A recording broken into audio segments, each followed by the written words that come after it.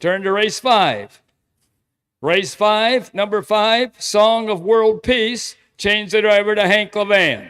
Hank Levan will drive number 5, Song of World Peace. Turn to race 6. Race 6, you may scratch the number 5 horse, Vroom and Vani.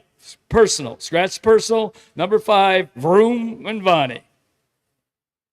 Turn to race 7.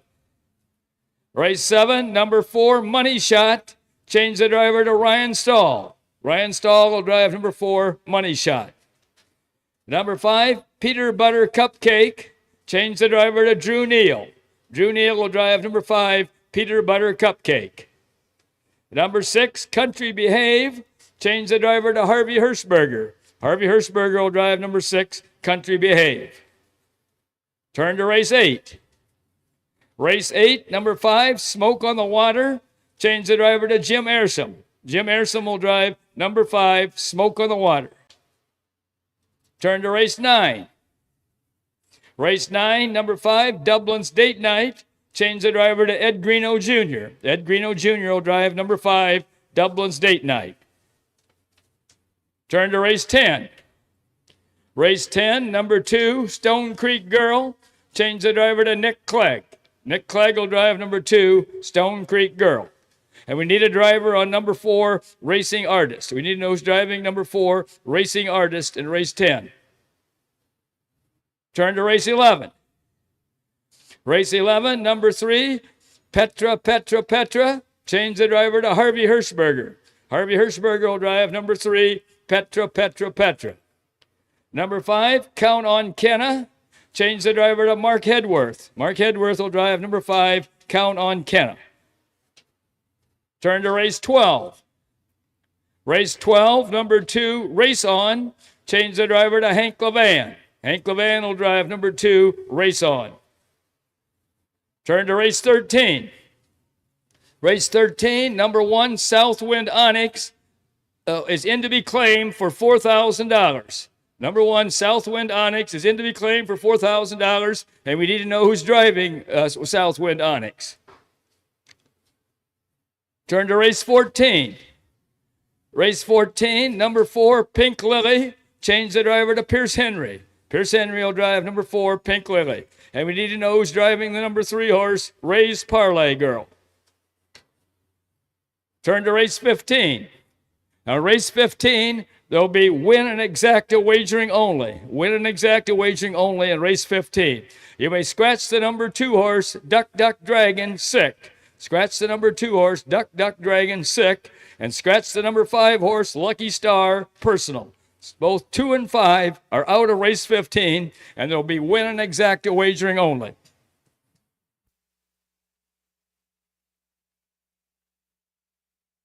Ladies and gentlemen, will you please stand as Matt Richardson of Hamler sings our national anthem.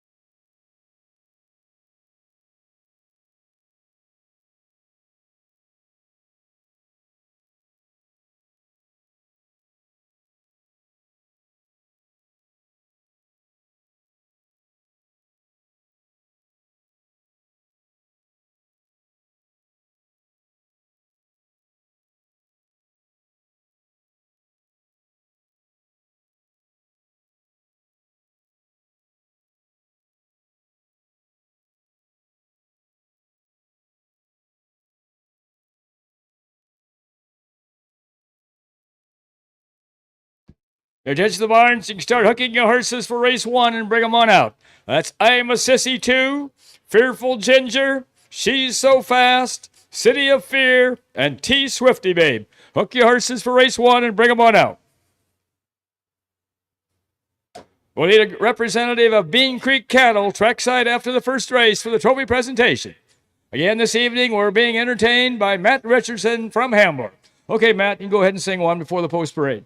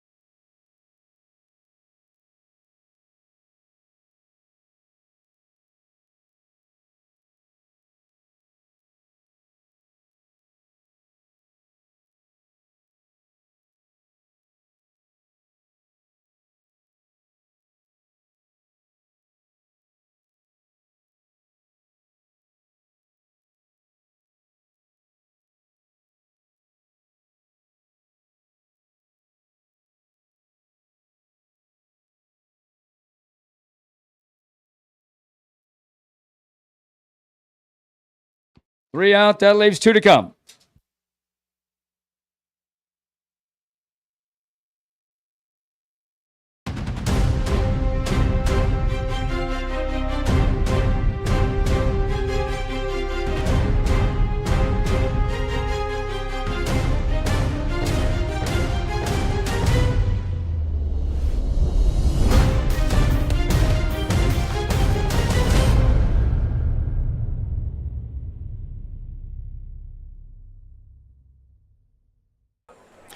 Welcome to the Fulton County Fair in Wauseon. Doug Ballinger, Ashley Daly, Matt Clark. Great night for harness racing. We got 15 big ones, Ashley. I know, and the crowd's already big. I can't believe it. This is my first time up here in Fulton County. Excited to be here. I've been all over the state this weekend. I was on the other side, almost towards Pennsylvania, and then here we are tonight. We've got, what, 13? 15. 15. 15 of them. See, I don't even know what's going on anymore. This is the hometown of Jason Roth. Is it? Well, yes. I didn't know that. Huh. How cool is that? So 15 races tonight. It looks like we have most of our horses for race one. We're not going to quite go to post, but we do have 3-year-old trotters and 2-year-old pacers this evening, as well as a Signature Series trot and an overnight. I think you were here on Saturday, so Wauseon's a little bit different. They don't go back-to-back with their 2 days of racing. Correct. Like most counties do. There's actually a little bit of a space, Yes. space in between. Same as Van Wert. Van Wert went Tuesday, Monday, and they went Saturday, Tuesday, and same circuit. So Van Wert, this is the first year on Labor Day that they put all the colt stakes Yes. on. So they was worried about it, and they actually had plenty of races, colt stakes. Both horses, competing here at both Van Wert and Wauseon. You had a lot of races yesterday at Van Wert, Yes, didn't we had ya? 16. 16, long day.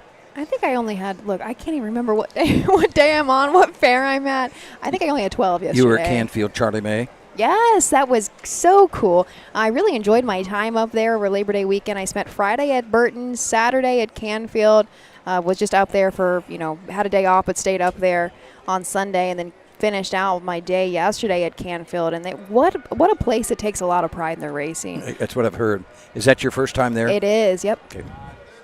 It sounds like we have our bugle. Here is our post parade of the first. The 2-year-old filly Pace, going for a purse of $3,825 and a blanket courtesy of Bean Creek Cattle.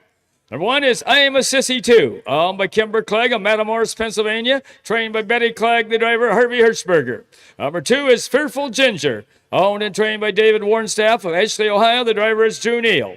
Number 3 is She's So Fast, owned by Winchester Bay Acres Incorporated, Orlando, Florida, trained and driven by Hank Levant. The number 4 horse full body stare has been drawn. Number 5 is City of Fear, owned by Rick Haskell of Oakwood, trained by Chad Williamson, the driver, Pierce Henry. At number 6 is T. Swifty Babe, owned by Watson Harness Racing and Kendall Stuckey and Nicole Weininger of Tiffin. At Billy Hart of Carmel, Maine, trained and driven by Ryan Stahl. Horses will take one long. There is your post parade of the first division of freshman filly pacers, purse of $3,825, scratched down to a field of 5. However, we still will have our 6-horse start from that second tier. On the rail, I'm a Sissy 2, Harvey Hirschberger for Betty Clegg. This is a well-said filly. 16 starts on the year, still looking to notch the first win, but has hit the board a total of 5 times. 2 back at Richwood, did have a 3rd place finish and 204 flat. $6,800 made, originally just a purchase of $1,000. 2 Fearful Ginger, Drew Neal for David Warnstaff. Joe Bay filly by Fear the Dragon out of the Shady Shark Andover Mare. Ginger Shark, second career start, first outing about Gilead. Finished 3rd, pacing a mile 2:05. The 2 Fearful Ginger. She's So Fast. Hank Levan trains and drives for Winchester Bay Acres of Orlando, Florida. This is a Me So Fast out of a Real Desire mare. 14 starts on the year, 3 wins, 7 seconds, and 2 third-place finishes. Almost $19,000 made. 2 back, actually 2 and 3 back, had 2 wins in a row. Likes to go wire to wire, so we can probably will see this filly on the front. 2 back at Lima was a winner in 2:01.1. Same was a homebred as well. 5 is City of Fear, Pierce Henry for Chad Williamson, owned by Claude Estel of Oakwood, Ohio. This is a 2-year-old brown filly by Fear the Dragon out of the Bettor's Delight mare, City Delight. 11 starts, 3 wins, 2 seconds, 3 thirds, 24,057 and 1 at Northfield Park. That was about 6 back on the 23rd of July, 157-1 in the Buckeye Stallion Series action at Northfield Park. And again, starting from the second tier will be the 6, T Swifty Babe. Ryan Stahl trains and drives a Summa Cum Laude filly, 8 lifetime starts, has hit the board a total of 5 times, including 1 win, and that came 4 back at Bowling Green, 1 by a neck, and 204 and 3. Over $10,000 made, originally a purchase of $24,000 out of the Ohio selected sale. So there is your field, scratched down to just 5 horses for this freshman filly pace division. We're going to throw it up to Bill Peters for the call of the first.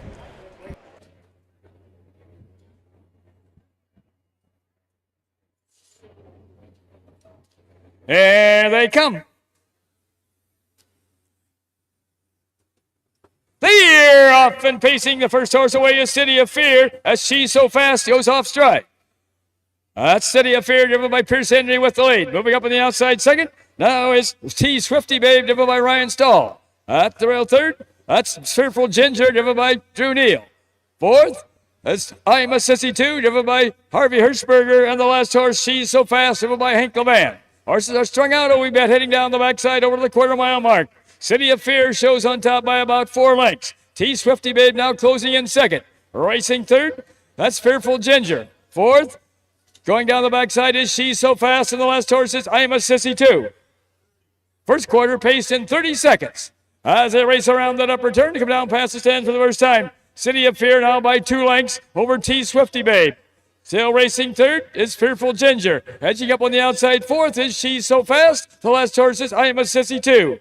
Coming to the half-mile mark, that's Pierce Henry and City of Fear bringing the horses to half. Sitting in the golden chair second is Ryan Stahl with T Swifty Babe. Now moving up third is She's So Fast. Back to fourth, Fearful Ginger. The last horse, I'm a Sissy 2. First half pace in 1 minute and 3/5 seconds. As they round the turn to head down the backside, Fearful Ginger but momentarily off stride.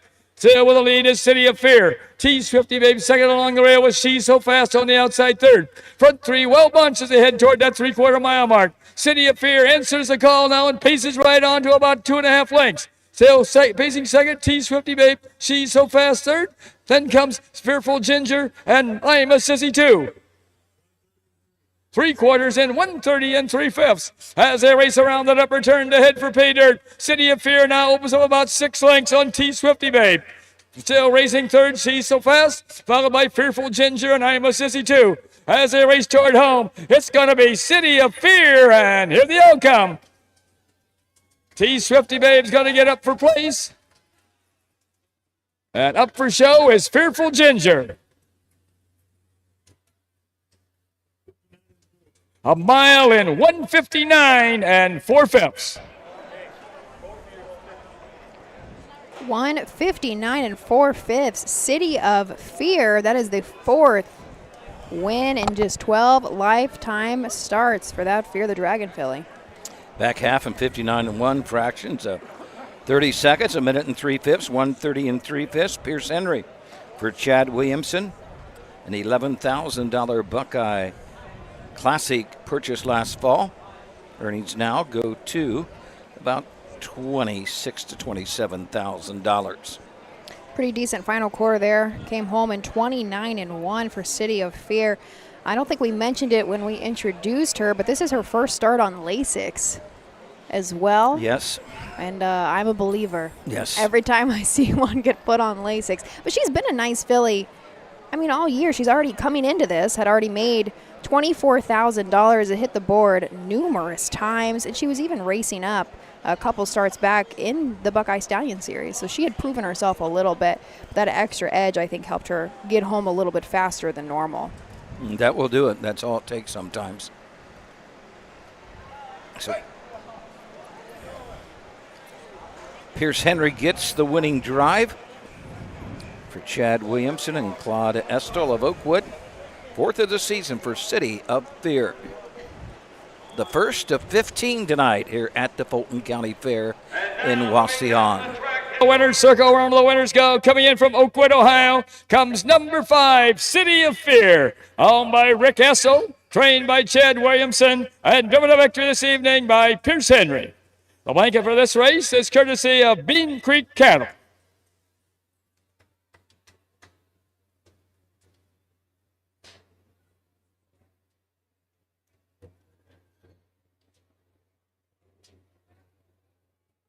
Let's have a big hand here for the Williamson family, Rick Estel, Pierce Henry, and City of Fear, and the Bean Creek Cattle, the donors of the blanket.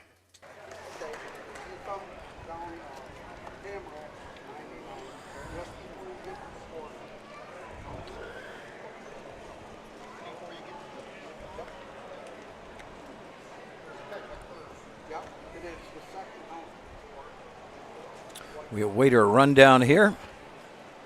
Post-time favorite was the 3 at 4 to 5. She's So Fast. The winner, City of Fear, closing at 7 to 5. There are the official placings for race 1 from the top. Number 1, I'm a Sissy 2 was 5th. Number 2, Fearful Ginger was 3rd. Number 3, She's So Fast was 4th. Number 4, Full Body Stare had been drawn. Number 5, City of Fear was the winner. Number 6, T Swifty Babe was 2nd.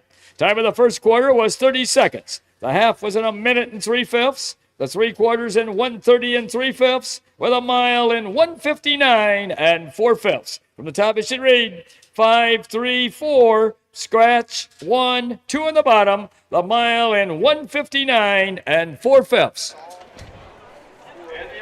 First, she's so fast, making a break out of the gate like that. Not like her at all. It's very, very uncharacteristic of her.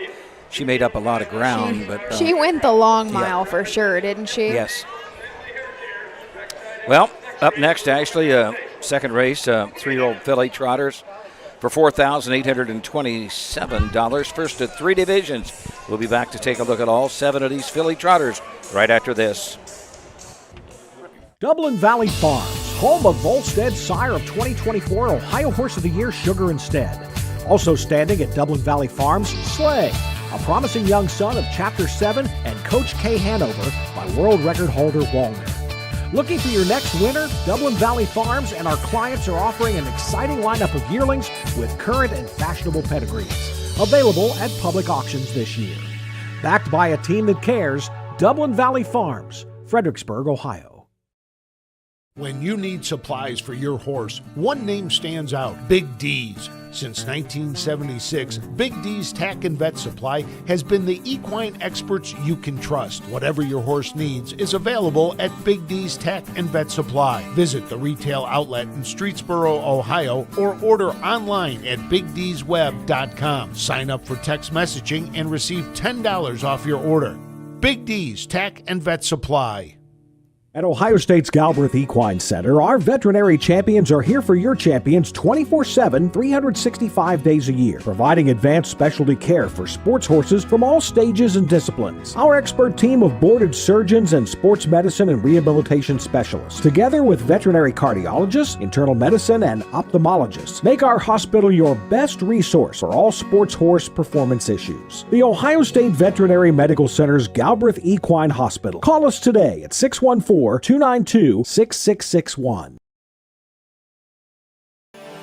The roots of harness racing are born at the county fair. For over 150 years, people have gathered to watch horses battle it out for fame and glory. Catch the thrills this summer at an Ohio Fair Racing Conference County Fair. The OFRC races at 22 fairs in 20 Ohio counties. Trotters and pacers put it all on the line to be called the best in the Buckeye State. The Ohio Fair Racing Conference, where the path to greatness begins.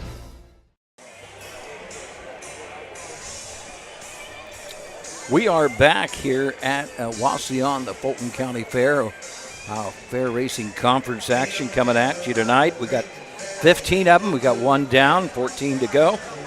3-year-old filly trotters up next for $4,827. You have a program at home. Nick Clegg to drive the 3. Dublin's Martini. Nick Clegg the 3. Drew Neal picks up the drive on the 6 Stars in My Crown. Drew Neal, the 6 Stars in My Crown. To print off a program, go to harnessracingohio.com. harnessracingohio.com to print off a program. We're back at it tomorrow night at the Hardin County Fair in Kenton. 14 race tomorrow night. Post time at 6, a 6 o'clock post this year at Kenton. 11 races back on Thursday evening. No action on Friday. I should say, Friday and Saturday. We will be at McConnellsville. Did you go to McConnellsville? I do not. I actually, I'm going to take a couple days off, from a fair, a couple days off from the fair.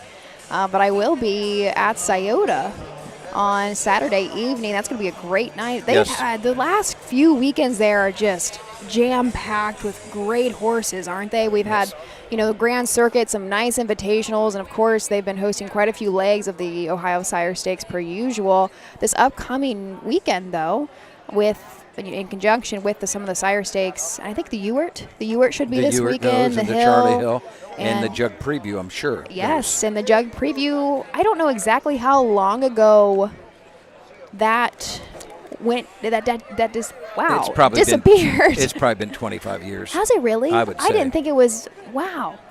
I knew it's somewhere in that time frame. I bet I'm not off too far. See, that was a big event. We'd have to. And hopefully to come back to be a big event. But talking about Sire Stakes and that, your mom with Pet Project and also Ready for Russell. Oh, my God. 2 great horses out of the same fairgrounds, correct? I am so glad you caught that. But, okay, this is me and my opinions, right? But I was thinking about this last night because Ready Russell broke his own track record in the Sire Stakes. He went in 54 last night.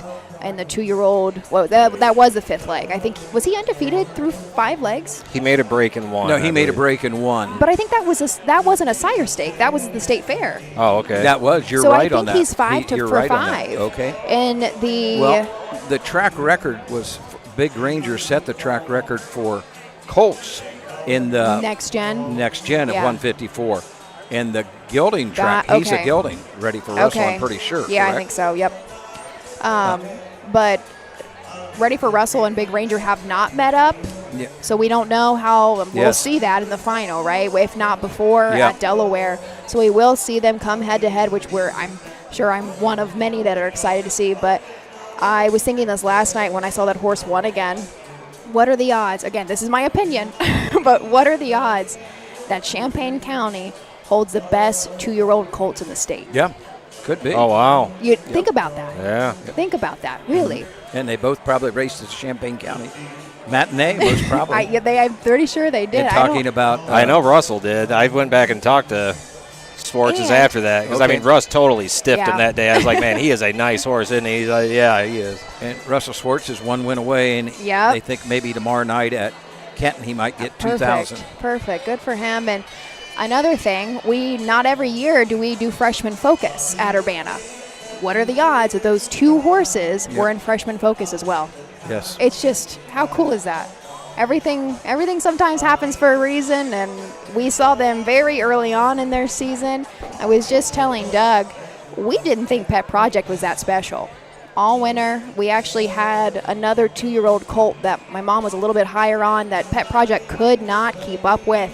And then all of a sudden in the spring, really late spring and early summer, they just flip spots. And they have just, he's just turned into quite an animal for us and enjoying every second of it by far. It's not often that these kind of horses come around for anybody, and especially a homebred.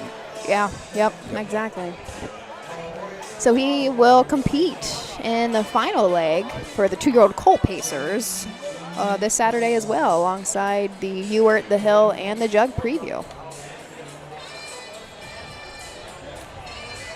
I think we are all out. Are we all out? Yeah, No. we got 2 way in the back. They're in the back. All right, perfect. So a nice big full field of 7 for the second race. 3-year-old filly trotters. And there is the bugle. Gonna throw it up to Bill Peters. Here's the post parade of the second. Our separating post word for race 2. This is the first division of the 3-year-old filly trot. Going for a purse of $4,827 and a blanket courtesy of Different Angles Family Hair Care. Number 1 is Lovely in Red, all by E.G. Trot LLC of Findlay, trained and driven by Ed Greeno Jr. Change the driver there to Ed Greeno Jr. on number 1, Lovely in Red. Number 2 is Speed of an Angel, Owned by Emmanuel Miller of Delaware, Ohio, and Peter Gentile Jr. of Daytona Beach, Florida. Trained and driven by Emmanuel Miller. Number 3 is Dublin's Martini. Owned by Kimber Clegg of Matamoros, Pennsylvania. Trained by Betty Clegg, the driver, Nick Clegg. Number 4 is Muscle Swept. Owned by Wauseon Harness Racing of Tiffin, Ohio. Trained and driven by Ryan Stahl.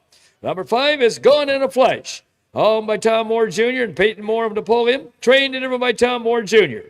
Number 6 is Stars in My Crown. Owned by Anthony Miller of Dundee, Ohio, and Hagerman Racing of Mount Vernon, Ohio. Trained by Herman Hagerman, the driver, Drew Neal. At number 7 is Cara Donna T.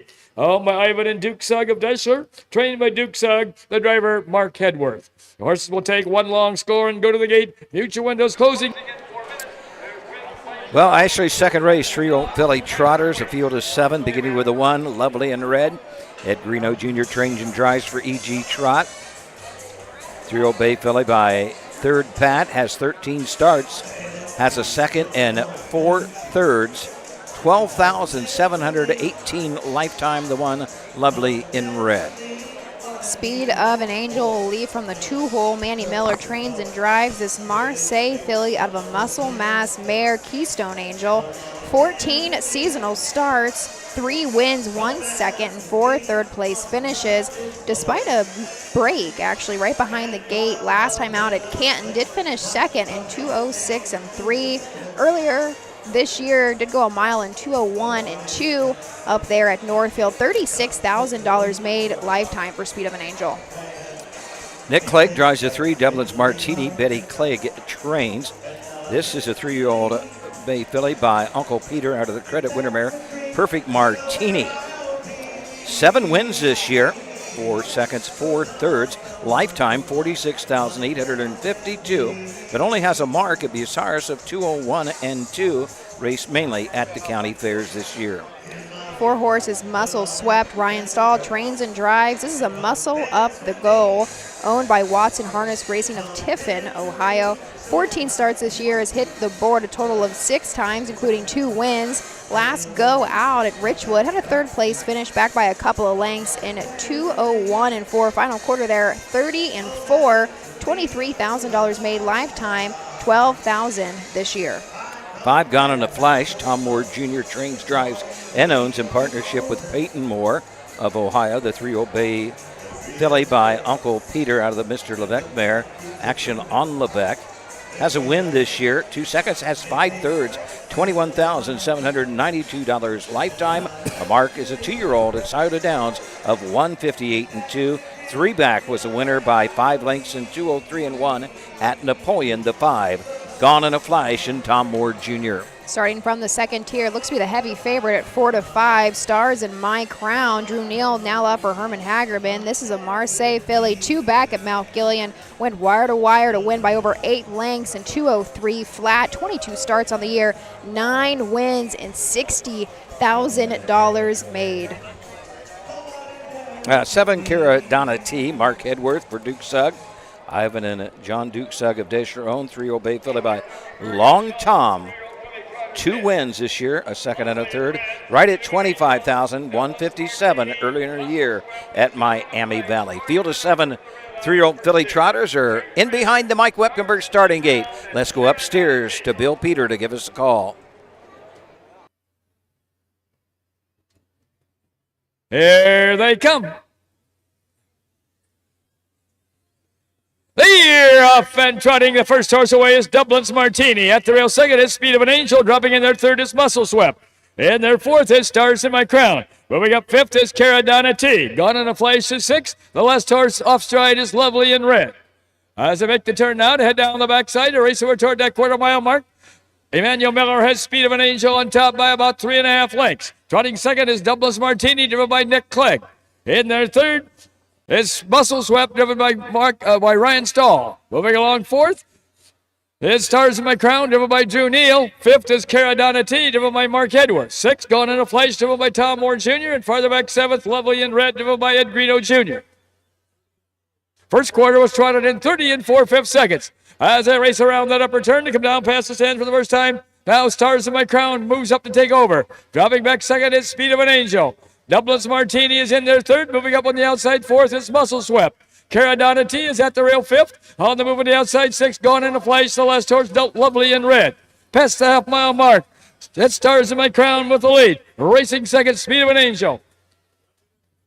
First half trotted in 1 minute and 3/5 seconds. As they round the turn now to head down the backside to race over to that 3/4 mile mark. That one to catch the Stars in My Crown, but she now goes off stride. Now taking over on the outside is Muscle Swept, in between horses is Speed of an Angel. Also moving up, Dublin's Martini, Gone in a Flash, and Caradonna T. Going to the 3/4 mile mark. That's Speed of an Angel along the rail, and Muscle Swept on the outside, battling it out with Dublin's Martini third and Gone in a Flash fourth. 3/4 in 1:31 and 1/5 as they race around that upper turn to head for pay dirt. That's Speed of an Angel along the rail and Muscle Swept on the outside. They are racing head for head, nose for nose with less than an eighth of a mile to go. Speed of an Angel at the rail, Muscle Swept on the outside. Speed of an Angel and Muscle Swept as they race through the lane. Muscle Swept and Speed of an Angel. Speed of an Angel coming back along the rail. It's going to be Muscle Swept. Speed of an Angel up for place. Ooh, tight for show. There between Stars in My Crown and Caradonna T. A mile bit of and everything. 2:01. How about that for a horse race? 2:01. I think it was Muscle Swept, but man, there was a lot going on, like you said, Doug, from the get-go. We had our one horse, Lovely in Red, on a pretty nasty break, and then all of a sudden, what, on the backside, Stars in My Crown went off even money. I didn't see what happened there. Just saw her running. Well, he got away back. Drew did with Stars in My Crown, and pulled before the half and got cleared to the top, but at the 5/8 made a break, and just everything changed after that break, and it was Muscle Swept and Speed of an Angel going head to head. The final 3/8 of a mile, and hanging on, Muscle Swept wore down Speed of an Angel. Ryan Stahl for Watson Harness, the Trio Bay filly by Muscle Up, gets his third win of the season. Lifetime now about $27,000. 2:01 for Muscle Swept. I think it's unofficial 4-2 across the wire, but then it was very tight between the 6 and 7. I don't know if I'm going to try to call that one. 7-1, so it's a $14 payoff for the winner, Muscle Swept. 2 at 7-2, and with the 6 Stars of the Crown off the ticket, we should see a nice trifecta and a nice exacta for these fans here at the Fulton County Fair. And what a crowd we have tonight. Tiffin, Ohio, comes number 4, Muscle Swept, owned by Watson Harness Racing, trained to deliver victory by Ryan Stahl.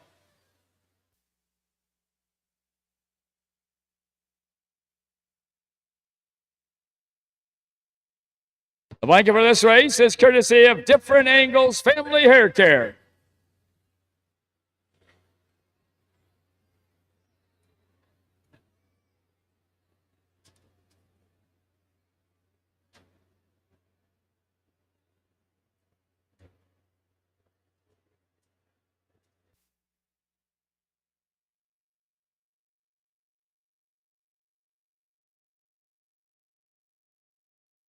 Setting, you're looking out over the cornfield. What a crowd here. It's just I was unreal, going to comment. We've got, usually when people see the camera. That's right here for Ryan Stahl and Muscle Swept and the Different Angles Family Hair Care, the donors of the blanket.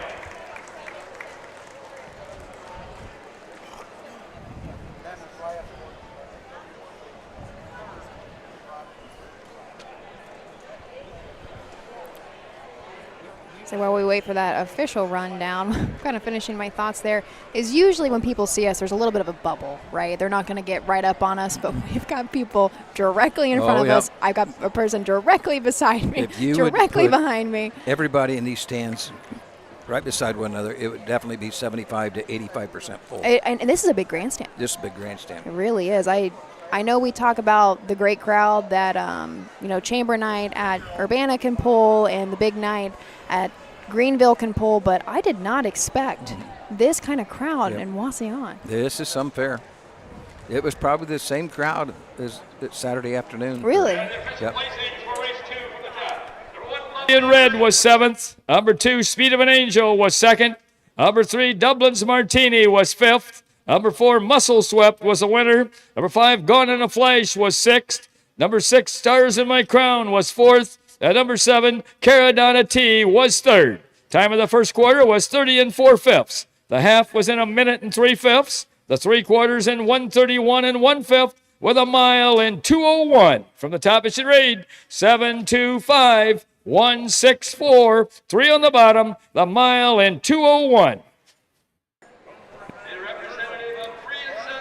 We do go 4-2-7-6 across the wire. I just missed what that try paid, but I think it was uncovered, wasn't it? Didn't go 4-2 Very well all? could have been. 5-4 early double, $57. 16.60, 5.20, and 3.44 the winner. There we go. There's your try, Yeah. 4-2 and an all. $171. Nice try there. Matt, you said you were betting. Did you bet that one? Stars in My Crown. Didn't show a break also in the program. And here we are. We'll just let you sit over 6-4, 6-4-2. I don't know. So you're an offer for the day. Uh-huh. It's all right. There's plenty more races to come. Got a total of 15 for the evening. Up next is going to be race number 3. 2-year-old Colt Pacer is going to be the first division, $4,845 on the line. Right now, I don't have any changes in the field of 5. Join me back here shortly, and we'll introduce you. Midland Acres is proud to stand the prominent stallions, TCI, Long Tom, Ready for Money, Monty Mickey, Summa Cum Laude, and Bit of a Legend. With such great pedigree and speed in the stallion barn, Midland Acres will provide a diverse group of top yearlings in the sale ring for 2025. Visit us this fall at our consignments at the Blooded Horse Sale on August 26th, the Ohio Select Jug Sale on September 12th, and the Lexington Select Sale on September 29th through October 3rd. Let Midland Acres' experience in the industry lead you to the winner's circle.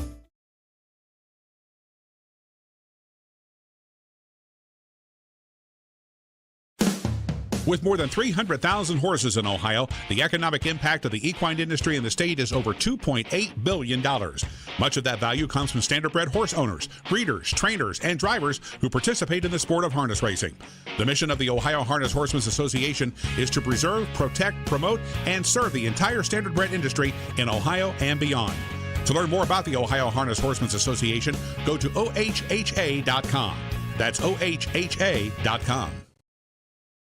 Wauseon Racing has been racing and breeding winners for over 5 decades, specializing in the development of young horses racing in Ohio. We are currently looking for new partnership opportunities as the fall sales approach. Our facilities feature a half-mile all-weather track, a sand track, beautiful turnouts, and everything that is needed to set your next quarter filly up for success. Want to own your next resource and have fun doing it?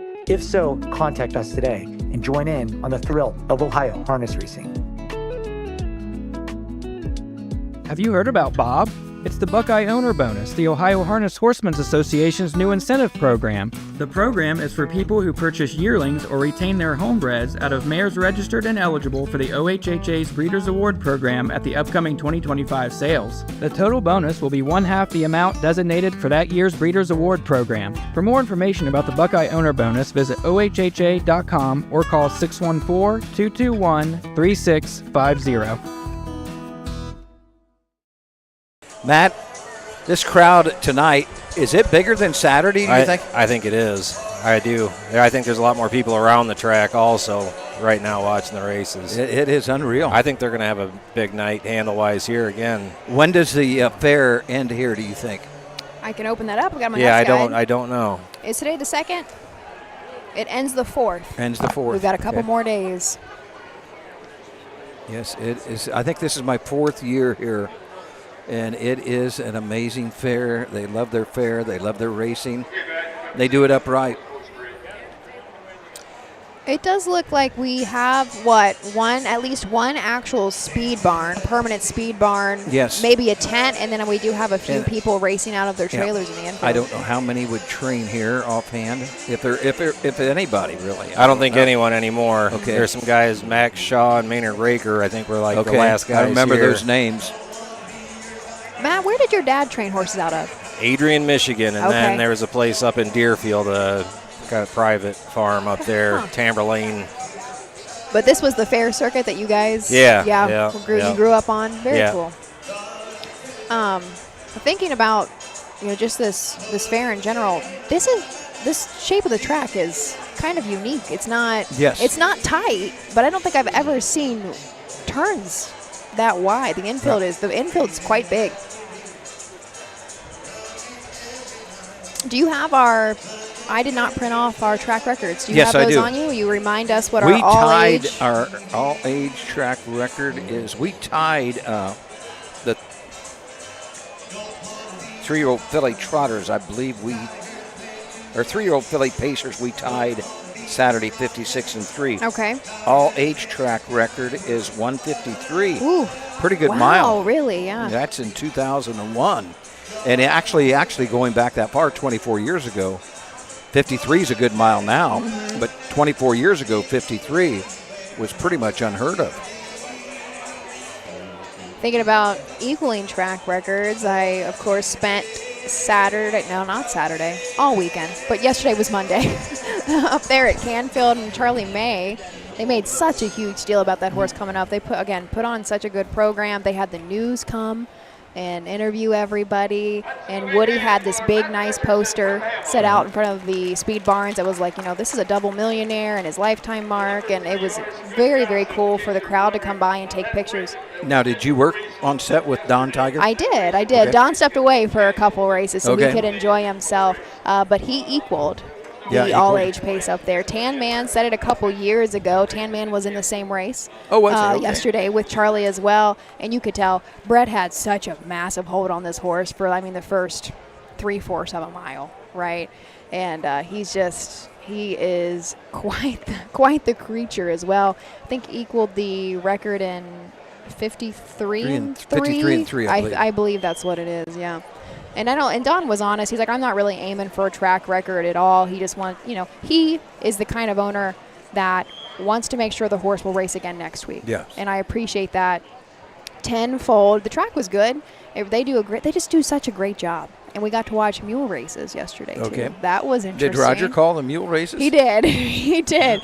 There were 3 heats and then a final of the mule races. And then on Monday, the previous Saturday when I was up there, so just a couple of days before, they held their big Canfield Wiener Dog Derby. So we were racing Standardbreds, mules, and some Wiener Dogs. And then Burton, I got to watch the Amish races. Okay, yeah, I heard that was pretty cool. Yeah, Amish races, I heard that at Burton, yep. So you left Tip City. Yeah. On Friday morning, you went to Burton. Yep. From Burton, then you spent the night in Burton? I went a little bit further, about an hour south, straight into Canfield, because it was a morning post the next day. And then I spent, so it would have been Friday night, Saturday night, and Sunday night up in Canfield. And you came home yesterday. What time did you get home yesterday? 3:30, 4 o'clock? Oh, no. Later than that? 7 o'clock. 7 o'clock. 7 o'clock, yep. I woke up and got moving. I think I was at the fairgrounds by about 8:30. I walked around because that's such a huge fair. I could not believe, one, the acreage of that place and then how many people show up. And I wanted to see the fairgrounds when it was a little bit not as congested. So I got there early and then spent some time in the speed office just hanging out. And I had a lot of fun. I don't get to do that much. Just hang out. That's like Susan. Susan was at Marietta on Sunday, clear on the other side of the state, and then came to Van Wert yesterday. It's just part of it. Going for a purse of $4,845 and a blanket courtesy of Free and Son Plumbing and Heating. Number 1 is EGOT Speed, owned and trained by Jeff Short of Delaware, Ohio, the driver Clifton Bell. Number 2 is Captain Said, owned by Deer Lake Stables, LLC of Osseo, Michigan, trained by Thad Doty, the driver Pierce Henry. Number 3 is Good Gossip, owned by Brianna Novak of Marshall, Michigan, trained by Jeff Novak, the driver Mark St. Louis Jr. Number 4 is Racing Perfection, owned by Panic Stable, LLC of Itasca, Illinois, trained by Janie Weller, the driver Rod Adams Jr. Number 5 is the Ebony Dragon, owned by Suzanne Bates of Gibsonburg, Ohio, and Cedar Point Beach Racing of Fremont, Ohio, trained by Ty Bates, the driver Drew Neal. Horses will take one long score and go to the gate. Mutual windows closing in 4 minutes. There's Win. Well, actually, we got a field of 5 2-year-old Colt Pacers. First of 3 divisions, actually. This one for $4,845. The one, it got speed, Clifton Bell for Jeffrey Short. This is a 2-year-old Bay Gelding by Well Said, a $14,000 Buckeye Classic purchase, making his second career start. Made the first start just a week ago today at Richwood. Finished second, beating 8 lengths, pacing a mile in 2:02 3/5. Another Well Said gelding. Captain Said Pierce Henry in the bike for Thad Dottie. This is owned by Deer Lake Stables of Michigan. 9 lifetime starts, has hit the board a handful of times, including 2 wins. Was recently scratched sick out of Van Wert, but one of those wins, actually 2 in a row, did come back July 28th at Bowling Green and at Attica on August 7th. The faster mile was timed at Attica in 2:03 flat. Over $13,000 made for Captain Said, originally just a $5,000 purchase out of the Blooded Horse sale. 3 is Good Gossip, Mark St. Louis Jr. for Steve Novak. This is a 2-year-old Bay Gelding, son of Fool Me Once, out of the Admiral's Galley Mare. C Dancer, 6 starts, lightly raced this year, has 2 wins, a second and a third, $9,193. A mark at 210. I believe this is at a Michigan Fair. Our 4-horse Racing Perfection, Jane Weller trains, Rod Allums Jr. drives. This is a Racing Hill, owned out of Illinois, actually. Panic Stable, LLC. 4 lifetime starts, still looking for the first victory. However, has kind of stepped it up recently into the Buckeye Stallion Series at Urbana. So almost a whole month ago was his last start and made a pretty nasty break, it looks like. A few back, though, if we go 3 back to Tiffin, did have a second place finish, just beaten by half a length in 1:59.4. Final quarter there, 28-3. Even before then, had an impressive mile at Scioto Downs, went in 1:54.3 there. Number 5, the Ebony Dragon, Drew Neal for Ty Bates. Susan Bates in partnership with Cedar Point Racing, the 2-year-old Brown Colt by Fear the Dragon, out of the Always a Virgin mare, Glorious Virgin. 12 starts, 9 wins, 2/3. Right at $45,000 this year, 152-3 at Scioto Downs. Last time out at Van Wert was a winner by 3 lengths in 2:01.5, the Ebony Dragon. Field of 5, all in behind the Mike Wepkenberg starting gate. Mike and Becky here tonight at the Fulton County Fair, ready to start the 3rd. Let's send it up to Bill Peters for the call. Here they come.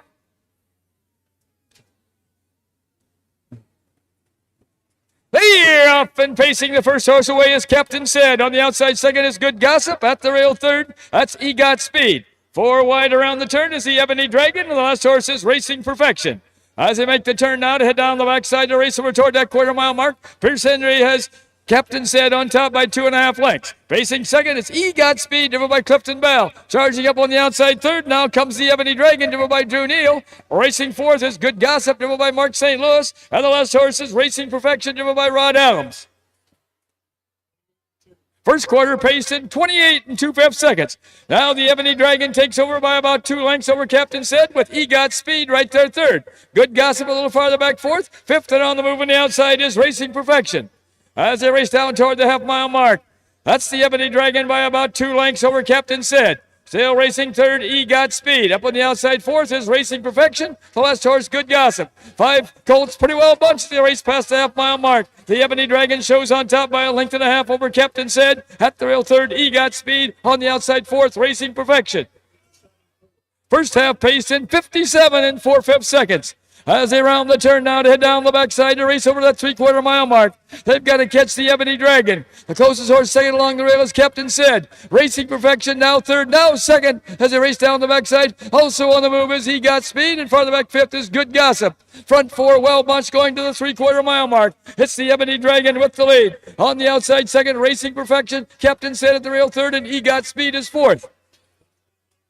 3 quarters in 129 2/5. As they race around that upper turn to head for pay dirt, it's the Ebony Dragon at the rail. On the outside is Racing Perfection. Captain Said racing third with Got Speed fourth.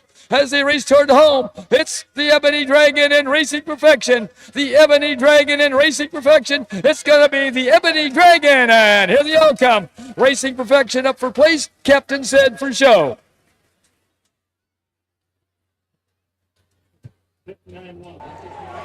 a mile in 1:59 1/5. 1:59 the Ebony Dragon.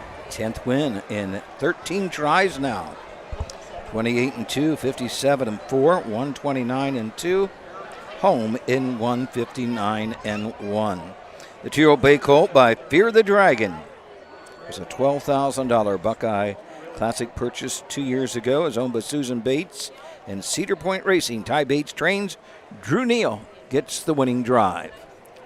That is 3 in a row for the Ebony Dragon. I said this last time I think I saw this horse race at Van Wert, is Ty always has a nice 2-year-old pacer, and this year it is the Ebony Dragon. There's not a whole lot of doubt behind that one. He threw in a couple bad miles. The first one I know was at Urbana in the Buckeye Stallion that night, and then the next one was at Salina. He finished 3rd and 4th in both of those races. Say bad miles, he paced at 57-4 and 58-3 on a county fair racetrack. He didn't make a break or anything just, like that. Just wasn't himself. Yeah. And Drew Neal, our winning driver there. That should be Drew's first of the day, but his 3rd of the meet. He did have a double on Saturday. The winners circle around, the winners go. Coming in from Gibsonburg and Fremont comes number 5, the Ebony Dragon. Owned by Suzanne Bates and Cedar Point Beach Racing. Trained by Ty Bates, the driver driven to victory by Drew Neal. The blanket for this race is courtesy of Free and Son Plumbing and Heating.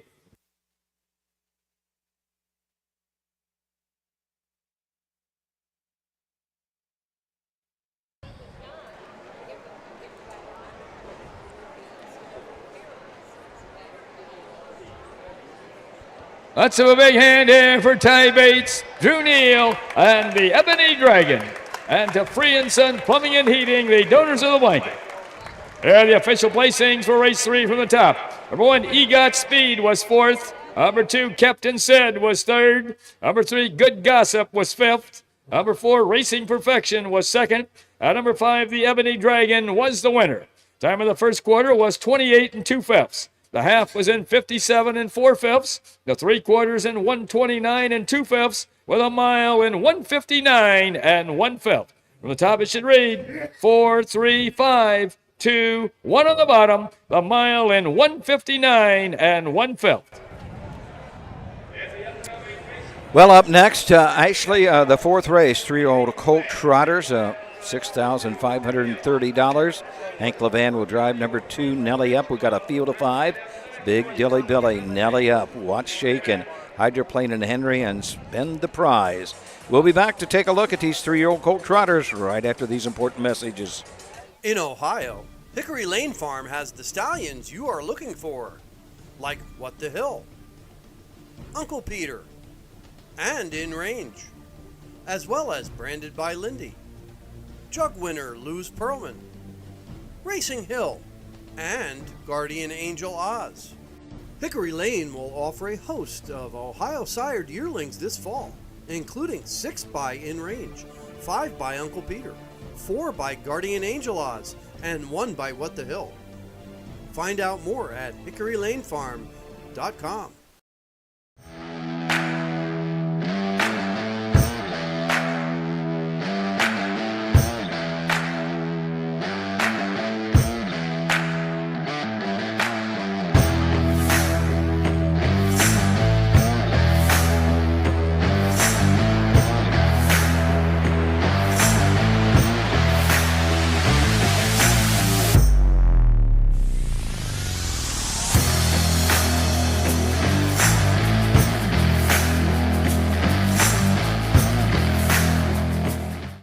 The Ohio equine industry needs your help. I'm Scott Mogan, president of the Ohio Harness Horsemen's Association. With over 300,000 horses in Ohio, the economic impact of the equine industry in the state is over $2.8 billion. That means jobs that pump millions of dollars into the local economy and support thousands of families. For Ohio's equine industry to remain strong, we need to send a clear message to our legislators about the important role that the agricultural small businesses play in Ohio's economy. To do that, we need your help. PACER, the Political Action Committee for Equine Racing, helps support and inform on issues that could positively affect Ohio harness racing. Please consider a donation to PACER.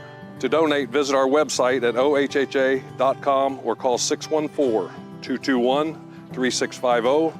Your donation will help keep harness racing strong in Ohio. Thank you for your support.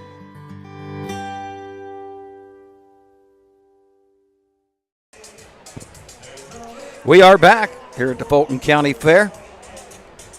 I about had a mini heart attack. Yeah, you did. So maybe, Matt, maybe you can pick him up here as he comes back around. I thought that was my Uncle Jack. Yep. Out there. We commented on that. Was it you commented on that Saturday, Jack Daly's colors?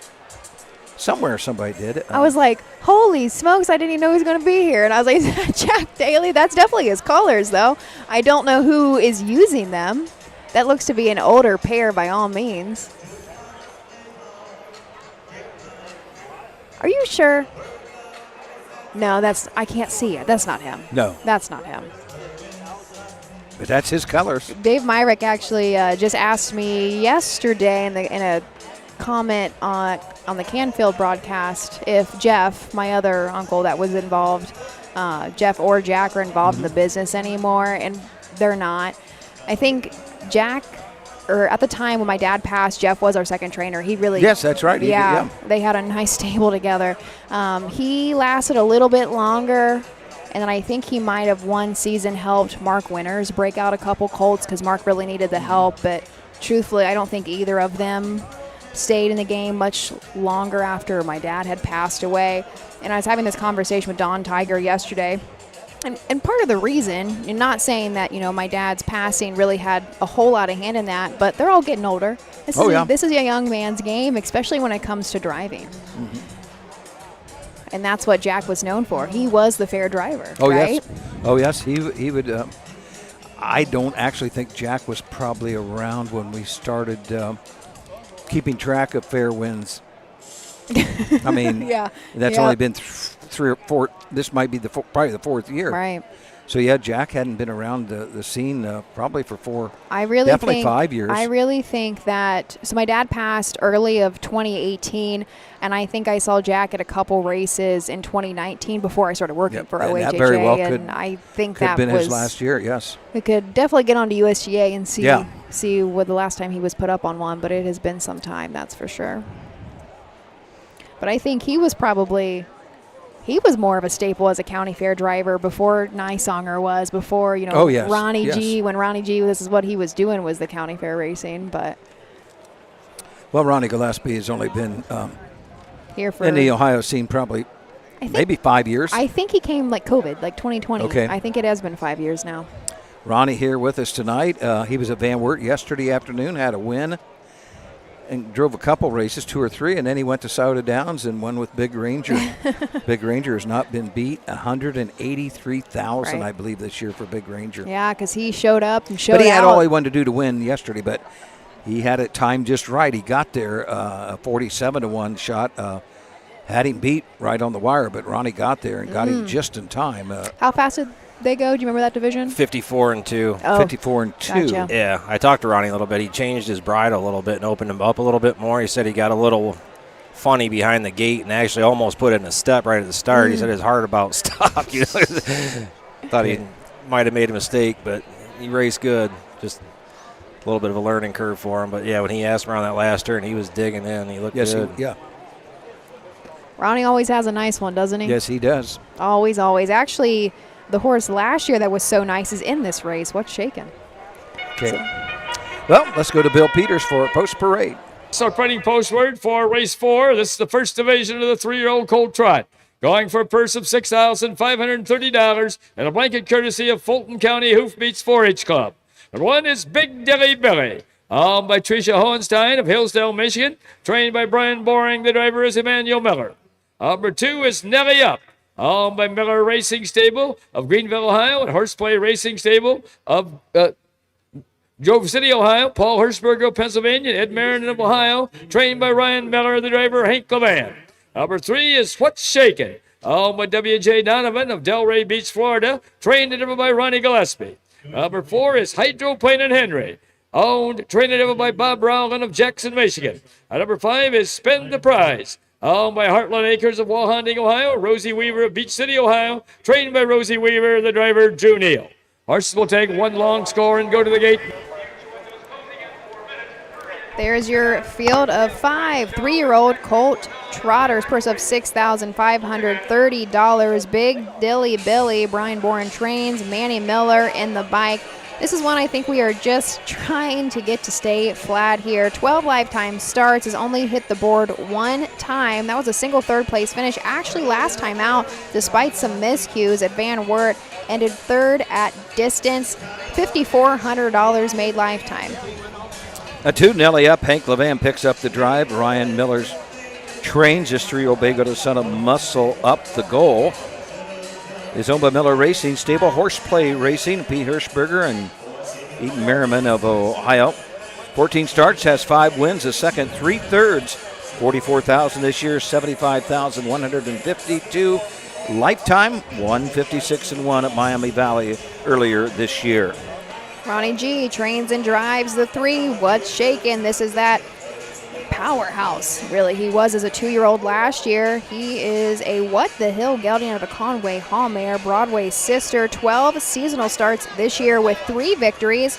Last victory did come back at Attica, won by over 18 lengths there in 201-2. Lifetime, this horse has made $166,000. Took a lifetime mark at Scioto Downs last year in 155-4. Bob Rolland, the 4, Hydroplate Henry. Rolland also trains and owns a 3-year-old brown gelded son of Marseille. 6 wins and 11 tries this year, 30,000 this year, 57,000 lifetime. A mark of 158-4 as a 2-year-old at Delaware. Last time out was a winner of 204-2 at Van Wert. Rounding out the field from the far outside is the 5, Spin the Prize. Rosie Weaver and, of course, Drew Neal teaming up on this one. An Enterprise gelding owned by Heartland Acres and Weaver herself. I don't even know how many wins in a row this gelding has because we can't see that far back. 16 starts on the year, 11 wins, an additional 2 board hits, $48,000 made just this year alone, $68,000 lifetime. Does have a mark at Croton, set this year in 2 minutes flat. Originally just a $25,000 purchase out of the Ohio selected sale, so has more than made his money back by a couple times. Should be a good one. We got 3 horses that have a very good shot at winning this. The 2 Nelly up, things trip out for her. Watch Shaken and Spend the Prize. Between these 3 horses that I mentioned, 75,000 on Nelly up, 166. So you're at 2 1/4, roughly 275,000 or 280,000 between Nelly up, Hydroplane and Henry, or Spend the Prize, and What's Shaken. Even Hydroplane and Henry, though, is a little bit different of a year for him. He finally looked good his last time out. He had some weird miscues there, about 3 starts in a row, but he still made $30,000 on the year and $57,000 lifetime. New owner, trainer, driver on Hydroplane and Henry to Bob Rowland. He is a trotting guy. Not that Ernie Ayers isn't. That's what I thought when I went through it, talked about, Hydroplane and Henry. I thought to myself, well, Bob Rowland didn't have this horse, but I didn't look any further. I just read what I had to read there. Yes. Something else? This is could be a wide open race. I mean, we got 3 standouts there. Right. But I went, if not 4, really, you can't count. You can't count the 4 earnings out. are roughly for all 5 are probably over 300,000 in 2 years. Something I failed to mention in my introduction of the 1, Big Dilly Billy, is he's a Bullville powerful gelding. That's a pacer. He is pacing bred out here trotting. I don't think he has trotting hobbles on. It's not listed. I did not hear Bill give that change, but I wasn't paying that close attention to the post parade. In the previous lines, this thing does not wear hobbles, which is amazing that this thing is. And his mommy is a pacer too. He's purely pacing bred, and the fact that he is trotting without hobbles, I think, is quite interesting. Just originally a $1,200 purchase, like I said, and has made $5,400 lifetime. He was shut down pretty early last year and still trying to figure some things out this year. So the field of trotters have completed their score. Must have some long lines. The Weppenburg starting gate awaits these 3-year-old colt trotters. Look at the crowd around the first turn. all turns, Yes, but all the tur- first turn where our, of course, our speed barns are intense and such are located. There is chairs set up. Of course, there's horsemen wrapped around the fence. There's actually a betting window over there too. Nice. Yes. On the backstretch, a road, you can see the cars right up against the backstretch, and on the other side of the road, a cornfield. Just a gorgeous setting. Well, I know with that the silo and that Yes. big barn in the back, really. Looks like we are going to get moving behind the Mike Webkenberg starting gate. Field of 5, so we have a Bill gate on this one. From the rail out, Big Dilly Billy, Nelly up, What's Shakin', Hydroplane and Henry, and Spend the Prize. Our 2 horses sitting 9-5 right now, and the 5 horse is 7-5. Everybody's taking a little bit of money, though. We'll see how this race lays out for us. The 4th, sophomore Colt Trotters. Here's Bill Peter with the call. Here they come.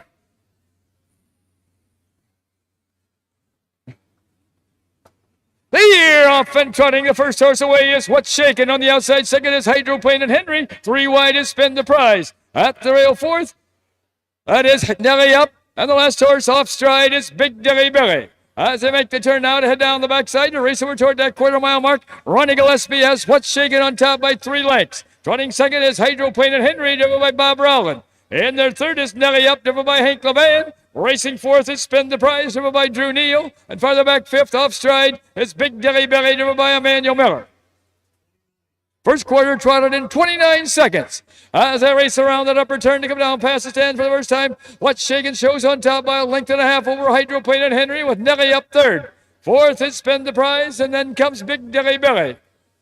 Front 4 pretty well bunched as they race down toward the half-mile mark. That's Ronnie Gillespie and What's Shaking, bringing the horses down to the half. Sitting in there second is Hydroplane and Henry. Then comes Nelly Up, and on the move on the outside 4th comes Spend the Prize. And then comes Big Dilly Billy farther back.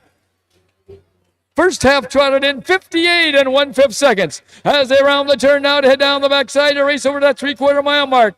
The one to catch is What's Shaking. Moving up on the outside second is Nelly Up. At the rail third, Hydroplane and Henry. And also on the move is Spend the Prize.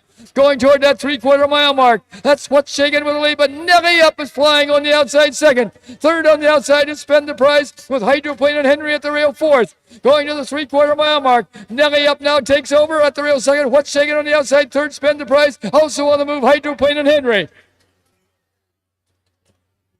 3 quarters in 128 and 3/5 as they race around that upper turn to head for pay dirt. Nelly Up at the rail and Spend the Prize on the outside. Nelly Up and Spend the Prize. Then comes Hydroplane and Henry as they race around the turn. Head for Nelly Up and Spend the Prize. Nelly Up at the rail. Spend the Prize on the outside. Nelly Up and Spend the Prize. Nelly Up and Spend the Prize. Photo for a win between Nelly Up and Spend the Prize. What's Shaking up for show? That was real tight finish. It looks as though Spend the Prize mile in 158 gonna get there and 3/5. in mid-stretch. Nelly Up battled back, wasn't going to give it up. I'd hate to call it. I'm not calling it. I'm If it was I'm not not a- really quite on the line. No. You're even further off than myself, but that is That 158 and 3, I think, is what they called that. It's close, so I don't know. Oh, our crowd is cheering as our one horse actually stays on the trot and does cross that finish line. That's really all you got to do. nice fractions up front for either whoever the winner is, Spend the Prize or Nelly Up. Nelly Up came first up right before the half. Hank had to come because he knew Drew Neal was breathing down his back and was ready to tip to the outside. Drew Neal tripped out, got cover, raced second over behind Nelly Up. It's going to be a close call here. If I had to go out on the limb without a photo, I would say the 2. But, boy, it's whatever angle you're at. Right. Dead heats have happened Yes. many times before. That's why we have our photo finish here, right? And it's Jim. Jim Ashman is our photo finish. He stopped to talk to me real quick. We saw each other Friday at Burton. And I think it was Friday. Yeah, and then Saturday, he had a heck of a weekend, too. Friday at Burton on the other side of the state. And then he lives close to myself around Dayton. And then Saturday morning at like 11 a.m., he had to be in Indiana. for a car. Well, Bill asked the crowd 2 or 5.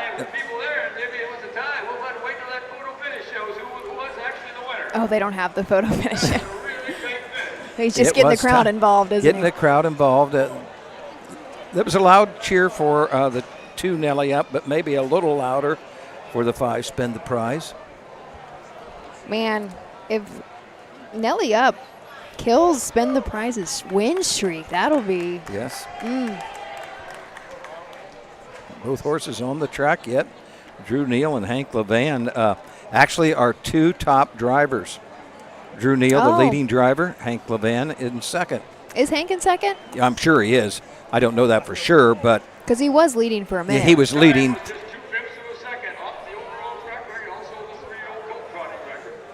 Yeah, Hank had jumped out to about a 10 to 12 lead probably through the first 25 fairs, and then Drew getting that.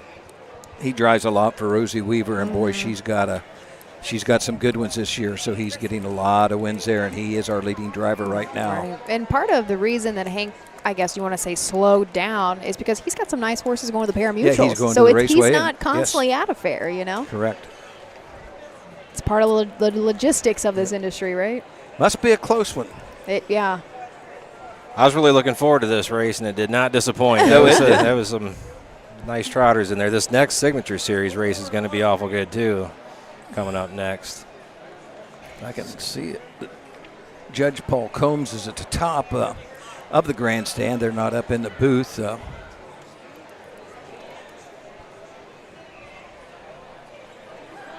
Our photo finish guy's standing right there. There's Jim. There, I think we're going to get our official. See Paul's on the radio now, I'm sure, calling up to Bill.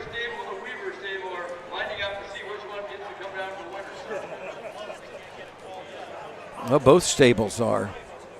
Nelly Up, groom is coming, as the same as the Weaver stable, so somebody's going to be disappointed. Is that Ryan walking with Rosie? It is. Yes. Yeah. Ryan and Rosie are walking. Yeah, that is Ryan. So maybe they're both going to get their picture taken. Our 2 dead heat. A dead heat for win. Nelly Up and Spend the Prize, and what a finish. Our 2 top drivers at the fairs this year. Drew Neal, Hank Levan, Nelly Up and Spend the Prize. Home in 158 and 3.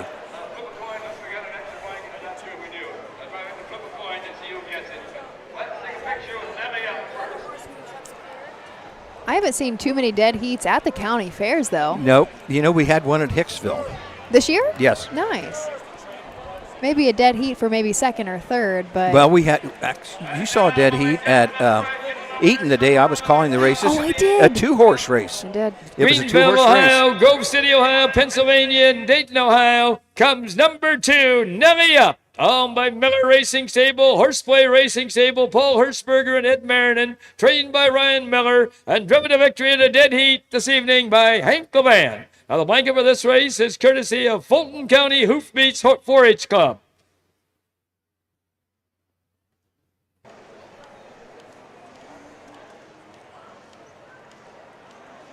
I think there's some more, Jane, I think there's some more joining the picture here.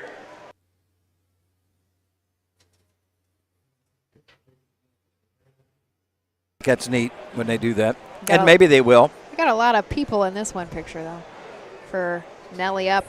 The slight favorite there, I think he went off, 9 to 5, or 2 did, and the 5 went off, They both paid 3 to 2. That's a big hand here for Nelly Up, and all concerned with Nelly Up.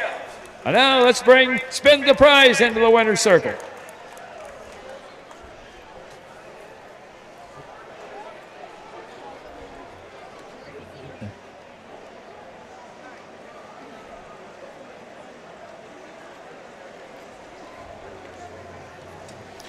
Well, Spend the Prize. Winning And now streak moving is down still the going. track into the winner's circle, coming in from Wauseon in Beach City, Ohio, comes number 5, Spend the Prize. owned by Heartland Acres and Rosie Weaver, trained by Rosie Weaver, and driven to victory here in a dead heat by Drew Neal.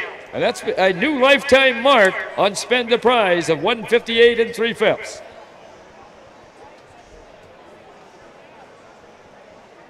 Let's have a big hand here for Rosie Weaver, Drew Neal, and Spend the Prize, and the Fulton County Hoofbeats 4-H Club, the donor of the blanket. And the blanket will have to flip a coin to determine the blanket winner. Here are the official placings for race 4 from the top.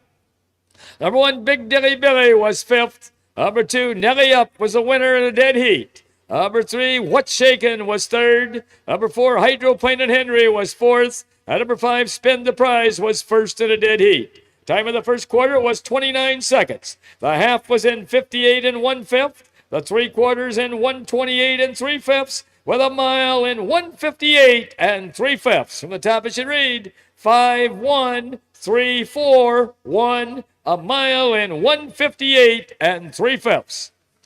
In the upcoming race 5. Took us an extra minute, but there we go. It's a dead heat. Nelly Up and Spend the Prize. Doug, as you mentioned, I don't know how many in a row now Spend the Prize has, but that counts. A win is a win. And Jay Wolf was to our rescue here momentarily. What was it? Before this post parade, I think we were talking about Jack Daly, or at some point we were talking about my Uncle Jack. And Jay Wolf let us know that Jack Daly last led the county fair standings with 75 wins in 2016. So almost 10 years ago now. Yes, that's. Jay Wolf was on top of everything. He's always on top of it. Always, always, always. He is so much fun to work with too. Do you work much with Jay? Yeah, a couple times this year. I think I've only once or twice. I know I was with Urbana with him, but I can't remember if I was anywhere else this year with him. Well, up next is our 5th race, Ashley, 2-year-old filly Pacers for 3,825. Hank Levan to drive the 5, Song of World of Peace. Field of 6, Squaw, Yankee Moonlight. Mount Camus, Kathy's Clown, Song of World Peace. And Juliet Capulet, Field of 6 for the 5th. We'll be back right after these messages. Who feeds your need for new ideas for your family's best farm future? Ohio Farm Bureau. We work with our members to shape ag policy that will positively impact our industry. Farm Bureau is advancing business solutions to give you a competitive advantage. We help you gather information to stay ahead of important topics and technologies. Plus, Ohio Farm Bureau creates opportunities for growth.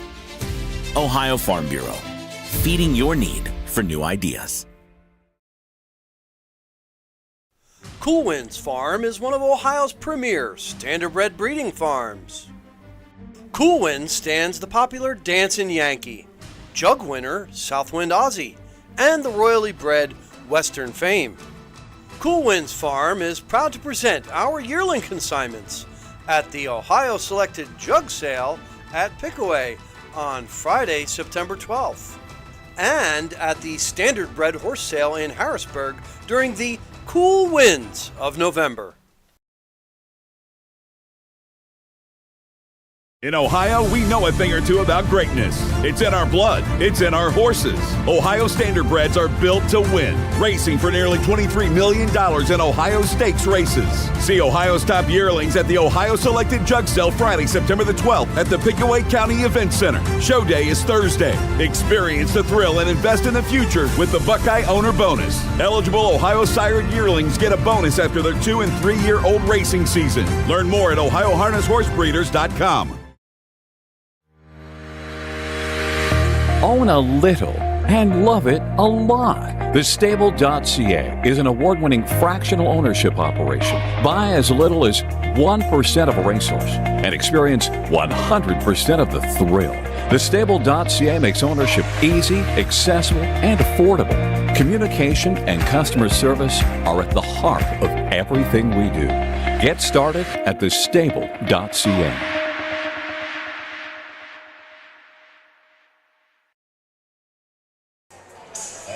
We are back here at the Fulton County Fair, Fair Racing Conference action.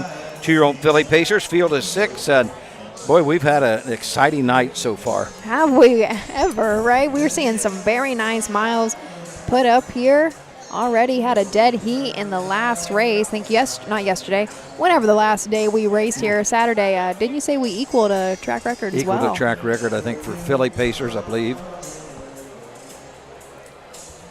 Up next is race 5, 2-year-old Philly Pacers. We've already had one division go forth. Earlier in the night, they went and won 59-4. Got a nice group of fillies here. I don't know. We'll see. We'll see how this one shakes out. It's going to be a field of 6.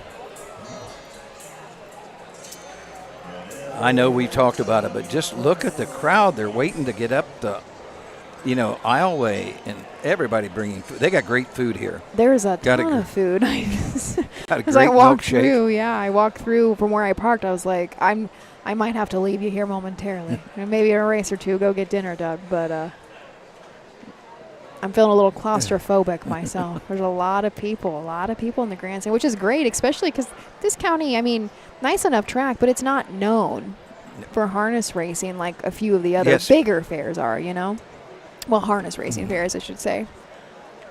Matt, you had a milkshake, right? I did. You going to have another one? I believe I am. What's your go-to You flavor? got a runner tonight. I do. I know. Yeah. I still haven't had Mike's cheese yet. I have a hard time spending $12 on fried cheese, but it is fantastic, and this is my last chance to get it this year. So we'll get that in a milkshake to wrap things up. Oh, dairy through and through, right? Yeah. And then right below us, actually, is did you notice the donuts? Oh, I noticed them. I've actually got a. You could get you she could get her a dozen donuts. Oh, yeah. And eat, and you could have all 12 dozen finished by the time you get back I home. really could. That would keep you up too. That'd keep you awake. Jim Ashman came up with a bunch of noodles, like stir fry, I think it was. Yeah, island noodles. Yeah, they're real good. It's the second division of the 2-year-old Philly Pace. Going for a purse of $3,825 and a blanket courtesy of Fulton County Saddle Club. Number 1 is Squaw, owned by Frederick Reed IV of Delaware, Ohio, trained by Ron Stack, the driver Curtis Harper. Number 2 is Yankee Moonlight, owned by Gem Stables LLC of Hudson, Michigan, trained and driven by Ed Conrad. Number 3 is Mount Camus, owned by Hagerman Racing and Melinda Hirschberger of Mount Vernon, Ohio, trained by Herman Hagerman, the driver Emmanuel Miller. Number 4 is Kathy's Clown, owned by Jerry Meisel of Westland, Michigan, trained by Steve Novak, the driver Mark St. Louis Jr. Number 5 is Song of World Peace, owned by Phil Baldoff of North Royalton, Ohio, trained by Isaiah Shrake, the driver Hank Levan. And number 6 is Juliet Capulet, owned by Kimber Clegg of Matamoros, Pennsylvania, trained by Betty Clegg, the driver Nick Clegg. Horses will take one long score and go to the gate. 2-year-old Philly Pacers, Ashley Field is 6th, 5th race, 3,825. Beginning with the 1, Squaw, Curtis Harper for Ron Steck. 2-year-old Bay Philly by Lather Up. This is a homebred owned by Frederick Reed of Delaware. 8 starts this year, yet to be in the winner's circle, but has a 2nd and 3/3, $5,264. 6 back, finished 2nd. That was at Marysville. Paced a mile in 2:03 and 2. Number 1, Squaw. Yankee Moonlight, Ed Conrad trains and drives for Gem Stables of Hudson, Michigan. This is a Yankee Cruiser filly out of Always Sunday.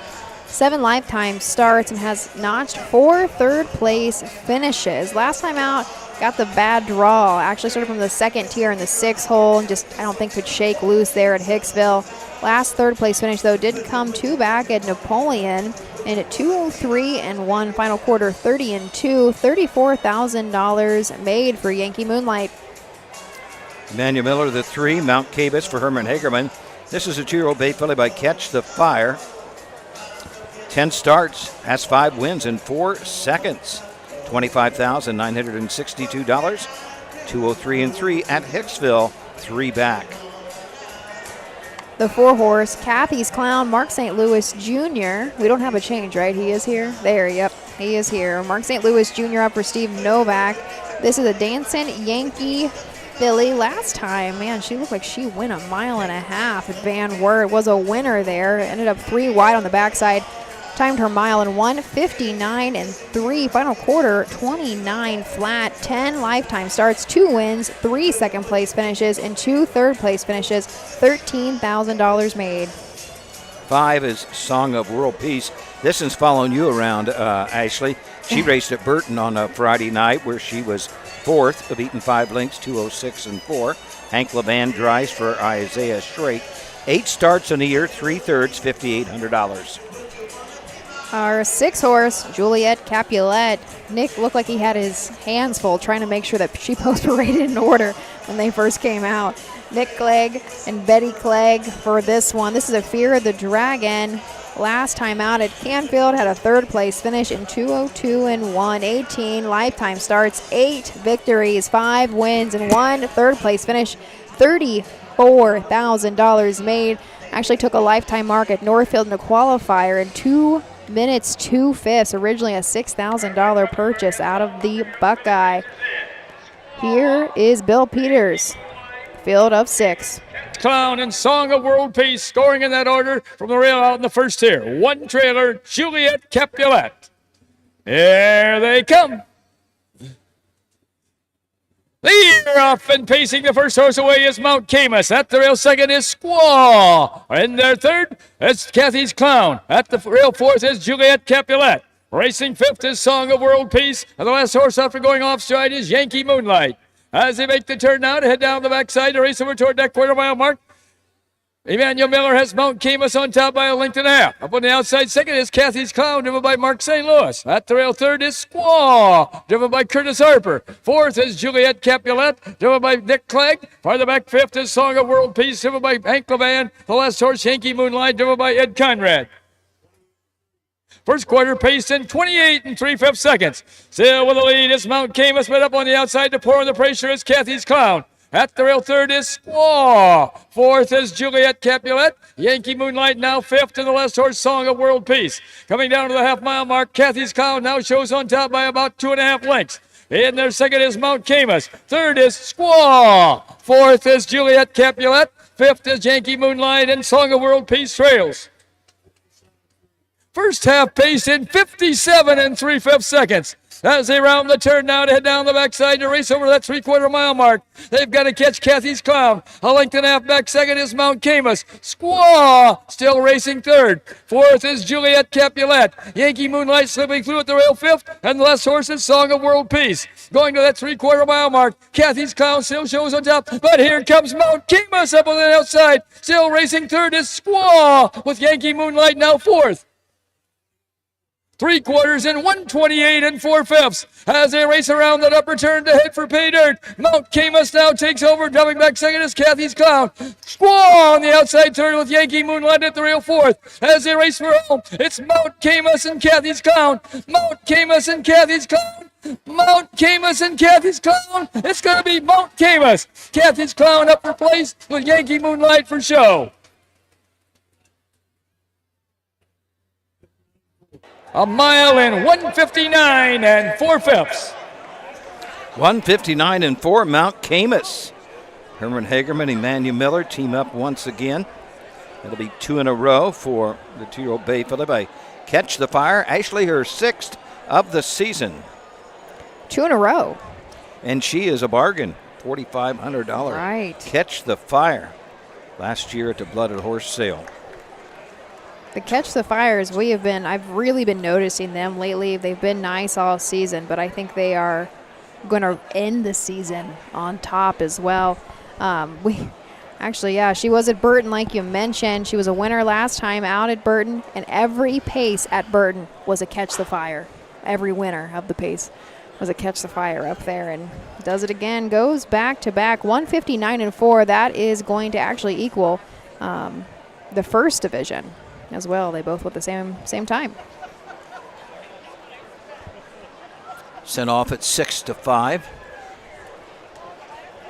Emmanuel Miller, Herman Hagerman, Melinda Hirschberger, Mount Vernon, and Hagerman Racing Stable own the 2-year-old Bay Philip Catch the Fire out of the American Ideal mare, Angela. Here is the 3, Mount Camus and Manny Miller.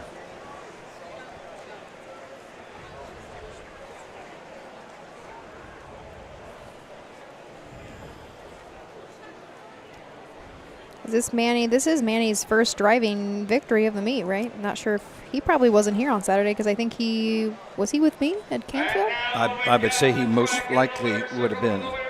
From Mount Vernon, Ohio, comes number 3, Mount Camus, owned by Hagerman Racing and Melinda Hirschberger, trained by Herman Hagerman, and driven to victory this evening by Emmanuel Miller. The blanket for this race is courtesy of Fulton County Saddle Club.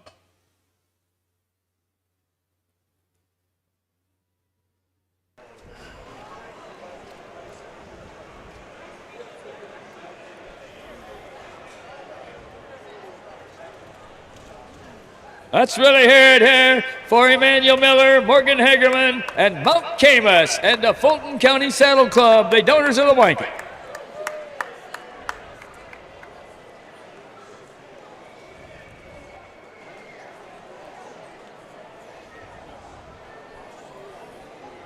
We wait our official rundown from announcer Bill Peters. Bill celebrated his 65th anniversary yesterday.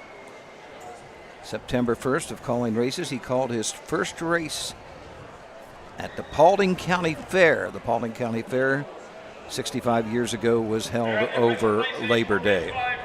Number 1, Squaw was 4th. Number 2, Yankee Moonlight was 3rd. Number 3, Mount Camus was the winner. Number 4, Kathy's Clown was 2nd. Number 5, Song of World Peace was 6th. And number 6, Juliet Capulet was 5th. Time of the first quarter was 28 3/5. The half was in 57 3/5. The 3/4 in 128 4/5, with a mile in 159 4/5. From the top, it should read 4:31:265. A mile in 159 4/5. New lifetime mark on Mount Camus. So we got a couple texts from Jay Wolf there. So our jug preview did not fill. We've been talking about that as soon as we got on. Man. It's too bad. It really doesn't surprise me. It might take a while to get it back. I hope it comes back. I mean, in its day, it was really neat. But of course, it might not happen, overnight that first year. Right. That's true. But the Jim Ewart and the Charlie Hill have some very, very nice horses. I didn't realize that the draw was out. Pet Project goes in the 15th. My mom won't be too happy about that. Did he draw decent? He did. He's a 2-hole, but Okay. it's going to be a freaking stacked race. I don't know if anybody has taken a look yet. So Pet Project, first of all, anybody in the OSS, they're nice horses. Not taken away from anybody else at all. Pet Project in the 2-hole. Crocodile Station, this will be the first time we meet up with him. Trained by Michael Hitchcock. Crocodile Station in the 4-hole. And Lindy Dragonwater, of course, that's a Burke horse in the 6-hole. So he did draw to the inside. Those are those 2 heavy hitters that we have not met up with yet. What do we have in the Jim Ewart? Jim Ewart, let me pull that up. It's loaded. There are some very nice horses in there. Captain Albano, last year's jug winner. Charlie May. By the Missile. How'd Charlie draw? 5, I think. It wasn't too 6. bad. 6. 6, okay. 6. Wow. Yeah, so I guess we can just talk about real quick before we go to commercial. The Jim Ewart Memorial is going to be race 12 this Saturday at Scioto Downs. The rail out. We've got Woman Later, Hunting the Last Dollar, Buzzsaw Russ, Irvin Hanover, Little Rocket Man, Charlie May, Captain Luke. Who is that? Rebecca Hanover. That took me way too. Wow, my letters. And maybe I'm dyslexic. Rebecca Well, when Hanover. they run it together, a lot of times you look at it. By the Missile, and this right from the second tier is Captain Albano. What about the trot then? The Charlie Hill. The Charlie Hill probably goes right before. is going to be right before race 11. We've got Hungover. I think it's Chapter Craze. There's some names that I'm not familiar with. Triathlon Oz, DP Freedom's Chrome, Hill Exotic, Security Protected, Southwind Coors, Jurassic Hattie, Golden Wall Oz, and starting from the second tier is Help First Edition. There are some very, very, very fast lifetime marks in those 2 races and a lot of money made. I'm going to the Ohio State game with my wife at 3:30. I bet she would not only want to sit through 4 hours of a football game, we could make it over to Scioto probably by 8:30 to see the big races. I bet she'll go along with that. Oh, and you know they're going to drag them out because they want to have their handle too, which I get. But so it's going to be race 11 and 12 for those big grand circuit. The Charlie Hill on the 11th and the Jim Eworth is the 12th. And then I'm going to say you should watch the 15th. I think those 2-year-old colts. We have not seen what Pet Project, he's never had to try. I'm going to be really honest. The horse has not had to try yet, and he might have to. He might have to this Well, let's weekend. get a quick commercial, and we're going to come back. We got a great one here in this Signature Series trot. Hey kids, we invite you to join the Backstretch Buddies Club, a fun and free club for kids 12 and under who love horses and wants to be a part of harness racing in Ohio. Once you've signed up, you will be able to join Willie Winnett and exciting adventures and receive awesome surprises. Sign up today using the QR code.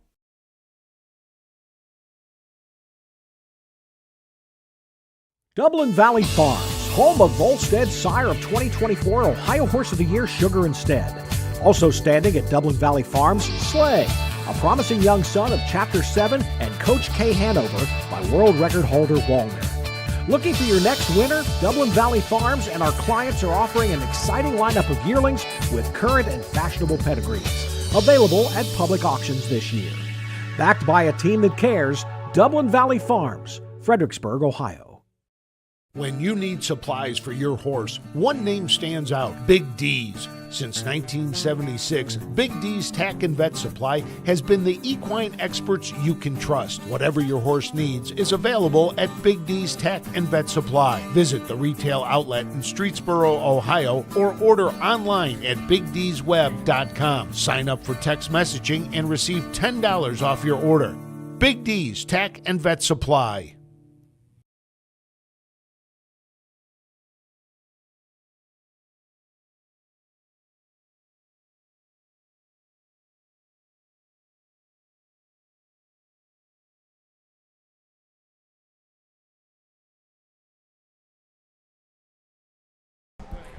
Well, we are back here at the Fulton County Fair.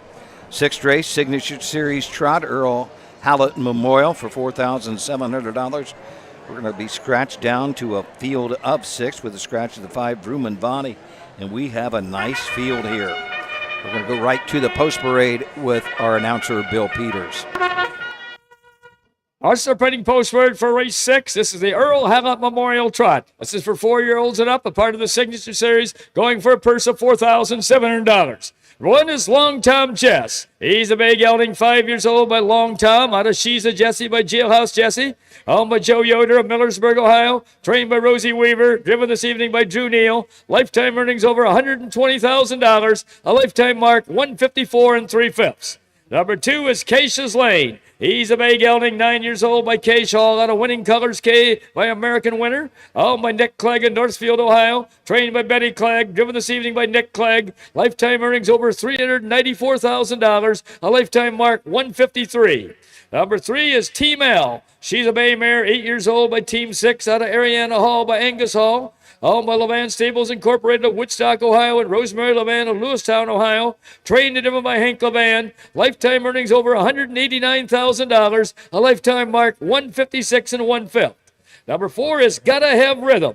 He's a bay gelding, 5 years old, by Jitterbug, out of Gotta Have More by Viva Rova. Owned and trained by Rory Moore of Grafton, Ohio. Driven this evening by Emmanuel Miller. Lifetime earnings over $81,000. A lifetime mark 2 minutes.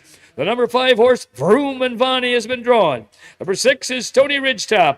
He's a bay gelding, 6 years old, by Wishing Stone, out of Ruffles Have Ridges by Tom Ridge. Owned by John Koneski III of Pemberville and Patrick Koneski of Bowling Green. Trained and driven by John Koneski III. Lifetime earnings over $171,000. A lifetime mark 153 4/5. At number 7 is Here Comes Charlie B. He's a bay gelding, 8 years old, by Full Count, out of Jitterbug by Chip Chipperay. Owned, trained and driven by Dan Vinier of Pemberville. Lifetime earnings over $457,000. A lifetime mark 152 1/5.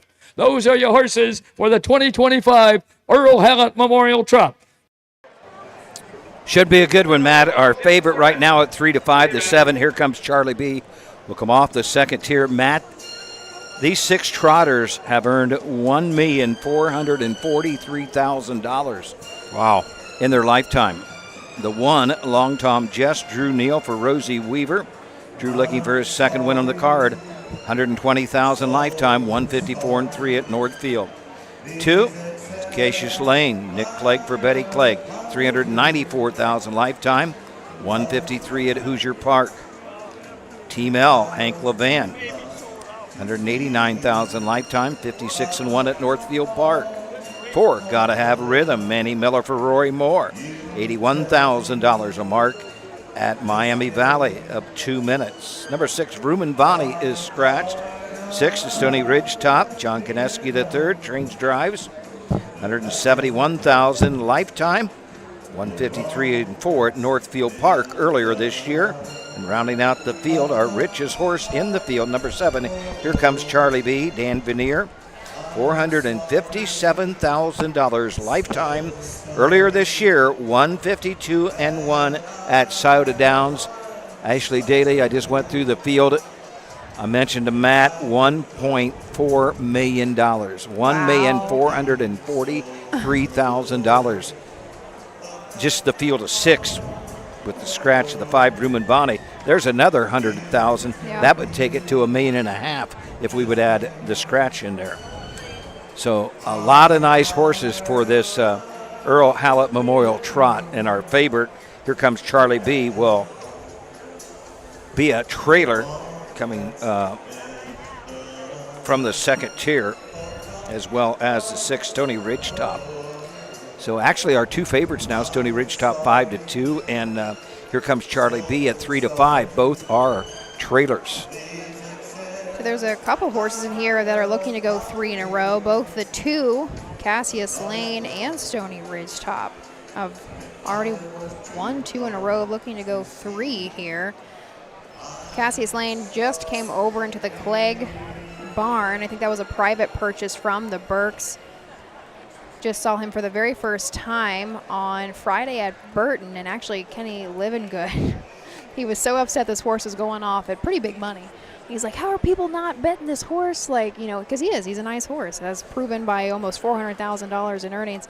I said, Kenny, you have to remember, a lot of these people do not care who Burke is. Mm-hmm. They don't know, and they probably bet once a year. And sometimes you're just betting off of a good feeling, you know, and it was so much fun. And he ended up coming out a winner in that one. He's been a nice horse already for the So you've Cleggs. watched him 2 starts in a row. This will be 3 in a row. Yep. He is pretty impressive. We'll see what he can do here. He might have just an advantage because he's leaving from the 2-hole and everybody else starting from the second tier.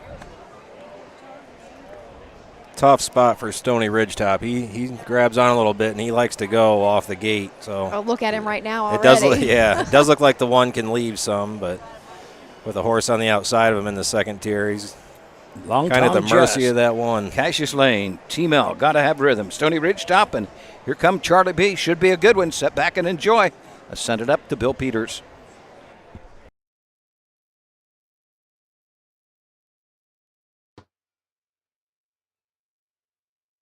Here they come. They're off and trotting. The first horse away at the rail is Long Tom Jess. On the outside second is Cassius Lane. And at the rail third is Stony Ridgetop. On the outside fourth is Here Comes Charlie B. Fifth on the outside, it's Gotta Have Rhythm. And the last horse is Team L. As they make the turn now to head down the backside to race over toward that quarter-mile mark, Drew Neal has Long Tom Jess on top by a length and a half. Slipping through at the rail second now is Stony Ridgetop, driven by John Kineski. Now over the outside second is Cassius Lane, driven by Nick Clegg. Back to third is Stony Ridgetop. Right there fourth, Here Comes Charlie B, driven by Dan Veneer. Fifth is Gotta Have Rhythm, driven by Emmanuel Miller. The last horse, Team L, driven by Hank Levan. First quarter trotted in 28 3/5 seconds. And off stride went Long Tom Jess. With the lead is Cassius Lane. Stony Ridgetop now moves up on the outside second, followed by Here Comes Charlie B. Also on the move from far back comes Gotta Have Rhythm. Racing at the rail fifth is Long Tom Jess, and the last horse, Team L. Coming to the half-mile mark, that's Cassius Lane with the lead with Stony Ridgetop on the outside second, and Here Comes Charlie B at the rail third. Moving up fourth, again is Long Tom Jess, and fifth is Gotta Have Rhythm. First half trotted in 57 and 2/5 seconds. As they round the turn now to head down the backside to race over that 3/4 mile mark. That's Cassius Lane along the rail of the lead. Pouring on the pressure on the outside second is Tony Ridgetop. Here comes Charlie B. and now looking for racing room. Fourth, right down the backside is Long Tom Jess. Gotta have Rhythm is fifth and T-Mal is sixth. Going to the 3/4 mile mark. Tony Ridgetop 60 nose out in front. Coming back second along the rail is Cassius Lane. And tipping 3 wide is Here Comes Charlie B. 3/4 and 127 and 4/5 as they race around that upper turn to head for pay dirt. It's Cassius Lane along the rail. Tony Ridgetop on the outside second and 3 wide as Here Comes Charlie B. As they race toward home, Cassius Lane, Tony Ridgetop, and Here Comes Charlie B. It's Here Comes Charlie B and Cassius Lane. Here comes Charlie B and Cassius Lane. It's going to be Here Comes Charlie B and here the outcome. Real tight for place there between Cassius Lane and Tony Ridgetop. The favorite, Here Comes Charlie B. A mile in 158 and 1/5, equaling the overall track record here for trotters at the Fulton County Fair. Rompaway Bow, I believe, held the track record, equals tonight. Here comes Charlie B, Dan Veneer. I knew he was a winner when Tony Ridgetop pulled before the half. It was just going to be a long mile for him. I knew Yes. Cassius Lane was not going to give in. He was not going to clear. He was not going to clear the Clegg horse, as I'm sure as quickly as he maybe would have wished to find the rail again. And I don't know, it was kind of odd, coming into this turn. What was it? The one horse went on a break. He was right in front of our 6, did go on a break and pushed him out. Yes. And kind of scattered the field. And I don't know if John at that point couldn't put him back into the pocket. The horse was just ready to go. That's why he pulled first up like he did. What a game, 3 horses though, right? Oh, yes. Some nice trotters there. 158 and 1, equaling the all-age trot. Dan Veneer, as good as there is for a small stable. I mean, he can compete at Souda Downs. He's always has top horses year in and year out at the county fairs. Dan also bred this 8-year-old gelding by full count. Here he is coming back in front of the grandstand. Track into the winner's circle where the winners go. Coming in from Pemberville, Ohio, comes number 7. Here comes Charlie B. Owned, trained, and a victory by Dan Veneer. And again, Here Comes Charlie B. has just equaled the overall trotting track record here of 158 and 1/5, set by Rompaway Bow all the way back in 2009. Now this is the Earl Hallett Memorial Blanket being presented to the Veneers. There, Dan Veneer and John Kineski, both from Let's the have a big Pemberville hand here area. for Dan and Cheryl Veneer. Going here comes matching Charlie strides B, around that the far winner turn. of the 2025 Earl Hallett Memorial Trot.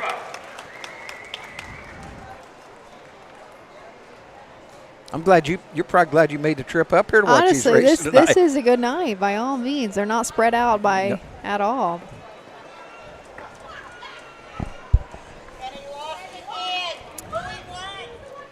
I don't know who's going to come in second there. That was I don't know tight, either. tight. That And I was think tight. our one horse, Long Tom Jesh, made a comeback too. He did. That horse raced Yeah. huge. He was right there. He really was. That's what I think Bill said it was between 2 horses, but really, Long Tom Jess, I would have put. Well, they give the 2 Cassius Lane second, and third will be the 6 Stony Ridge top. So then I do think it was the 1. Then going to round out that superfecta. I would say if there is superfecta wagering, probably. I don't think there is. I just. A nice payout, really, $440 for the winner. Here are the official placings for race 6 from the top. Number 1, Long Tom Jess was 4th. Number 2, Cassius Lane was 2nd. Number 3, T-Mal was 6th. Number 4, Gotta Have Rhythm was 5th. Number 5, Vroom and Vonnie had been drawn. Number 6, Stony Ridgetop was 3rd. And number 7, Here Comes Charlie B was the winner. Time of the first quarter was 28 and 3/5. The half was in 57 and 2/5. The 3/4 in 127 and 4/5, with a mile in 158 and 1/5. From the top, it should read 4, 2, 6, 5, scratch 3, 1 on the bottom, the mile in 1:58 1/5, equaling the overall trotting track record here at the Fulton County Fair. In the upcoming race, 1:58 1. That was all. Here comes Charlie B. Doug, you had mentioned that he's from him and John Koneski from the Pemberville area. Where do you know where that's at? Is that pretty local? Real close to Bowling Green. Oh, Bowling Green. Okay. Right in that area, yes.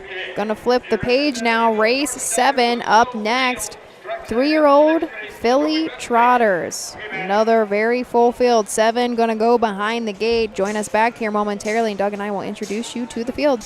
At Ohio State's Galbraith Equine Center, our veterinary champions are here for your champions 24/7, 365 days a year, providing advanced specialty care for sports horses from all stages and disciplines. Our expert team of boarded surgeons and sports medicine and rehabilitation specialists, together with veterinary cardiologists, internal medicine, and ophthalmologists, make our hospital your best resource for all sports horse performance issues. The Ohio State Veterinary Medical Center's Galbraith Equine Hospital. Call us today at 614-292-6661.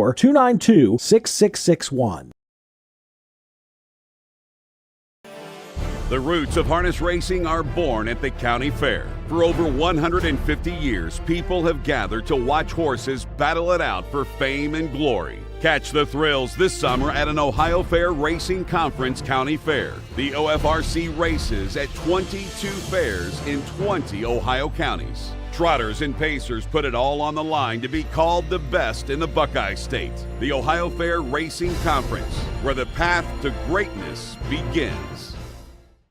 Midland Acres is proud to stand the prominent stallions, TCI, Long Tom, Ready for Money, Monty Mickey, Summa Cum Laude, and Bit of a Legend. With such great pedigree and speed in the stallion barn, Midland Acres will provide a diverse group of top yearlings in the sale ring for 2025. Visit us this fall at our consignments at the Blooded Horse Sale on August 26th, the Ohio Select Jug Sale on September 12th, and the Lexington Select Sale on September 29th through October 3rd. Let Midland Acres' experience in the industry lead you to the winner's circle.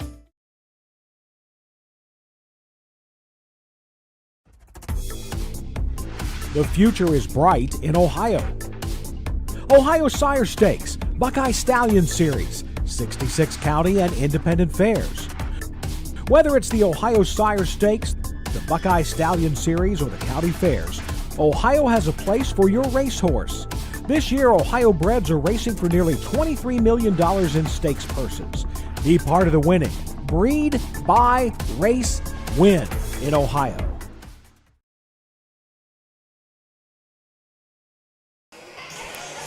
Thanks for joining us. Next, headed into race 7 of 15 on the evening. We're going to see our sophomore filly trotters on the track. Purse of $4,827. Another very full field. We have a lot of races, and they're all full fields, Doug. Really. Yes. I mean, what more could you great ask for? racing. And great racing. We have, and talented. Yeah, that's a good point. Is we're not just having full fields of anything. They are very talented horses out here. And we got good music, entertainment.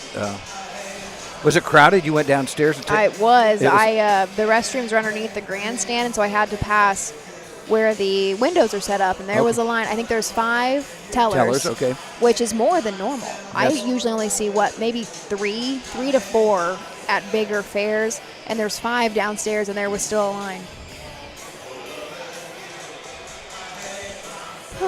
Well, the other day, Matt, where did we work together last? Van Wert, maybe?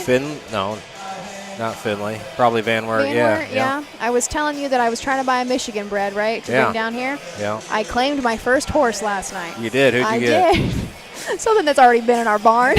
Oh, well, at least you know it. Rose One Warner. We started him out. He was a 2-year-old in 2020, so he's 7 years old now. He was claimed away from us. He made us some money both in the BSS and the Sire Stakes for us when he was, 2 and 3. A decent little horse. I think his lifetime mark's in 51. He is the Ponderosa is what he's by, and I just like the horse. When I was working for my mom, he's a big guy, and I always said that I wanted him back. because I would like to put him under saddle at some point, but he's still got a lot of race left in him, and so they dropped him quite a bit down. The last couple of weeks, he's been in a 6-claimer, and I think he was racing, actually. I think Virgil Morgan might have got him from us. He was with Virgil for a while, racing kind of in that 15 claimer level, I think, and dropped him quite a bit down because they just go so stinking fast at Scioto now. It's amazing. Well, on our way up here, the guy that rode up with me today, it's Working Mutuals, he was watching on the phone at a $10,000 claimer. Afternoon races at the Red Mile, went in 150 and 3/5. Yep. Unreal. Yep. Our big horse, Rose Run Ulysses, raced last night, didn't get a check because he's currently fits non-winners of 2000. Do you know what they went in? 51? 50. 50. I think it was 50 and 1 or 50 and 3. I can't remember, but it was in 50, and that horse can't go in 50 That's what I was going to ask you. It's the cheapest condition at the track, isn't it? Yes. Yeah, that's wild. When you talking about under saddle, will he be your saddle horse someday? If we can keep him long enough. Wait, Red or the Warner horse? Red. That horse, no, he hates it. Will not take really? to it. Will not take to it. Really? Absolutely not. Maybe he might cool down a little bit in his age. One, the horse, he's a redhead. So keep that in mind. There must be a correlation. He's a red horse. And my mom, he's the baby. My mom loves him, has loved him from the second he walked in the barn. Actually, when they first saw him at the Buckeye, I'm pretty sure is where they bought him out of. And so he's been spoiled, and he knows that. The horse can do no wrong in my mom's eyes. And so that attitude follows him. He will not take to it. Maybe he'll cool off as he gets older. He's what? I think he's 9. He might be 9 this year. Oh, he very well could be, yeah. He holds a lot of attitude yet in his life. Innovation of the 3-year-old filly trot. Going for a purse of $4,827 and a blanket courtesy of North Star Blue Scope Steel. Number 1 is Suds and Ritz. Owned by Hagerman Racing of Mount Vernon, Ohio. Martin Yoder of Mount Eaton, Ohio. And Lucinda Belcher of Winchester, Kentucky. Trained by Herman Hagerman. The driver is Emmanuel Miller. Number 2 is Caliel. Owned by Levan Stables Incorporated. Megan Levan of Woodstock, Ohio. Max Perry of Mingo, Ohio. Ed Perry of Cable, Ohio. Trained and driven by Hank Levan. Number 3 is Dietz Lighting. All my Venier Racing LLC of Pemberville, Ohio, and John and Leanne Saunders of Castle Rock, Colorado, trained and driven by Dan Venier. Number 4 is Money Shot, owned and trained by Rory Moore of Grafton, Ohio, the driver Ryan Stahl. Number 5 is Peter Butter Cupcake, owned by Chad Sloan of Xenia, Ohio, and Herb Hall of Beaver Creek, Ohio, trained by Art Gillum Jr., the driver Drew Neal. Number 6 is Country Behave, owned by Kimber Clegg of Matamoros, Pennsylvania, trained by Betty Clegg, the driver Harvey Hirschberger. And number 7 is Sienna Sunrise, owned by Jim Belisack of Strongsville, Ohio, Mike Lee of Rudolph, Ohio, Bob Carson of Springfield of Strongsville, Ohio, and Dr. Jill Dental of Delta, Ohio, trained by Mike Lee, the driver Mark Hedworth. Horses will take one long score. 3-year-old filly trotters, let's meet them. The 1, Suds and Rinse. Manny Miller for Herman Hagerman. They team up once again. Manny also with a win on tonight's card. 3-year-old bay filly by What the Hill, a $30,000 Buckeye purchase 2 years ago. $67,000 lifetime. Took a mark last year as a 2-year-old. Souda Downs of 159. Winner 2 back at Canton in 203.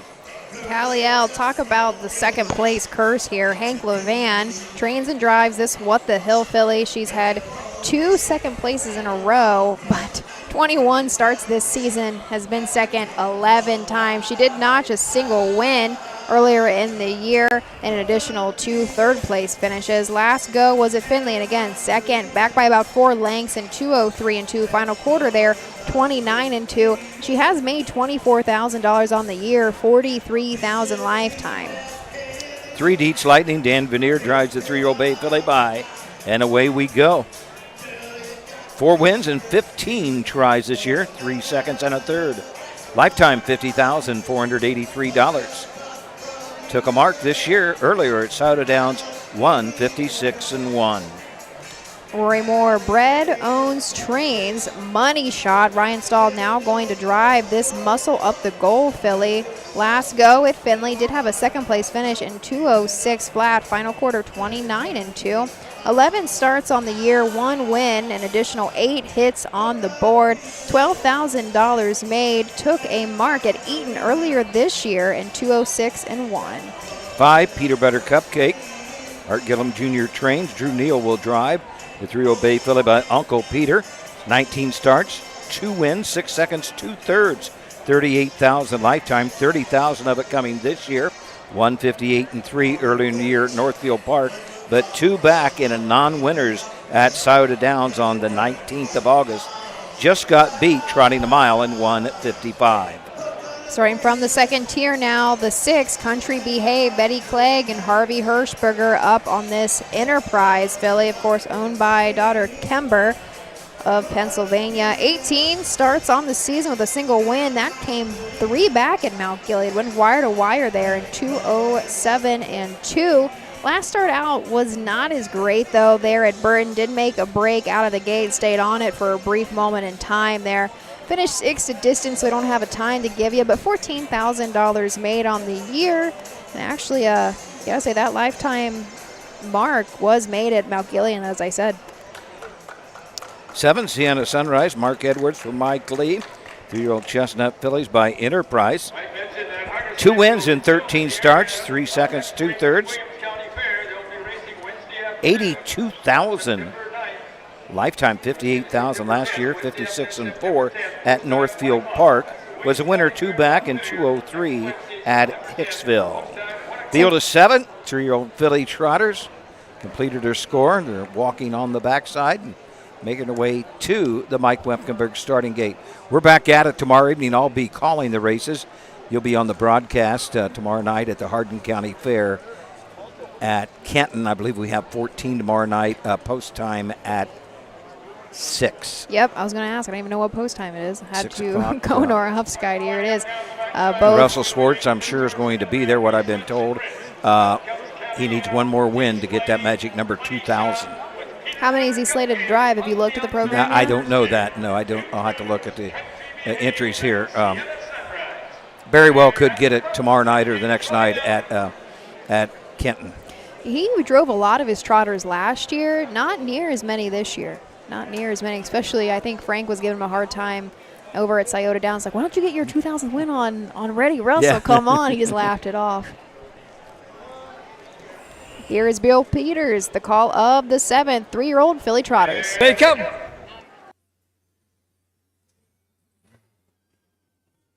They're off and trotting. The first horse away is Deet Sliding. At the rail second is Suds and Ritz. Up on the outside third is Money Shot. Racing at the rail fourth, that's Suds and Ritz. Excuse me, at the rail fourth is Caliel. Racing in their fifth is Country Behave. Sixth is Sienna Sunrise. And the last horse is Peter Butter Cupcake. As they head down the backside to race over that quarter-mile mark, Dan Vinier has Steed Sliding on top by a length and a half. Racing second is Suds and Ritz, driven by Emmanuel Miller, and Emmanuel's not going to sit there. He's moving up on the outside to try to take the lead, and he does. Dropping back second is Steed Sliding. Racing in their third around that turn, that is Money Shot, driven by Ryan Stahl, and in their fourth around the turn is Caliel, driven by Hank LeMan. First quarter trotted in 30 seconds as they race down toward the half-mile mark. That's Suds and Ritz with the lead. Deet Sliding racing in their second. In their third is Money Shot. Moving out along the rail four, Caliel. Fifth is Country Behave. On the outside six is Peter Butter Cupcake. And also on the move seventh is Sienna Sunrise. All 7 fillies well bunched as they race past the half-mile mark. First half pace in 1 minute and 1/5 seconds. As they round the turn now to head down the backside to race over to the 3/4 mile mark. Along the rail, the lead is Suds and Ritz. Pouring on the pressure on the outside second is Money Shot. At the rail third is Deet Sliding. Moving up on the outside fourth, down the backside is Sienna Sunrise. Going down the back towards that 3/4 mile mark. Still with the lead along the rail is Suds and Ritz. On the outside second is Money Shot. 3 wide around that turn now comes. Around that turn comes Peter Butter Cupcake. Taking off along the rail with the lead is Suds and Ritz. 3/4 in 1:30 and 4/5. That's Suds and Ritz with the lead. Peter Butter Cupcake closing up on the outside. Along the rail is Money Shot as they race for home. That's Suds and Ritz and closing fast. Peter Butter Cupcake. Suds and Ritz and Peter Butter Cupcake. It's Suds and Ritz. Peter Butter Cupcake up for place. Up for show is Money Shot.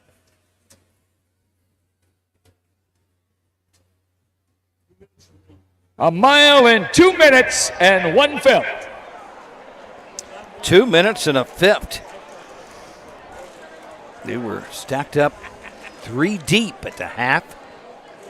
Coming after Suds and Rince. Manny Miller got away second, but wanted to front end and right past the quarter.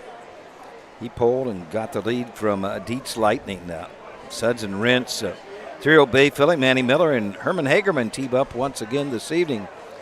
Manny Miller gets his second winning drive of the evening. Doug, have you noticed how much they're putting just in the win pool? $600 bet there.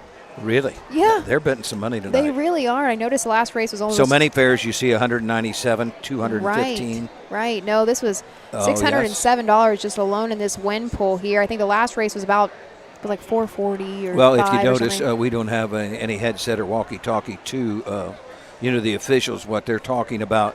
After they take their score, Mike is waiting for them, and they're walking in the turn after they complete their score. So they're walking. So that means mutuals are saying, hey, we need another minute. We need 2 minutes. The crowd is still very thick here. Yeah, and Mike is very good about, he wants to get every dollar through that window. He'll work with the judges and the mutuals to get that. Yeah, the crowd is just unreal here. They love their fair. Then they're into it. They're not just sitting up here. They are into it. The winners go coming in from Mount Vernon, Mount Eaton, Ohio, and Winchester, Kentucky. Comes number 1, Suds and Ritz. Owned by Hagerman Racing, Martin Yoder and Lucinda Belcher. Trained by Herman Hagerman and driven to victory this evening by Emmanuel Miller. The blanket for this race is courtesy of North Star Blue Scope Steel.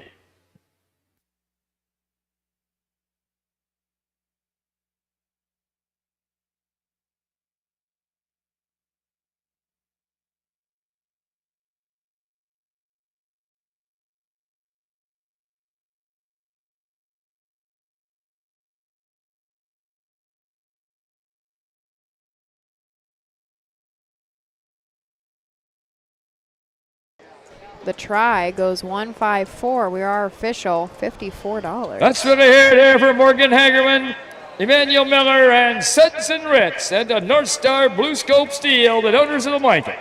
Here are the official placings for race 7 from the top. Number 1, Suds and Ritz was the winner. Number 2, Caliel was 5th. Number 3, Dietz Lighting was 6th. Number 4, Money Shot was 3rd. Number 5, Peter Butter Cupcake was 2nd. Number 6, Country Behave was 7th. And number 7, Sienna Sunrise was 4th. Time of the first quarter was 30 seconds. The half was in 1 minute and 1/5. The 3 quarters in 1:30 and 4/5, with a mile in 2 minutes and 1/5. From the top of charade, 1:56, 3:27, 4 on the bottom. The mile in 2 minutes and 1/5. In the Susan was mentioning some things at Delaware. Willie Winnett's going to be at Delaware maybe on Sunday. They're going to get to meet Willie Winnett.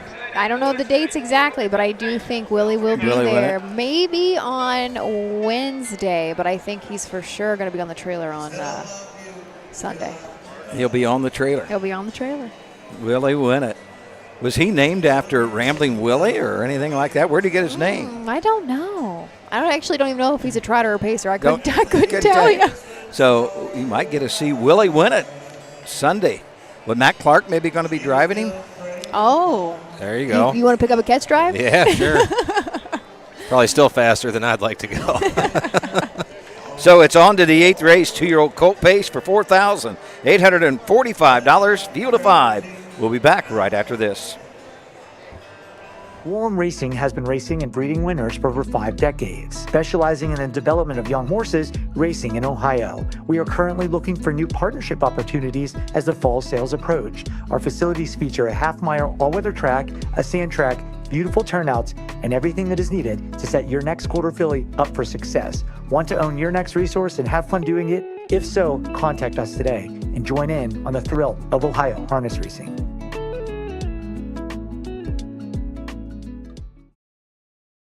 In Ohio, Hickory Lane Farm has the stallions you are looking for, like What the Hill, Uncle Peter, and In Range, as well as Branded by Lindy, Jug Winner Luz Pearlman, Racing Hill, and Guardian Angel Oz.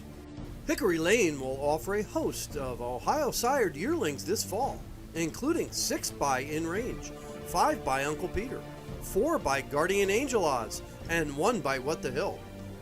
Find out more at HickoryLaneFarm.com.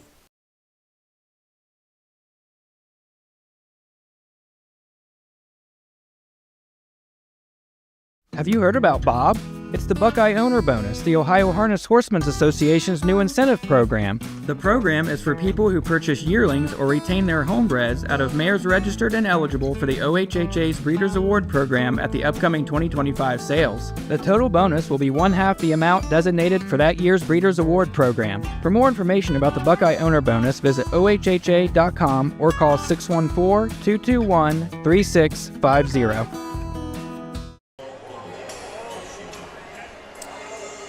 Eighth race, 2-year-old Colt Pacers from the Fulton County Fairgrounds in Wauseon, Ohio. Cooling off a little bit, Ashley. It is. Feels pretty good. I made sure. It's been getting so cool. I put a sweatshirt in my backpack tonight, just in case. Got to be prepared, right?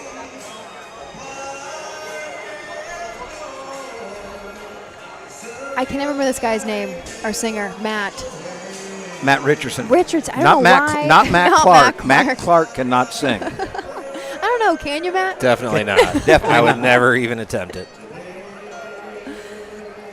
I did get to meet Elvis at Canfield yesterday. Oh, I saw that Mike Webberg had Elvis in the Oh starting yes, gate. Elvis was in the gate. I forgot about that.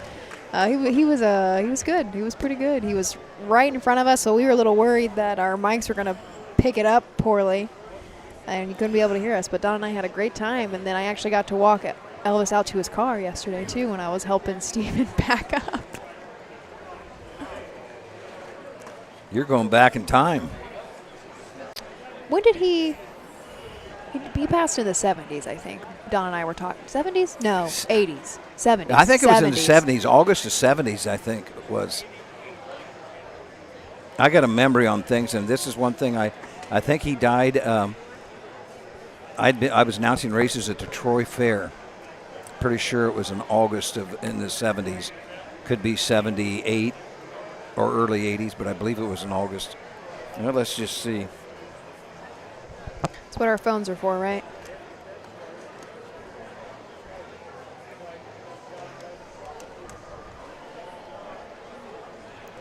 I do a lot of traveling, and I have a group of girls that I travel with. And one of the ladies I met, her name is Christian, and I met her in Kenya, met her in Africa. And August 16th of 77. 77, there we go. And she, long story short, she is obsessed with Elvis. Okay. That was one of the first things I ever learned about her. And so obsessed, in fact. Like, she just loves, and she loves Memphis. Mm-hmm. They bought a place down there. She works remotely. So she does own a home up in Cleveland. Her and her husband own a home up in Cleveland, and they spend quite a lot of time. They have more or less bought it as a second home, like a vacation home they rent out when they're not down there, but they spend a lot of time in Memphis too. And I can't tell you how many times this woman has been to Graceland. I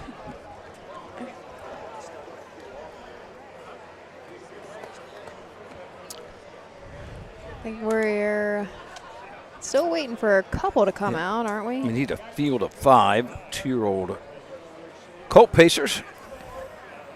Looks like our 2 horse and 4 horse are making their way to the track here. We are so close to the Ohio Turnpike. If it wouldn't be for the trees blocking, you can just see the semis going by. You could probably just about read what that semi says. But the trees, they move so fast, and where there is an opening, you really can't see. But we are that close to the Ohio Turnpike. It's not overly loud, though. Sometimes when you're up against those. Correct. Really, there's no big distractions around this track. A lot of times we'll have, tents and Ferris wheels and all the lights and the loud noises, but there's not. It's really we have a few trailers in the infield, or more than a few, probably 15, 20. But we're up high enough. I mean, it's a good view. I don't know who all is racing out of the infield here. It looks like maybe that's the Weavers. That's the Cleggs, I think, over down there. Yep, there's the Cleggs, and maybe that's. Well, no, Rosie likes to race out from under the trees back there in the parking lot. Yeah, I can see it. pace. Going for a purse of $4,845 and a blanket courtesy of Miller Construction. Number 1 is the Muffin Man, owned by Gary Gillen of Molina, trained by Chad Williamson, the driver, Mark Hedworth. Number 2 is Fire in the Rain, owned by Stephen Reese and Janie Weller of Republic, trained by Janie Weller, the driver, Rod Adams Jr. Number 3 is Chattahoochee, owned by Miller Racing Stable Incorporated and Chris Gilbert of Greenville, trained by Ryan Miller, the driver, Drew Neal. Number 4 is Carmen's Oh So Famous, owned by Dennis Paver of Raymond, Ohio, and Joe Paver of Marysville, Ohio, trained by Joe Paver, the driver, Pierce Henry.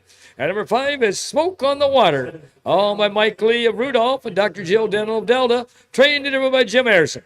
Horses will take one long score and go to the gate. Mute your windows, closing in 4 minutes. Field of 5, 2-year-old colt pacers. Actually, let's meet him. The 1, the Muffin Man, Mark Hedworth, Chad Williamson, 2-year-old big-gutted son of Catch the Fire, $12,000 Buckeye Classic purchase. 7 starts, has 1/3, $3,400 this year. Last time out, finished 4th. That was at Van Wert. Paced the mile in 2:04. Fire in the Rain, looking to go 3 in a row here. Rod Adams Jr. for Jane Weller. This is a Catch the Fire gelding owned by Weller and Reyes of Republic, Ohio. 7 lifetime starts, 4 victories, and an additional 2 third-place finishes. $17,000 made already. Just a $9,000 purchase out of the Ohio Select. Looks like we did set a lifetime mark at Tiffin earlier in the year in 159.4. Number 3, Chattahoochee. It's a homebred. Ryan Miller, Dr. Chris Gilbert, 2-year-old big-gutted son of Lather Up out of the Mr. Big Mare Hoochie Girl. 1 win in 7 tries, a 2nd and 2/3, just under 7,000. A winner 2 back at the Allen County Fair in Lima in 2 minutes. And Drew Neal will drive again today, as he did in that winning effort at Lima. 4-horse, Pierce Henry and Joe Paver. Carmen's Oh So Famous. This is a Western Fame gelding out of Oh So Wiggles Special. Of course, a Mr. Wiggles mare. 10 lifetime starts, has won half of those and has been second an additional 4 times. Was a winner last go at Richwood in 2:01.3. Final quarter 30.3. Almost $30,000 made for Carmen's Oh So Famous. Took a lifetime mark at Oak Harbor in 158.4. 5, Smoke on the Water. Jim Arsham trains and drives the 2-year-old big-gutted son of Catch the Fire. It was owned by Michael Rudolph and Jill Dental of Delta, Ohio. 5 starts, is yet to hit the board. Has made $895. 2 back, a 5th place finish at Bowling Green, pacing a mile 2:09.2. 4 back, paced a mile in 2:01.2 at Oak Harbor. You introduced the 3 Chattahoochee. Do you remember the damn Hoochie Girl? Yes, I do. Why do I remember that name? Well, I'm sure she's raced probably 4, 5, 6 years ago. I'm going to try to look it up. It's so interesting. I'll look at these sale catalogs now, and the second dams. Here they come for the 8th. Let's send it up to Bill Peters. Here they come. They're off and pacing. The first horse away is Fire in the Rain. Up on the outside second is Carmen's Oh So Famous. At the real third is the Muffin Man. Dropping in there 4th. Around that turn, it's Chattahoochee, and the last horse is Smoke on the Water. As they make the turn now to head down the backside to race over toward that quarter-mile mark, Pierce Henry has Carmen's Oh So Famous on top by 3.5 lengths. On the outside second is Fire in the Rain, driven by Rod Adams. At the rail third is the Muffin Man, driven by Mark Hedworth. Racing 4th is Chattahoochee, driven by Drew Neal. The last horse off stride is Smoke on the Water, driven by Jim Harrison. First quarter paced in 28 3/5 seconds. Racing around that upper turn to come down past the stand for the first time. With the lead is Carmen's Oh So Famous. Fire in the Rain pacing in there second with the Muffin Man third. 4th is Chattahoochee, and farther back 5th is Smoke on the Water. Coming to the half-mile mark. That's Pierce Henry and Carmen's Oh So Famous with the lead. The Muffin Man now second along the rail. Racing on the outside third is Fire in the Rain with Chattahoochee right there 4th. First half paced in 57 2/5 seconds. As they round the turn now to head down the backside to race over that 3/4 mile mark. They've got to catch Carmen's Oh So Famous. The Muffin Man second along the rail. On the outside third is Fire in the Rain with Chattahoochee 4th, and farther back 5th, Smoke on the Water. Front four pretty well bunched going to the 3/4 mile mark. That's Carmen's Oh So Famous by 2.5 lengths. Fire in the Rain still on the outside to second. Third along the rail, the Buffin Man. And 3 wide now comes Chattahoochee. 3/4 in 128 as they race around the upper turn to head for pay dirt. Pierce Henry's really going to work on Carmen's Oh So Famous. Sail racing second, Fire in the Rain. On the outside third, Chattahoochee back to fourth is the Buffin Man. As they race for home, that's Carmen's Oh So Famous and Fire in the Rain. Carmen's Oh So Famous, Fire in the Rain closing fast. Carmen's Oh So Famous and Fire in the Rain. It's going to be Carmen's Oh So Famous. And here the outcome. Fire in the Rain up for place, Chattahoochee for show. A mile in 1:59. Not too bad for our freshman colts. 1:59, Carmen's Oh So Famous. That is now 11 lifetime starts for this Western fame gelding. 6 wins and 2 in a row. Pierce Henry going to pick that one up. This is a homebred.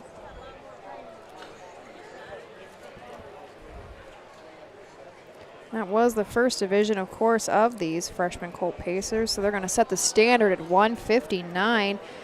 But I need to mention our 2-horse, Fire in the Rain. Did not have it easy at all. Wherever this thing ends up next, I want to place a bet on that. Wow, that was a long trip around. Ended up second. I think we go 4-2-3 across the wire. Joe Baker, the son of Western fame. Out of the Mr. Wiggles mare, Oh So Wiggles Special. Remember her well. As mentioned, a homebred, 28-3, 57-2, 128. Home in 159, as you said, the standards are set for the other divisions. A nice mile here by Carmen's Oh So Famous. Pierce Henry gets his second winning drive of the evening. Our 3-horse, I think ended up third, Chattahoochee. Drew Neal made up a ton of ground there. I mean, then he was gapped out a little bit on that backside. Ended up a decent third. The winner's circle where the winners go. Coming in from Raymond and Marysville, Ohio, comes number 4, Carmen's Oh So Famous. Owned by Dennis and Joe Paver, trained by Joe Paver, and driven to victory this evening by Pierce Henry. This is the Miller Construction Trophy Race.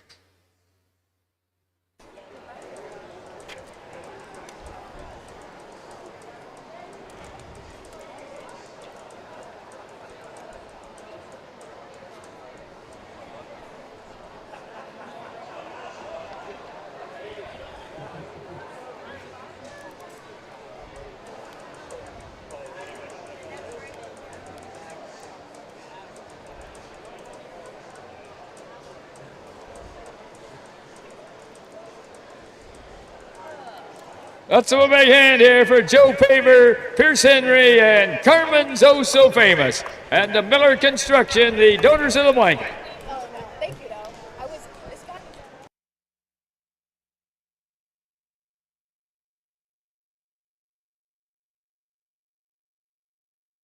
Looks like we are official. Our winner pays $340. We'll get the rundown here in just a moment. From the top. Number 1, the Muffin Man was 4th. Number 2, Fire in the Rain was 2nd.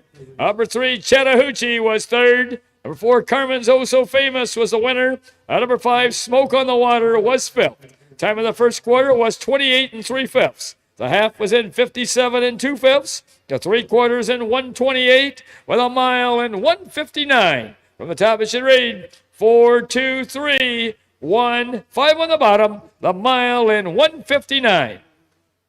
And the upcoming race 9, number 5, Dublin's Date Night. 3-0 Colt Trotters for $6,530. Field of 5 for the 9th will be up next. We'll take a break and we'll be back to take a look at these trotters.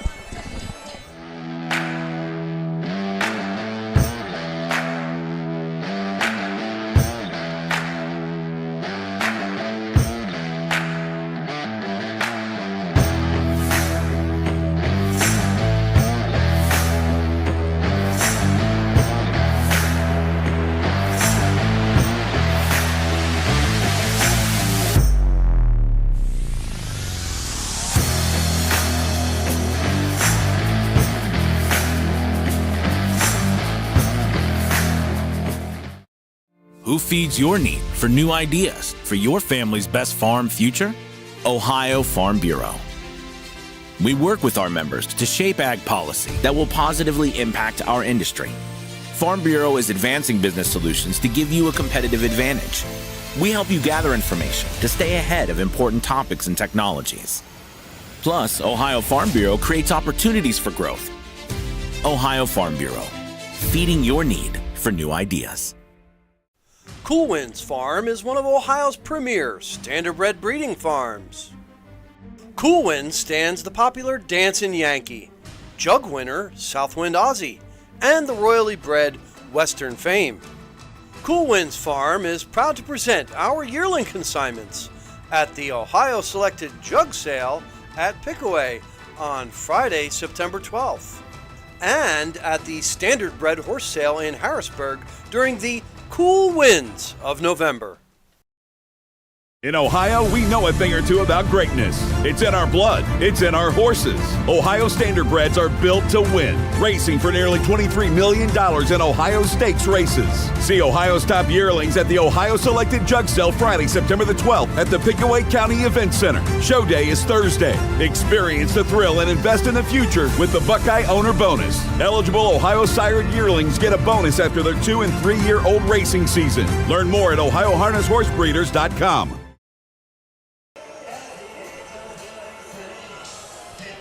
Headed next into race number 9, sophomore colt trotters. This seems to be, I think, the second division, right? Yes, the second division of these guys.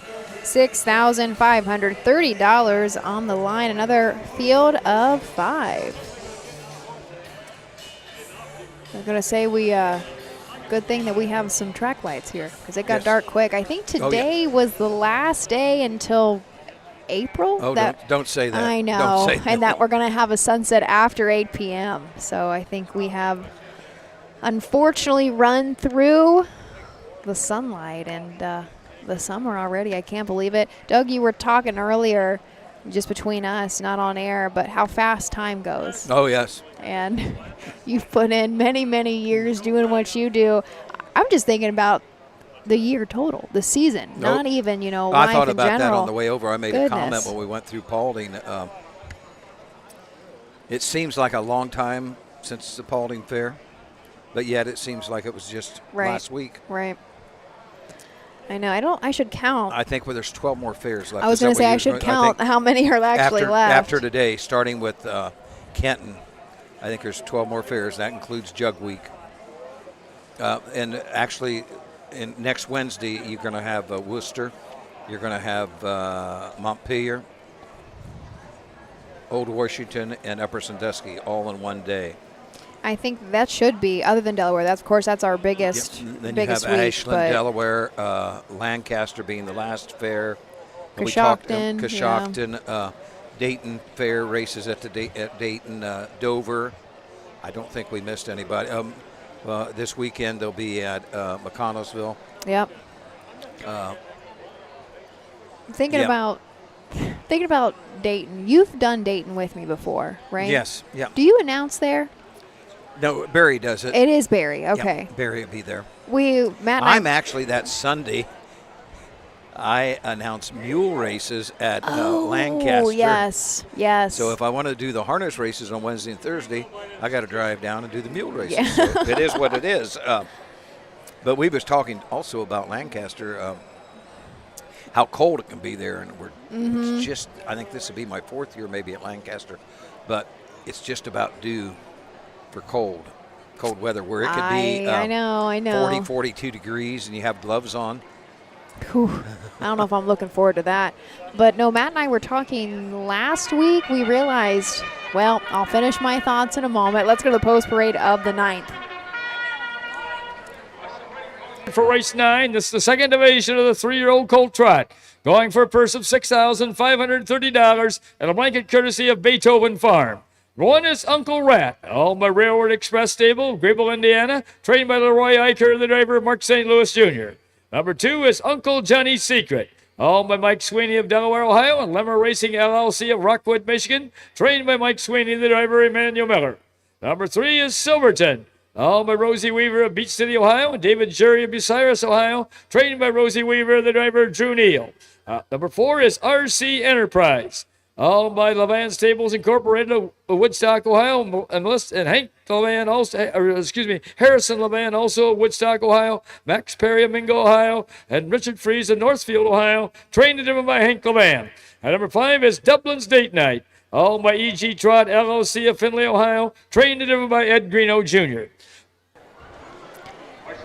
Finishing my thoughts about the previous conversation, Matt and I realized that we are all going to be up in Northfield Park on Saturday for the Buckeye Stallion Series finals.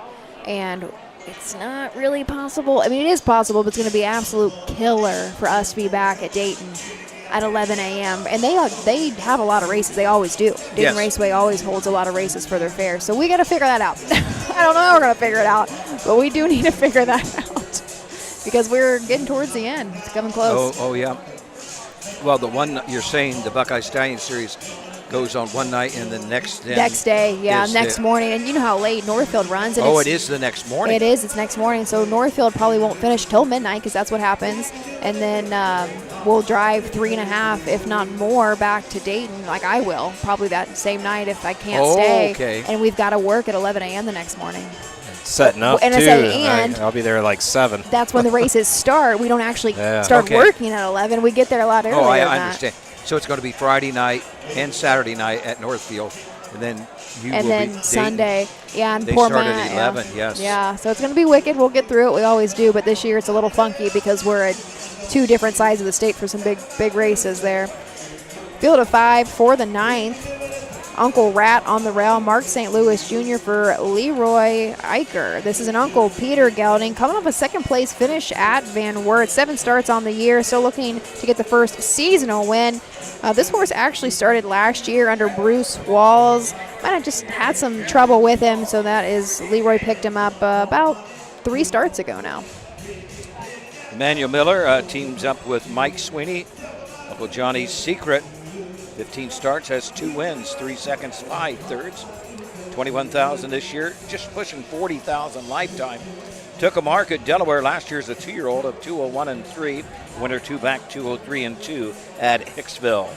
Silverton, Drew Neal, and Rosie Weaver. This is a Marseille gelding, 17 starts on the year, 4 wins, 6 seconds, and 2 third-place finishes, $29,000 made. RC Enterprise, Hank Levan. 21 starts, 2 wins, 6 seconds, 6 thirds, 47,057 at Scioto Downs. Ed Greeno Jr. trains and drives the 5. Dublin's Date Night. This is an Enterprise gelding. 10 starts on the season. Still looking for a victory this year, but $4,100 made. Last time out was 5th at Findlay and 205 and 1. A field of 5 for the 9th. Here is Bill Peters. There they come. The year off and trotting the first horse away in the middle of the track is Silverton. In their second is Uncle Rat. Moving up third, along the rail, that's Uncle Johnny's Secret. 4th is RC Enterprise, and the last horse is Dublin's Date Night. As they make the turn now to head down the backside to race over that quarter-mile mark, Drew Neal has Silverton on top by a length and a half. Right there second is Uncle Rat, driven by Mark St. Louis. Trotting in their third is Uncle Johnny's Secret, driven by Emmanuel Miller. 4th is RC Enterprise, driven by Hank Levan. The last horse, Dublin's Date Night, driven by Ed Greeno Jr. Past that quarter-mile mark, Silverton still shows by 1 length over Uncle Rat, with Uncle Johnny's Secret right there third. First quarter trotted in 29 and 3/5 seconds. As they race around that upper turn to come down past the stands for the first time. Sail with the lead is Silverton. Uncle Rat continues to trot second. Uncle Johnny's Secret is third with RC Enterprise 4th, and Dublin's Date Night trails. 5 trotters well bunched as they come to the half-mile mark. Sail with the lead is Silverton. Ranging up on the outside second now is Uncle Johnny's Secret. Uncle Rat along the rail third. Moving up 4th is RC Enterprise with Dublin's Date Night 5th. First half trotted in 1 minute and 3/5 seconds. As they round the turn now to head down the backside to race over that 3/4 mile mark. Silverton still shows on top. Uncle Johnny's Secret on the outside second. Third and looking for racing room is Uncle Rat. 4th is RC Enterprise and Dublin's Date Night trails. Going toward that 3/4 mile mark. Silverton still shows on top with Uncle Johnny's Secret on the outside second. Third along the rail, Uncle Rat. And tipping 3 wide now is RC Enterprise, followed by Double's Date Night fifth. 3/4 in, 1:30 and 3/5 as they race around that upper turn to head for pay dirt. That's Silverton with lead. Now Uncle Rat has some space. It's Silverton and Uncle Rat as they race toward home. Silverton kind of pulls away, but Uncle Rat second. On the outside third, RC Enterprise as they race for home. That's Silverton and RC Enterprise. It's going to be Silverton, and here they all come. RC Enterprise up for place, Uncle Rat for show.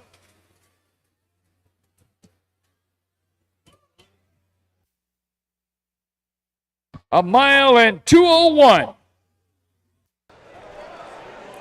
2:01 for our 3-year-old colt trotters. Quite a bit slower than that first division if my chart is right. That seems wicked fast from the first division. I think they went in 1:58 and 3. Maybe that's wrong. Maybe that's right. I can take a look back here momentarily. Silverton with the win. He's been knocking on the door recently. Last 3 starts have all been seconds. Finally notches a win yet again. 18 seasonal starts, 5 wins in 2025. 8 wins lifetime, and now 34 starts. Puts about $3,200 more in his bank. Going to be over that $70,000 mark in lifetime earnings. Drew Neal, that's going to be his 3rd of the day and the 5th of the meet already.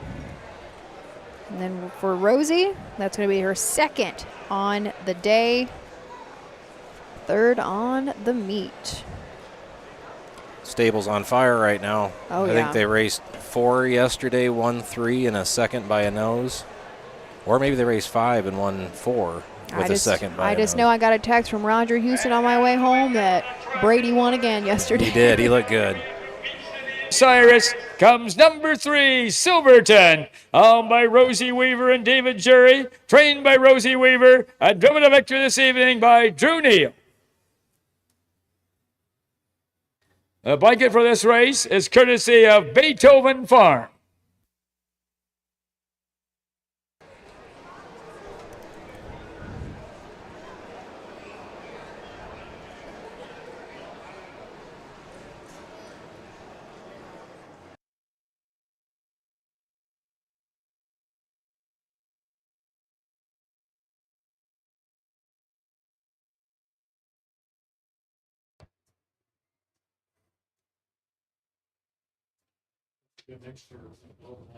Let's have a big hand here for Rosie Weaver, Drew Neal, and Silverton at the Beethoven Farm, the donors of the blanket.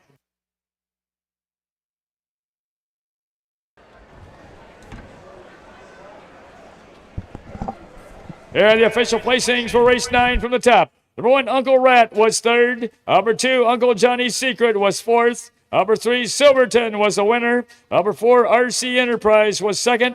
And number 5, Dublin's Date Night was 5th. Time of the first quarter was 29 and 3/5. The half was in 1 minute and 3/5. The 3/4 in 1:30 and 3/5 with a mile in 2:01. From the top it should read 3, 4, 1, 2, 5 on the bottom. The mile in 2:01. Just got a call when I was downstairs from Roger Houston. Okay. Drew Neal, 119th win that last race. What? For the season. 119 wins. Oh, my gosh. Surpassed Ronnie Gillespie's mark of 118. And we have 12 fairs to go. Holy smokes. So I didn't Drew realize is he probably had that going many. to I had no demolish idea. this record. Right. Easily probably another 15 to 20 wins, you would think, unless something happens. But Drew Neal picked up his 119th win right there. We are official 3-4-1. I think the try did pay $70 if anybody's interested Those in were that. the 2 betting favorites, and the exacta went uncovered. Oh. Oh. Huh. Hard to figure. Well, we're at a fair, Matt. Yeah, I We're know. At a fair. And I did talk to Eric from Mutuals, and he said they're betting very well. Yeah. Good. Good betting Good. night. The crowd's thinned out somewhat. It's just getting late, right? Yeah, it's Tomorrow, getting late. a lot of people are going to have to go to work. Can't blame them, but there's still a lot of people. Most definitely. I'm still not as feeling as claustrophobic as I was there Yeah. for a moment. I'm sure our mics actually picked up some of the conversation from around us because there were people everywhere. But that will do us for race number 9. I think we've got about 6 left. 10 coming up. 2-year-old Philly Pacers. Full field of 6. I think if you're following along with the program, the only change I do have is Stone Creek Girl. Nick Clegg is going to drive that one. Join me back here in just a moment. Doug and I will tell you about the field. The Ohio equine industry needs your help. I'm Scott Mogan, president of the Ohio Harness Horsemen's Association. With over 300,000 horses in Ohio, the economic impact of the equine industry in the state is over $2.8 billion. That means jobs that pump millions of dollars into the local economy and support thousands of families. For Ohio's equine industry to remain strong, we need to send a clear message to our legislators about the important role that the agricultural small businesses play in Ohio's economy. To do that, we need your help. PACER, the Political Action Committee for Equine Racing, helps support and inform on issues that could positively affect Ohio harness racing. Please consider a donation to PACER. To donate, visit our website at ohha.com or call 614-221-3650. Your donation will help keep harness racing strong in Ohio. Thank you for your support.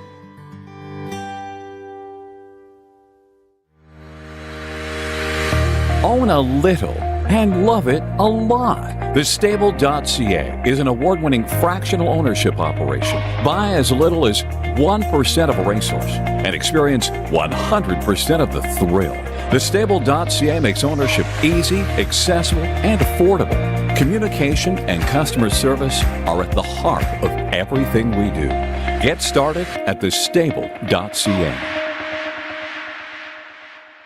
Hey kids, we invite you to join the Backstretch Buddies Club, a fun and free club for kids 12 and under who love horses and wants to be a part of harness racing in Ohio. Once you've signed up, you will be able to join Willie Winnett and exciting adventures and receive awesome surprises. Sign up today using the QR code. We are back here at the Fulton County Fair in Wauseon, Ohio. Fair Racing Conference action. On to the 10th. We have 15 to bring you tonight. We're back at it tomorrow night. I'll be calling the races at Hardin County Fair in Kenton Wednesday and Thursday. Post time each evening at 6.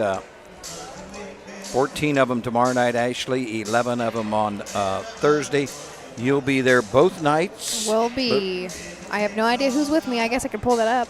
I can't keep track of much. How about, do you go to McConnellsville then? I do not. So I'm could just be in the office on Friday and then hope to be at Scioto on Saturday. So I'm going to take those days not at a county fair. And then I have no idea after that. I think I'm at Old Washington. I've put a lot of new fairs on my resume this year. So far, my favorite actually has been Burton. Burton was fantastic. The racing, not top-notch. The track's not the best, in the best shape. But the fair itself, I think that one's been my favorite. Have you ever been to Old Washington? I haven't. Have you? I think no. You can see it from I-70.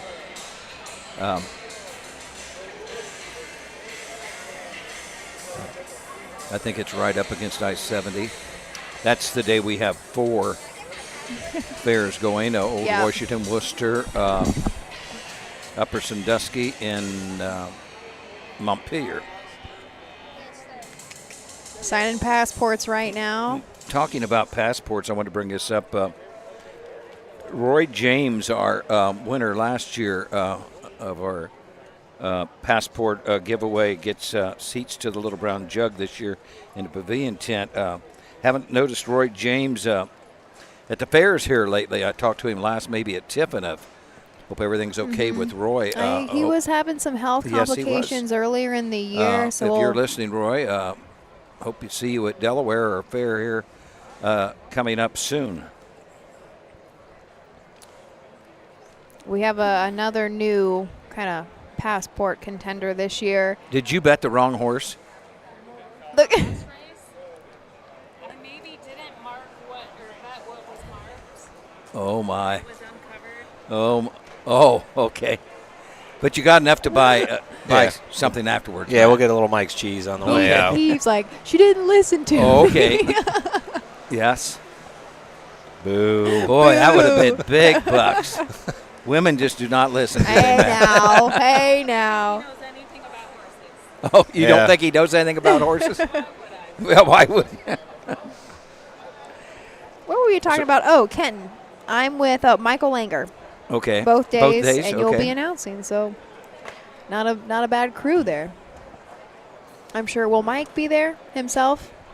Mike, this Webkenberg, yeah, yep, starting. Will be Mike there. and Becky. I think they go up there and stay. Okay. Where is Mike from? Farmersville, Eaton area. I don't really know the mailing address. I guess I didn't realize. Okay. Yes. I just know that he's and everywhere. Mike was across the state like you were. He would have been at Canfield. Yeah. Yep.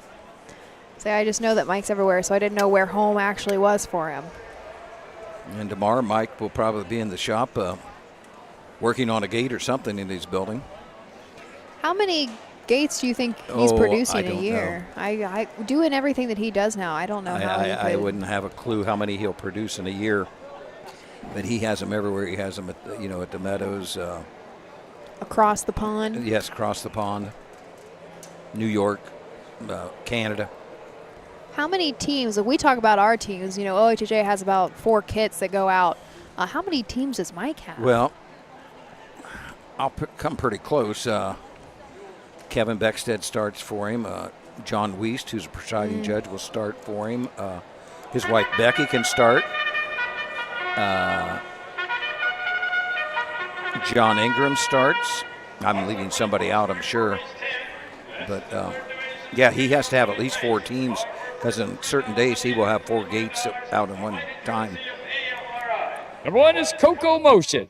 Owned by Hagerman Racing of Mount Vernon, Ohio. Trained by Herman Hagerman, the driver Emmanuel Miller. Number 2 is Stone Creek Girl. Owned by Kimber Clegg of Matamoros, Pennsylvania. Trained by Betty Clegg, the driver Nick Clegg. Number 3 is Speedy as Hill. Owned by Daryl and Jacob Baird of Mount Blanchard, Ohio. Robert Thebling of Brecksville, Ohio. Trained by Daryl Baird, the driver Jacob Baird. Number 4 is Racing Artist. Owned by Bill Webb of Defiance and Denny Miller of Archbold. Trained by Bill Webb, the driver Mark Hedworth. Number 5 is Gordy's Last Chance. Owned by Frederick Reed IV of Delaware, Ohio. Trained by Ron Stack, the driver Curtis Harper. And number 6 is Climate. Owned by L&L DeVisser LLC of Holland, Michigan. Trained by Joe Siegman, the driver Travis Siegman. Horses will take 1 long score and go to the gate. Mutual. Don't be shut out. Real quick, talking about the starter and different people that do things at the fairs. Our Mutual, this is a new tote board they got this year. You mentioned the Win Pool a while ago. We're at $403. That's a new tote board. Larry, I can't think of Larry's last name. He's from the Urbana area, St. Paris. Okay. He bought the photo finish off of Bob Nash. Oh, yes. Oh, I can't remember. We were just talking about him the Yeah. other day, actually. He's so sharp on things like this. He pretty much made that the electricals. That Really? tote board, yes. Wow. Cool stuff. It But takes it's- a lot of people to get these shows up Yes, and it running, does. doesn't Yep. it? Everything's got an interesting story. We better get to work here. The 1 Coco Motion, Manny Miller, Herman Hagerman, Jewel Bay Philly, but well said. Just a $3,000 purchase. Made $9,600 this year, 203 and 3 at Croton. Stone Creek Girl, Nick Clegg and Betty Clegg. This is a Pet Rock filly. Was a winner wire to wire, 2 back at Canton in 2:04 and 4. 17 starts, 4 wins, 5 seconds, 2 third place finishes. $22,222 made. Jacob Baird, the 3, Speedy as Hill. Daryl Baird trains. Jewel Bay Philly by Racing Hill has 8 starts, has 1 third, $2,297. Third place finish, 2 back at Hicksville, pacing a mile in 2:05 and 4. I did not do my job and watch the post parade. I'm not no, I sure was looking who's- for a driver too. Yeah. I'm going to guess. Was it? I'm he's going on to the guess. backside. I'm going to guess Mark Hedworth. That's just. He He's drives on the a lot. backside. I just can't see I who think that that is. might be Mark.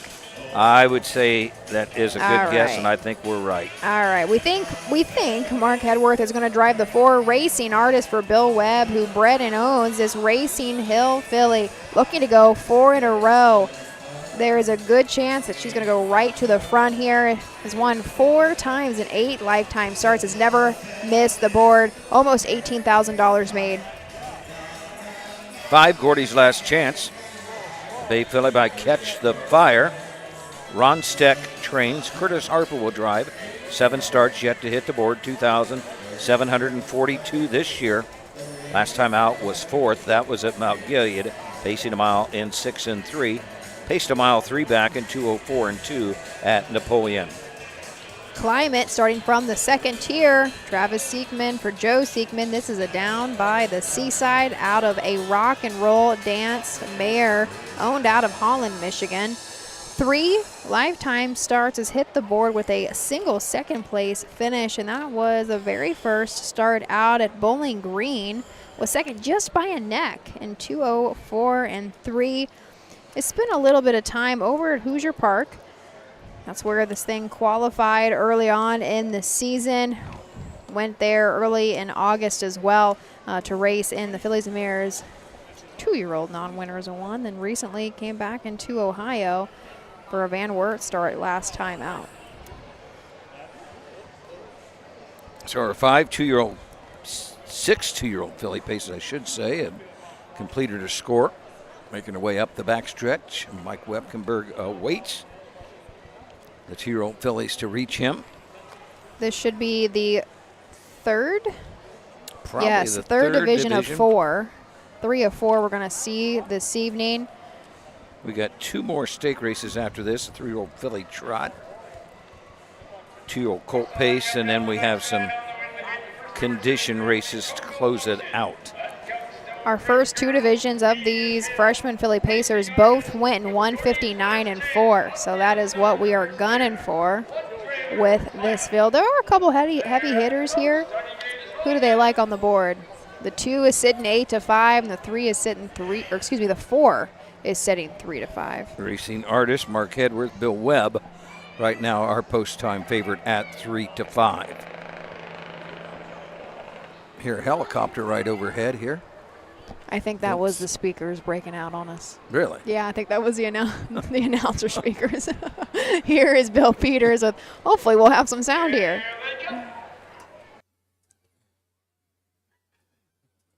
The year off and pacing the first horse away on the outside is Racing Artist. At the rail second is Stone Creek Girl. Moving up third is Speedy as Hill. Down at the rail fourth is Coco Motion. Dropping in there fifth is Climate. And the last horse is Gordy's Last Chance. As they make the turn now to head down the backside to race over toward that quarter-mile mark, Mark Hedworth has Racing Artist on top by 2 lengths. Charging up on the outside second is Speedy as Hill, driven by Jacob Baird. At the rail third is Stone Creek Girl, driven by Nick Clegg. Racing fourth is Coco Motion, driven by Emmanuel Miller. Fifth is Climate, driven by Travis Siekman. And the last horse, Gordy's Last Chance, driven by Curtis Harper. First quarter paced in 29 3/5 seconds. As they race around that upper turn to come down past the stands for the first time. Along the rail with the lead is Racing Artist. The horse pouring on the pressure on the outside second is Speedy as Hill. At the rail third is Stone Creek Girl. Coco Motion is in there fourth. Climate races fifth, and trailing is Gordy's Last Chance. Front 5 well bunched as they come to the half-mile mark. That's Racing Artist for the lead. On the outside, Speedy as Hill second. Stone Creek Girl at the rail third, followed by Coco Motion and Climate, and then comes Gordy's Last Chance. First half paced in 59 seconds. As they round the turn now to head down the backside to race over that 3/4 mile mark. That's Racing Artist with the lead. A link backside back on the outside second is Speedy as Hill. Stone Creek Girl is third. Fourth along the rail is Coco Motion. Fifth, now fourth, now third, now second, and going after the leader is Climate. Going to that 3/4 mile mark. That's Racing Artist at the rail. Climate on the outside pouring on the pressure. Stone Creek Girl is third, followed by Coco Motion on the outside fourth.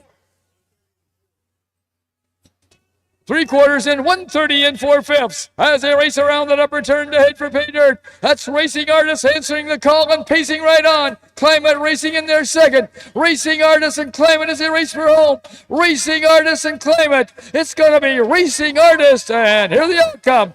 Climate up for place. Coco Motion gets up for show. A mile in 1:59 and 1/5. A touch faster than our other divisions. 1:59 and 1/5, actually 3/5 faster. 5th win. 4th in a row for Racing Artist. A homebred, Bill Webb and Denny Miller own. Jewel Bay filly by Racing Hill out of the Artistic Fellow Mare. Missed Artist. Mark Hedworth picks up the drive. 1:59 and 1, 29 and 3, 59, 1:30 and 4. And the winning time, 1:59 and 1. Second, the 6th Climate, Travis Siegman, who made a big move on the backside, picking him off 1-1, but couldn't quite catch our leader, Racing Artist. Third was the 1, Coco Motion and Manny Miller. And fourth, the 2, Stone Creek Girl. That is how I have them crossing the wire. Getting a little bit of chill right now. Yeah, it is. It's dark. It's starting to get real dark. There's nice lights on this track, though. Yes, it is. It is well lit. This is when I need Susan to tell us if Wauseon's ever gotten OHHA's capital improvement grant. Okay. Because we help put in a lot of track lights. Yes. For good reason. If fairs apply for it, of course, that means you have to race at night. We're not just going to put track lights out here if you race at 12 o'clock in the afternoon and want your track lights for your tractor pulls, right? But this is a nice little fair.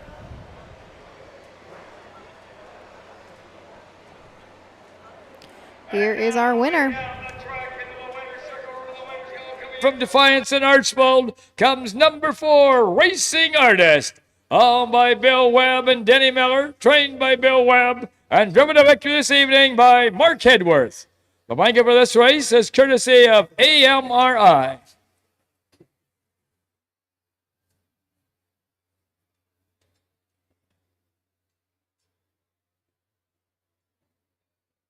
Let's have a big hand here for Denny Miller, Bruce Forker, Mark Hedworth, and Racing Artist, and the AMRI, the donors of the blanket.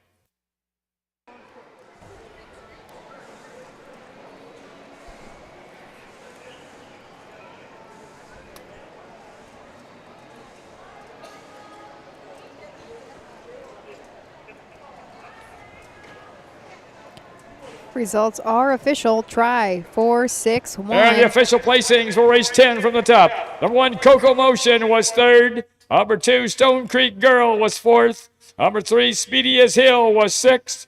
Number 4, Racing Artist was the winner. Number 5, Gordy's Last Chance was 5th. And number 6, Climate was 2nd.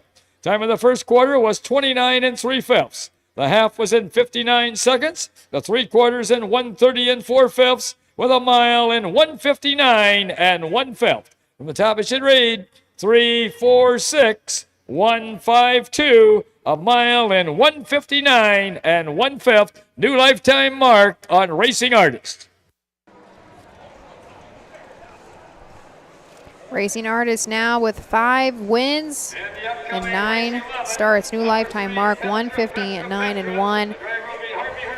The try goes 461, $163 returned. Getting towards the back of our program here. Race 11 and 15 up next. 3-year-old filly trotters, and I think this is the 3rd and final division.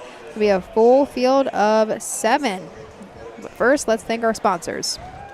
Dublin Valley Farms, home of Volstead's sire of 2024 Ohio Horse of the Year, Sugar Instead. Also standing at Dublin Valley Farms, Slay, a promising young son of Chapter 7 and Coach K Hanover by world record holder Walner. Looking for your next winner? Dublin Valley Farms and our clients are offering an exciting lineup of yearlings with current and fashionable pedigrees. Available at public auctions this year. Backed by a team that cares, Dublin Valley Farms, Fredericksburg, Ohio. When you need supplies for your horse, one name stands out: Big D's. Since 1976, Big D's Tack and Vet Supply has been the equine experts you can trust. Whatever your horse needs is available at Big D's Tack and Vet Supply. Visit the retail outlet in Streetsboro, Ohio, or order online at BigD'sWeb.com. Sign up for text messaging and receive $10 off your order. Big D's Tack and Vet Supply. The roots of harness racing are born at the county fair. For over 150 years, people have gathered to watch horses battle it out for fame and glory. Catch the thrills this summer at an Ohio Fair Racing Conference County Fair. The OFRC races at 22 fairs in 20 Ohio counties. Trotters and pacers put it all on the line to be called the best in the Buckeye State. The Ohio Fair Racing Conference, where the path to greatness begins. At Ohio State's Galbraith Equine Center, our veterinary champions are here for your champions 24/7, 365 days a year, providing advanced specialty care for sports horses from all stages and disciplines. Our expert team of boarded surgeons and sports medicine and rehabilitation specialists, together with veterinary cardiologists, internal medicine, and ophthalmologists, make our hospital your best resource for all sports horse performance issues. The Ohio State Veterinary Medical Center's Galbraith Equine Hospital. Call us today at 614-292-6661.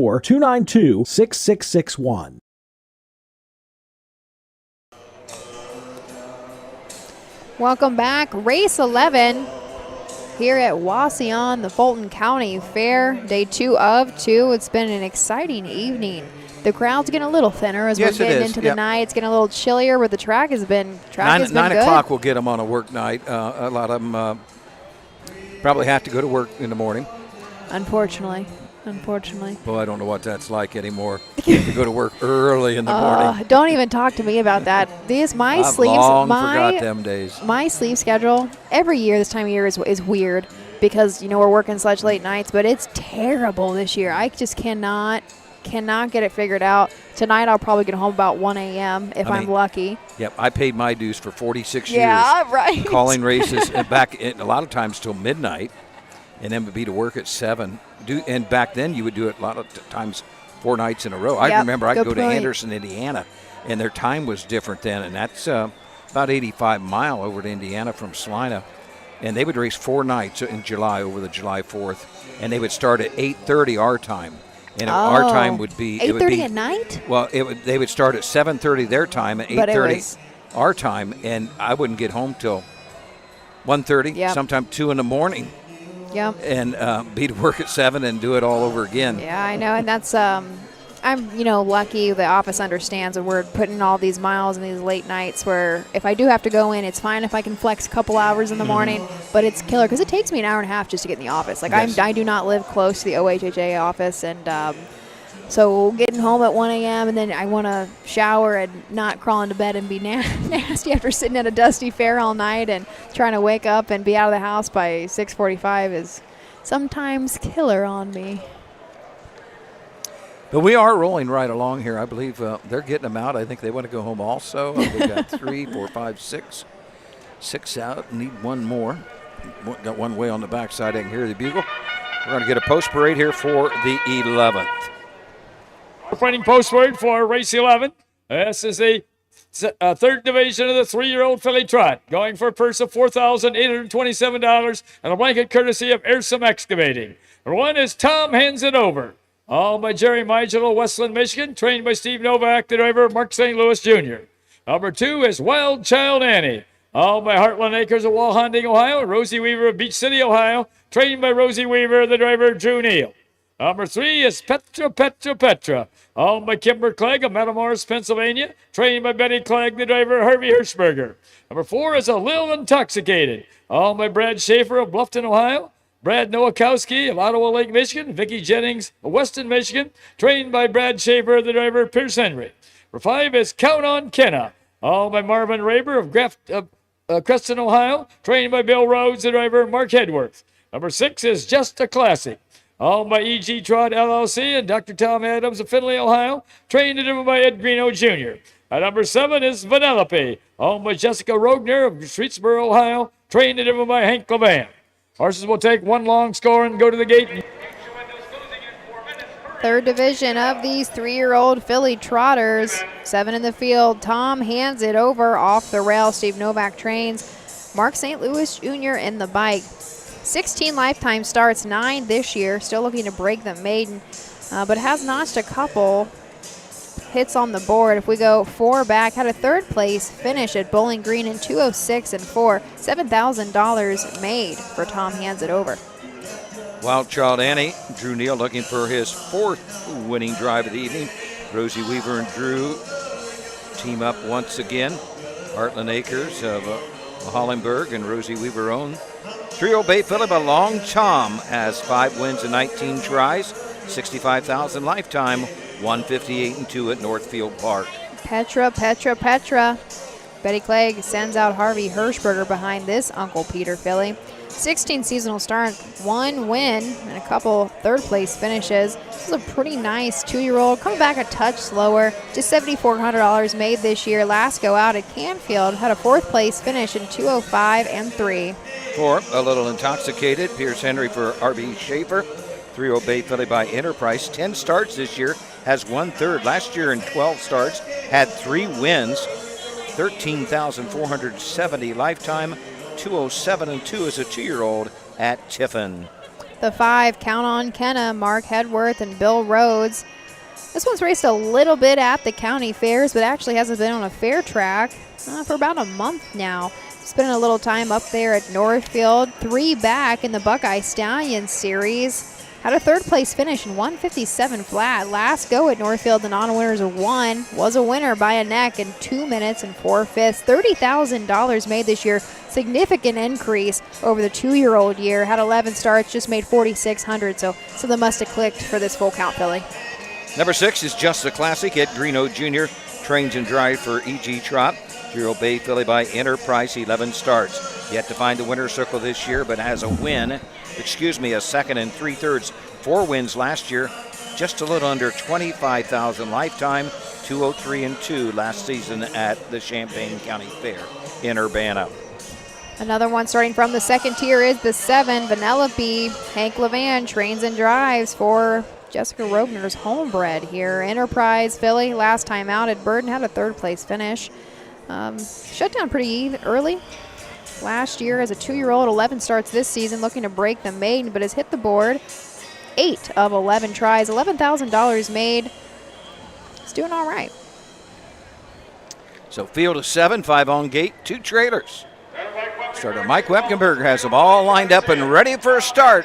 Let's send it up to Bill Peters to give us a call. A Little Intoxicated and Count on Kenna scoring in that order from the rail out in the first tier. 2 trailers, Just a Classic and Vanellope.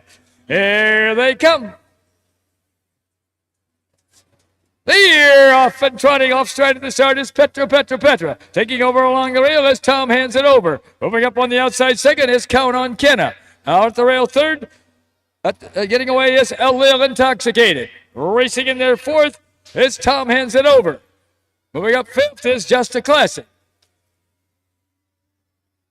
Off stride 6th is Petra, and farther back 7th is Vanellope.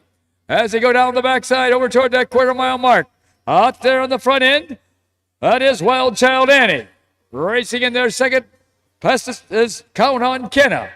Moving along 3rd is A Little Intoxicated. Moving up 4th is Just a Classic. Offside 5th is Tom hands it over. Then comes Petra, and Vanellope. First quarter was trotted in 30 and 4/5 seconds. As they race down toward the half-mile mark, that's Drew Neal and Wild Child Annie bringing the horses down to the half. Racing right there, close second is Count on Kenna, Mark Hedworth. 3rd is A Little Intoxicated. Just a Classic is 4th. 5th is Tom hands it over. 6th, Petra, the last horse, Vanellope. First half trotted in 102 and 2/5. As they round the turn now to head down the backside to race over that 3/4 mile mark. They've got to catch Wild Child Annie. The closest horse second is Count on Kenna. A Little Intoxicated is 3rd. Just a Classic is 4th. 5th is Tom hands it over. Petra 6th, and Vanellope trails. Going toward that 3/4 mile mark, the pace picks up a wee bit. That's still Wild Child Annie by a length and a half over Count on Kenna. At the rail 3rd, A Little Intoxicated. 4th and trotting up on the outside is Just a Classic. 3 quarters in, 134 and 1/5. As they race around that upper turn to head for pay dirt. That's Wild Child Annie now by about 4 lengths over Count on Kenna. Racing 3rd, A Little Intoxicated. As they race toward home, that's Wild Child Annie and Count on Kenna. It's going to be Wild Child Annie, and here the outcome. Count on Kenna up for place, up for show is A Little Intoxicated. A mile in 2:03.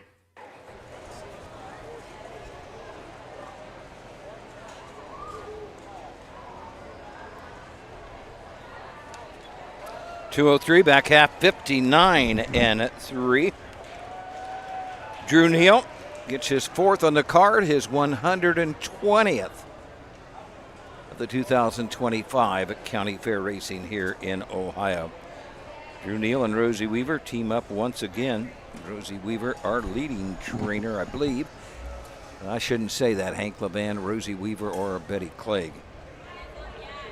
Heartland Acres, Rosie Weaver owned this 3-0 Bay filly by Long Tom. It was a $24,000 Buckeye Classic purchase 2 years ago. 6th win this year in 20 starts. Earnings now about $68,000 for Wild Child Annie. 2nd to 5, Count on Kenna. And 3rd to 4, A Little Intoxicated. 5 to 2, second choice, the 2, Wild Child Annie, sent off at the favorite. The 5, Count on Kenna, was sent off at odds of 3 to 5. Matt, we're getting a little chill in the air now. Cooling off. Yep. Still kind of a nice evening. It is a gorgeous evening. The crowd is really thinned out now. Yeah. 9 o'clock is going to get them on a weeknight. I think a lot of folks back but to work still, tomorrow. still a nice crowd. Oh yeah, yeah. Yep, I'm sure it was a really good week for any fairs that were going this week, weather-wise. I mean, it's just been perfect.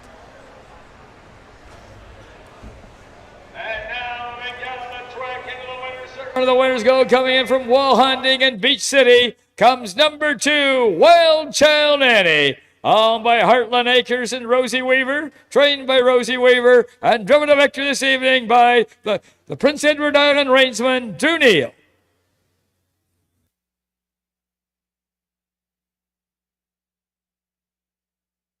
The blanket for this race is courtesy of Airsome Excavating.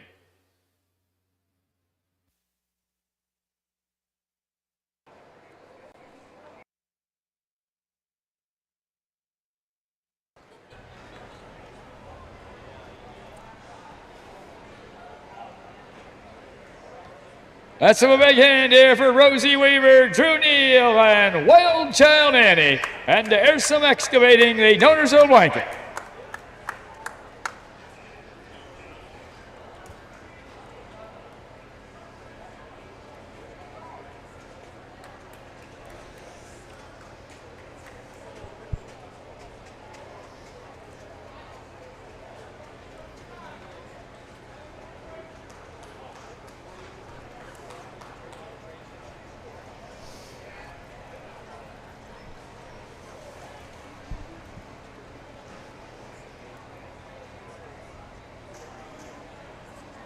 Nice little filly when she behaves herself. Had a little bit of trouble with the start. It seems like every other start now either runs at the start or wins. It's her 6th win in 20 tries. 13th career.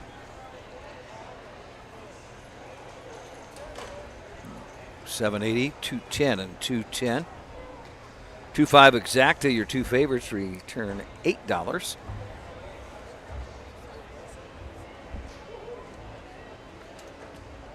We wait our official rundown from Bill Peters. 2.5 Quinella, $280. 2.54 Try, $36.40.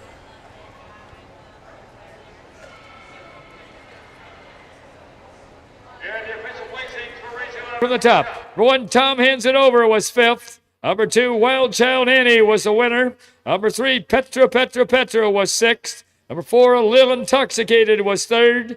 Number 5, Count on Kenna was 2nd. Number 6, Just a Classic was 4th. And number 7, Vanellope was 7th. Time of the first quarter was 30 4/5. The half was in 102 2/5. The 3/4 in 134 1/5, with a mile in 203. From the top, it should read 5:16, 3:24, 7 on the bottom. The mile in 203. In the upcoming race 12, number 2, Race On. The driver will be Hank Levan. 12th race up next, a 2-0 Colt Pace for $4,845. Hank Levan will drive the 2, Race On. Field of 5 for the 12th. We'll be back to take a look at them right after this.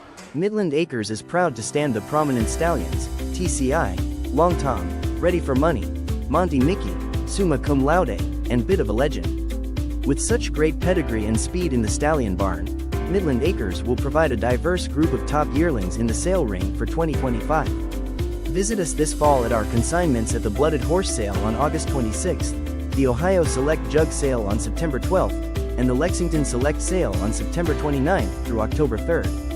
Let Midland Acres experience in the industry lead you to the winner's circle. With more than 300,000 horses in Ohio, the economic impact of the equine industry in the state is over $2.8 billion. Much of that value comes from standardbred horse owners, breeders, trainers, and drivers who participate in the sport of harness racing.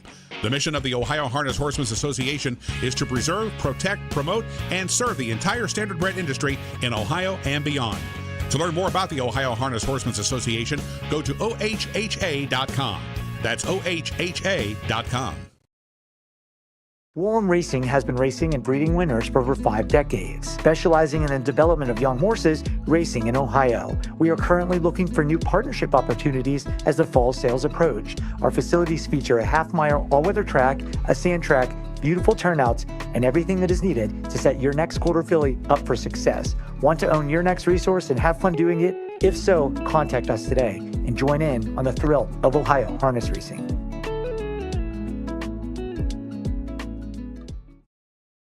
Have you heard about Bob? It's the Buckeye Owner Bonus, the Ohio Harness Horsemen's Association's new incentive program. The program is for people who purchase yearlings or retain their homebreds out of mares registered and eligible for the OHHA's Breeders' Award program at the upcoming 2025 sales. The total bonus will be 1/2 the amount designated for that year's Breeders' Award program. For more information about the Buckeye Owner Bonus, visit OHHA.com or call 614-221-3650.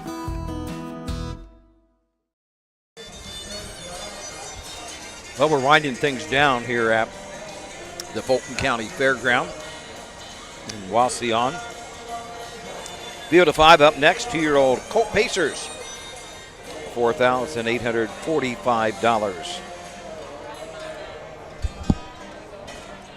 13th is a condition pace. 14th will be a 2-year-old filly, OCR's Ohio Fair Racing Conference State. We'll close it out with a non-winners in the 15th and final. As we mentioned, we're back at it tomorrow evening at the Hardin County Fair in Kenton. Wednesday and Thursday, post time each evening at 6 o'clock post. They moved it up this year at Kenton, normally 6:30, so if you plan to attend, it will be a 6 o'clock post. 14 of them tomorrow night, and 11 races on tap for Thursday. McConnellsville, I believe, goes Friday and Saturday. That takes us into the following week, a busy week where we have 4 fairs in one day, a week from tomorrow on a Wednesday. I believe it will be the 10th. We have Old Washington, Upper Sandusky, Montpelier, and Worcester all racing in one day. So that'll be a busy day for the Ohio Harness Horsemen's Association, as well as our starter, Mike Wepkenberg. He'll have a gate at all of those venues as well. 12th race, 2-year-old Colt Pace, as we said. Let's meet this field. The one leading Yankee, Manny Miller for Larry Foos. 2-year-old Brown Colt by Yankee Cruiser has 4 starts on the year, has 2/3. $2,648 on the year. Paced a mile, 2 back, and 2:02 and 2 at Hicksville. Hank Levan will take the reins on the 2, race on for Isaiah Shrake. This is a 2-year-old Bay, son of Western Vintage. 9 starts, has 5 seconds, $7,258. Last time out was second, pacing a mile in 2:06 at Canfield. Post word for race 12. That's the 3rd division of the 2-year-old Colt Pace. Going for a purse of $4,845 and a blanket courtesy of S&K Vinyl Graphics. 1 is leading Yankee, all by Phil King of Windham, Ohio, trained by Larry Foos, the driver Emmanuel Miller. Number 2 is Race On, all by Michael Sunland of Dalton, Ohio, trained by Isaiah Shrake, the driver Hank Levan. Number 3 is Dragon Shadow, all by Rosie Weaver of Beach City, Ohio, and Joe Yoder of Millersburg, Ohio, trained by Rosie Weaver, the driver Drew Neal. Number 4 is Smith & Western. All by Red Rock Racing LLC of Convoy, Ohio. Trained by Chad Williamson, the driver, Pierce Henry. At number 5 is Mama's Holy Tear. All by Nathaniel Baird of Mount Blanchard, Ohio. Trained by Darrell Baird, the driver, Jacob Baird. Horses will take one long score and go to the gate. Mute your windows closing in 4 minutes. Drew Neal will drive the 3. Dragon Shadow. Drew looking for his 5th winning drive on the card. Teal Brown go to the son of Fear the Dragon out of the Shadow Playmare. Barbara's Shadow has a win in 10 starts, 2 seconds, 2 thirds, $10,952. Had a qualifying market side of downs earlier in the year of 156-1. Last time out at Canfield, finished 3rd, pacing the mile in 2:04 2/5. Pierce Henry drives the 4. Smith & Western. Pierce looking for his 2nd winning drive. Chad Williamson. Red Rock Racing of Convoy owned, the 2-year-old bay colt by Western fame. Has 9 starts, 2 wins, 3 seconds, 3 thirds, $14,265. 2 back at Hicksville, a winner in 2:01. And rounding out the field, number 5, Mama's Holy Tear. Jacob Baird for Darrell Baird, the 2-year-old bay goat son of Western Tear. 8 starts, has 2 thirds, $3,403. 3rd place finish at Finley in 2:05 4, pacing the final quarter in 29-1. Let's look at the field. They complete their score. Starter Mike Wemkenberg on the backside awaits the 2-year-old colt Pacers. Wind is kicked up a little bit, Matt. The flags are flopping around there. Calling for a little rain here. Okay. Let's see, Thursday morning. I think there's kind of a front up north that's slowly moving its way in here. So should have a couple of real nice days here at the fair. 3 to, even money on the 3 and the 4. Dragon Shadow and Smith and Western.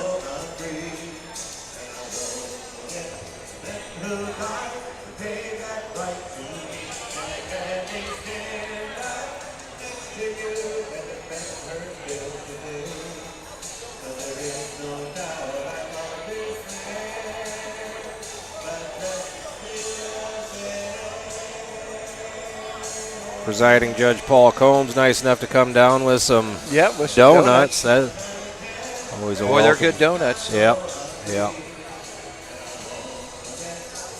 Now I hope, I saved one for Ashley. She went to grab a sandwich. I hope she doesn't force me to eat that. God, she better hurry. Yeah. Let's send it up to Bill Peters. Mike Wappenberg has them all lined up, and here they come.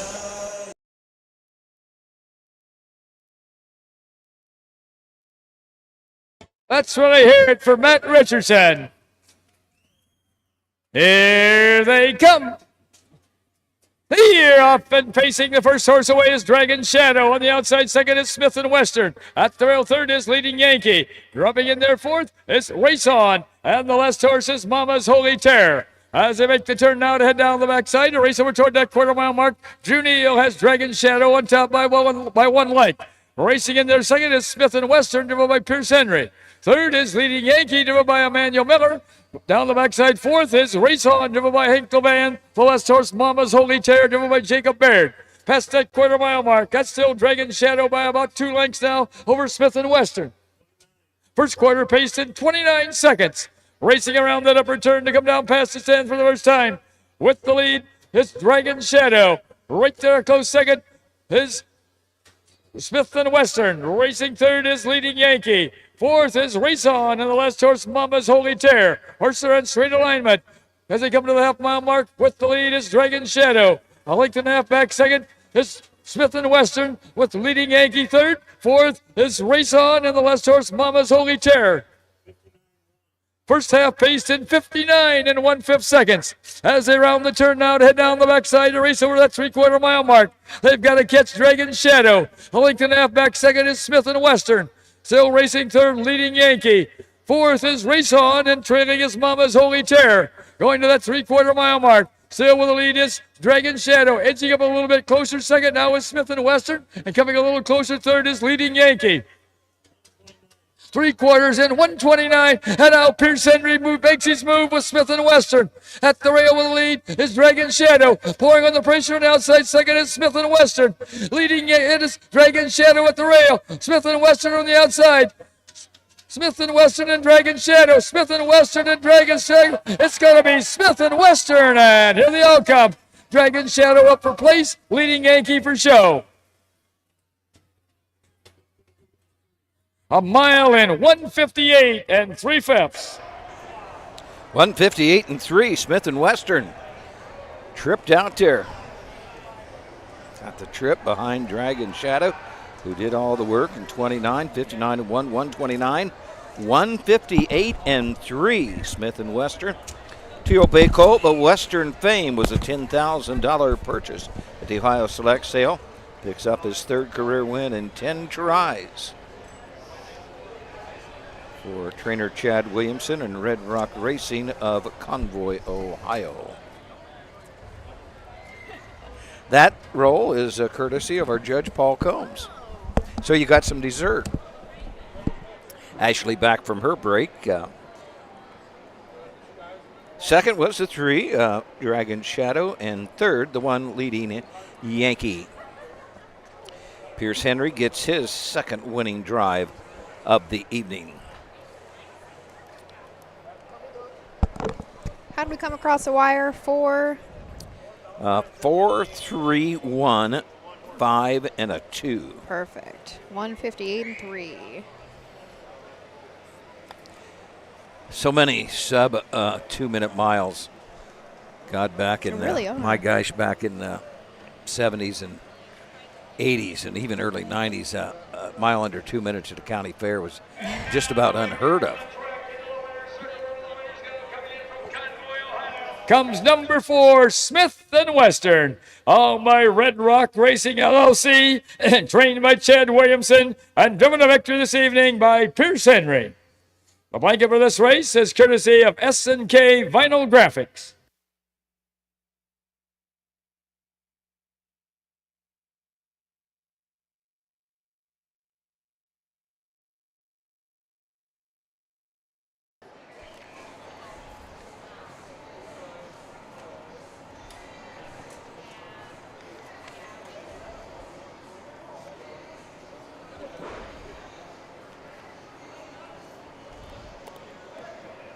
Let's have a big hand here for Smith and Western and all concerned, and the S&K Vinyl Graphics, the donors of the blanket. Here are the official placings for race 12 from the top. Number 1, Leading Yankee was 3rd. Number 2, Wauseon was 5th. Number 3, Dragon Shadow was 2nd.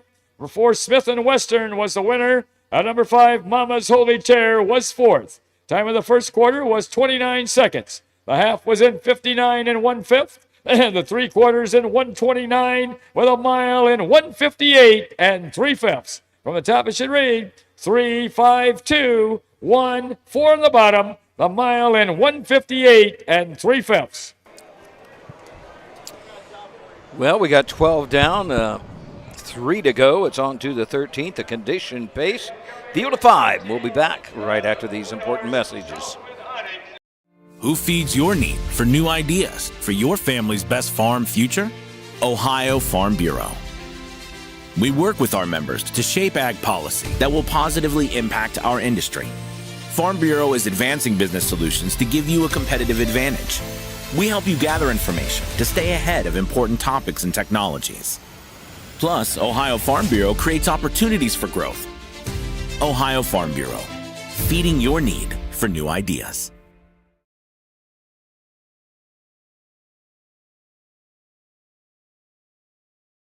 In Ohio, Hickory Lane Farm has the stallions you are looking for, like What the Hill, Uncle Peter, and In Range, as well as Branded by Lindy, Jug Winner Luz Pearlman, Racing Hill, and Guardian Angel Oz.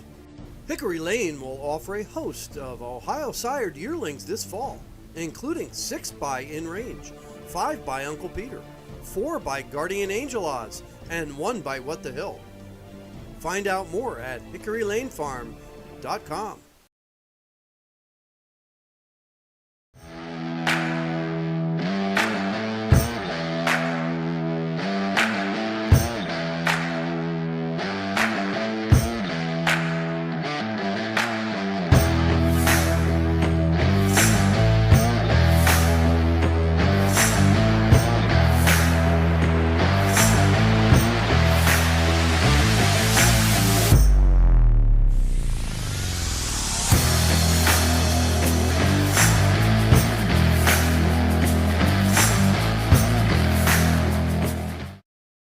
In Ohio, we know a thing or two about greatness. It's in our blood. It's in our horses. Ohio Standardbreds are built to win, racing for nearly $23 million in Ohio Stakes races. See Ohio's top yearlings at the Ohio Selected Jug Sale Friday, September the 12th at the Pickaway County Event Center. Show day is Thursday. Experience the thrill and invest in the future with the Buckeye Owner Bonus. Eligible Ohio sired yearlings get a bonus after their 2- and 3-year-old racing season. Learn more at OhioHarnessHorseBreeders.com. Thanks for joining us all evening here. Wauseon, the Fulton County Fair, race 13. We are not quite to the penultimate. We have a total of 15 tonight. We're going to head into an overnight. Non-winner is a $5,000 in 2025. Also eligible, non-winners of $1,000 since July 15th of this year. We also have another eligible, a $4,000 claimer. Yep, he's eligible but for the $4,000 claiming tag. That's the one Southwind Onyx. He a winner of $340,000 in his career, so you could claim him tonight for $4,000. Say we were just talking about the 6 claimers. This horse raced, well, the one horse raced in that at Scioto Downs.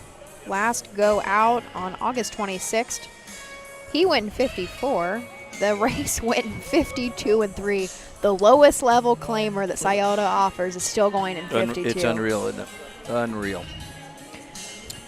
Talking about, these miles under 2 minutes at the county fairs anymore. It's about like miles under 2 minutes at the county fairs, about like miles now on your bigger tracks, 5/8 mile tracks and that for sure, and mile tracks of under 150. It's nothing to see 3 or 4 in a card. Scioto this year? Are you kidding me? I couldn't begin to tell you how many miles they would have under 150. I bet it would boggle your mind. Oh, yeah. What did By the Missile go in? 47 in a piece? It was 47 and something, yeah. And that's a Scioto Downs. Not even like Red Mile, not the would Meadowlands. I'm just going to go out on a limb, and I might be way off. I'd have to think I'd be close. They probably have, I bet 75 miles under 150. I don't know. We should definitely look into that, though. That would be. It's such common face now. It's nothing anymore. I cannot believe it. I think I remember our red horse, so Rose Run Ulysses. His lifetime mark is in 150, but he's had the best beaten time. He's gone in 49, and I don't think he's gone in 48. But I just remember that being a big deal. He didn't even win. Yep. And that was just a huge deal for us, and my family's been very fortunate, had some really nice horses, but I just remember being so excited that he broke that sub 150 mile, and now it's commonplace. It is unbelievable what these things are doing now, and are breeding every year. It's in Ohio, better and better. Yes. I say as a breed, absolutely throughout the country, but especially as Ohio, down by the seaside, put us on the map when it comes to Grand Circuit horses, and now that was just the start of it, right? Yes. Well, we await the post parade for our 13th.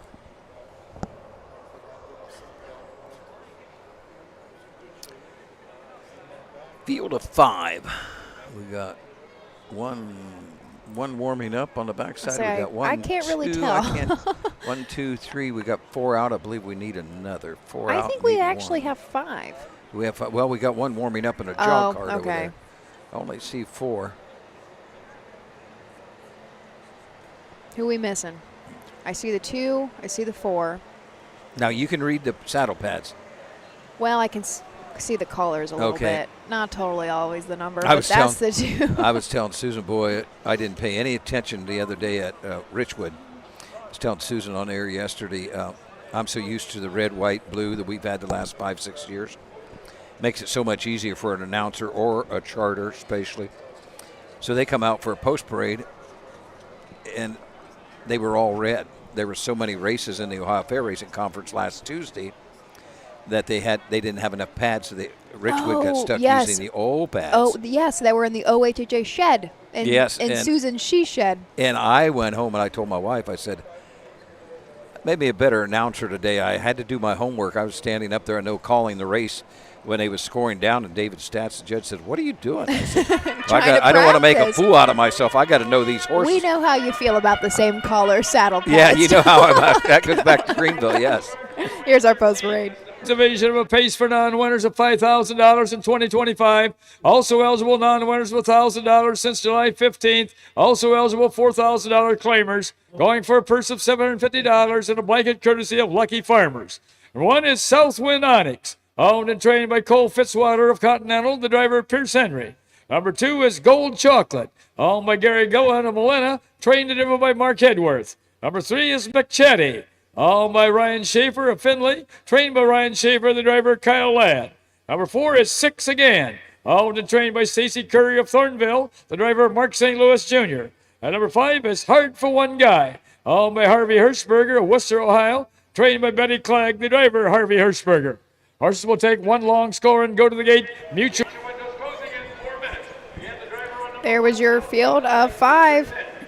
Pierce Henry now to drive the 1, Southwind Onyx for Cole Fitzwater. This is a 10-year-old black gelding by Better's Delight. 15 starts on the year, 4 wins, and $15,000 made just this season alone. 2 back at Northfield and a 5-claimer was a winner and won 55-3. Start before that, though, at Scioto Downs.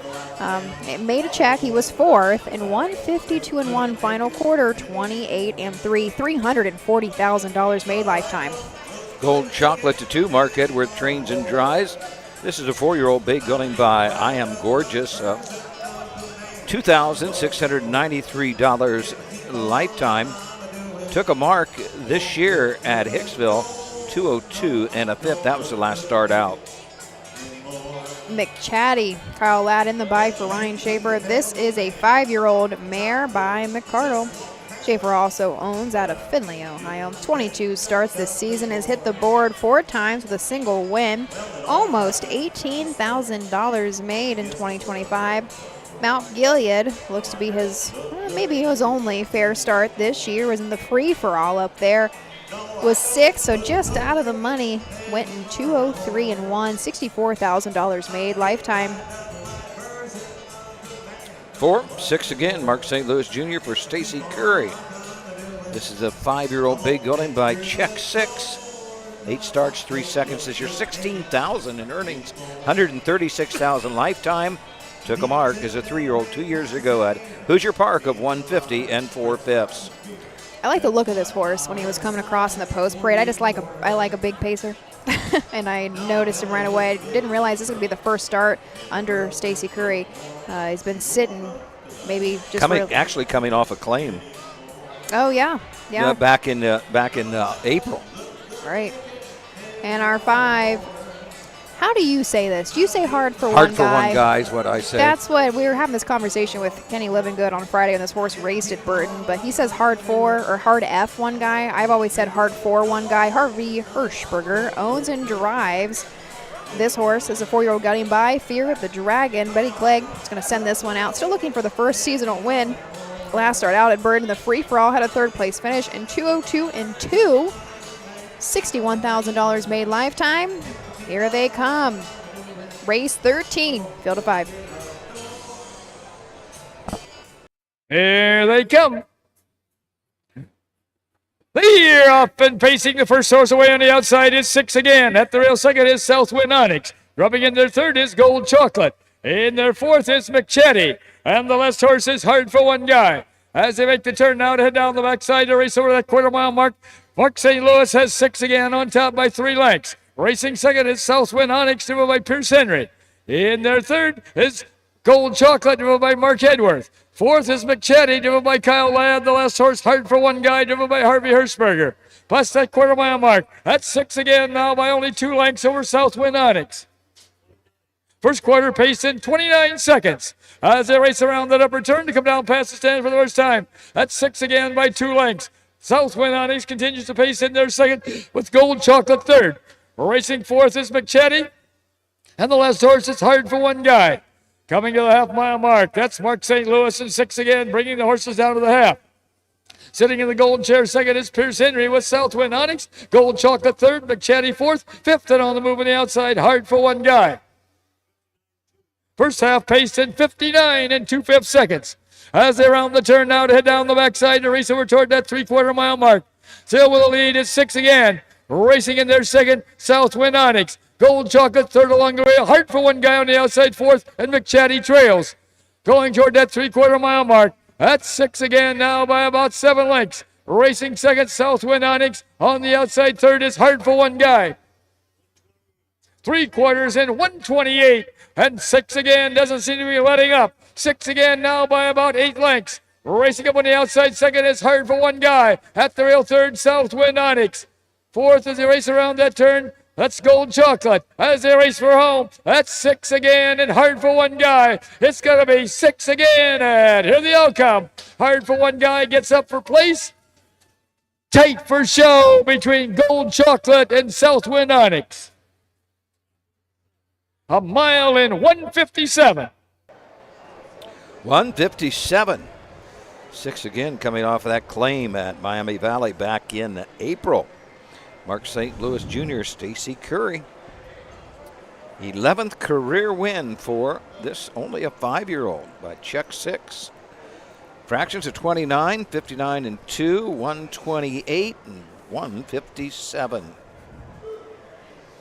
Kind of showed us there why he was racing in the 30 claimers at Miami Valley earlier in the year.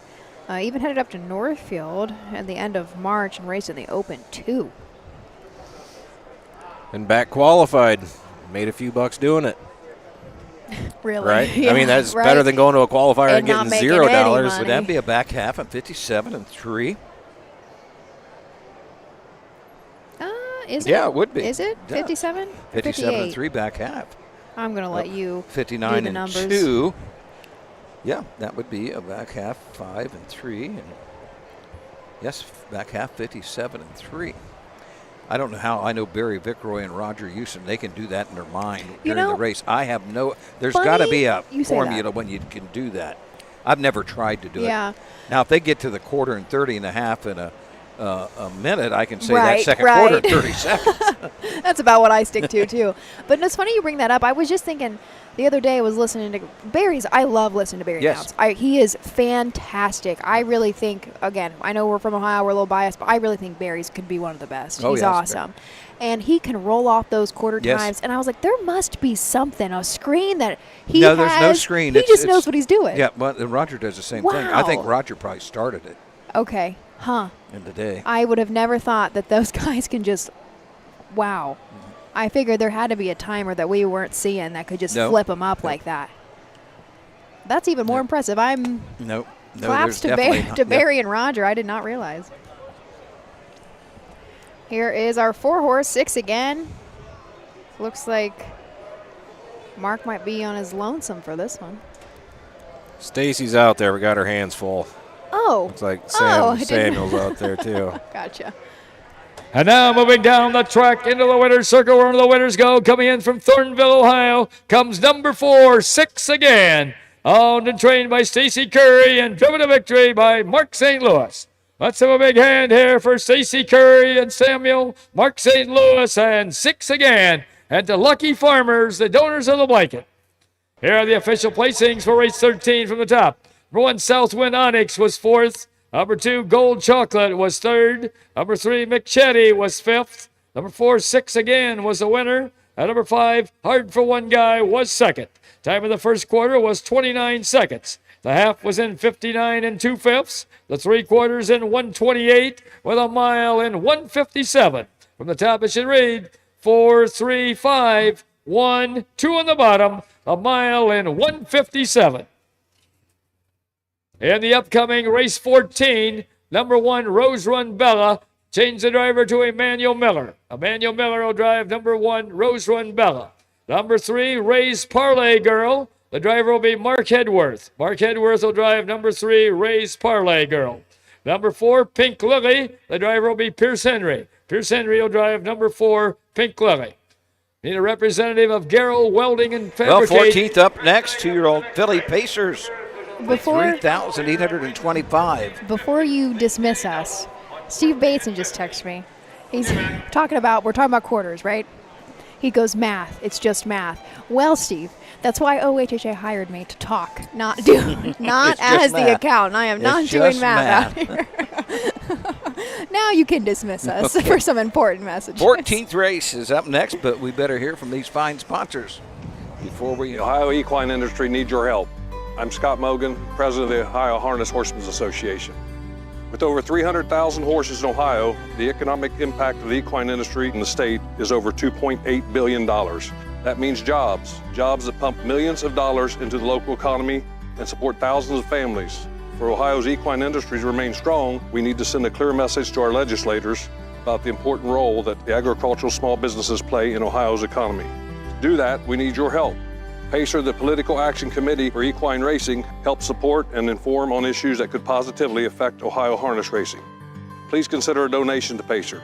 To donate, visit our website at ohha.com or call 614-221-3650.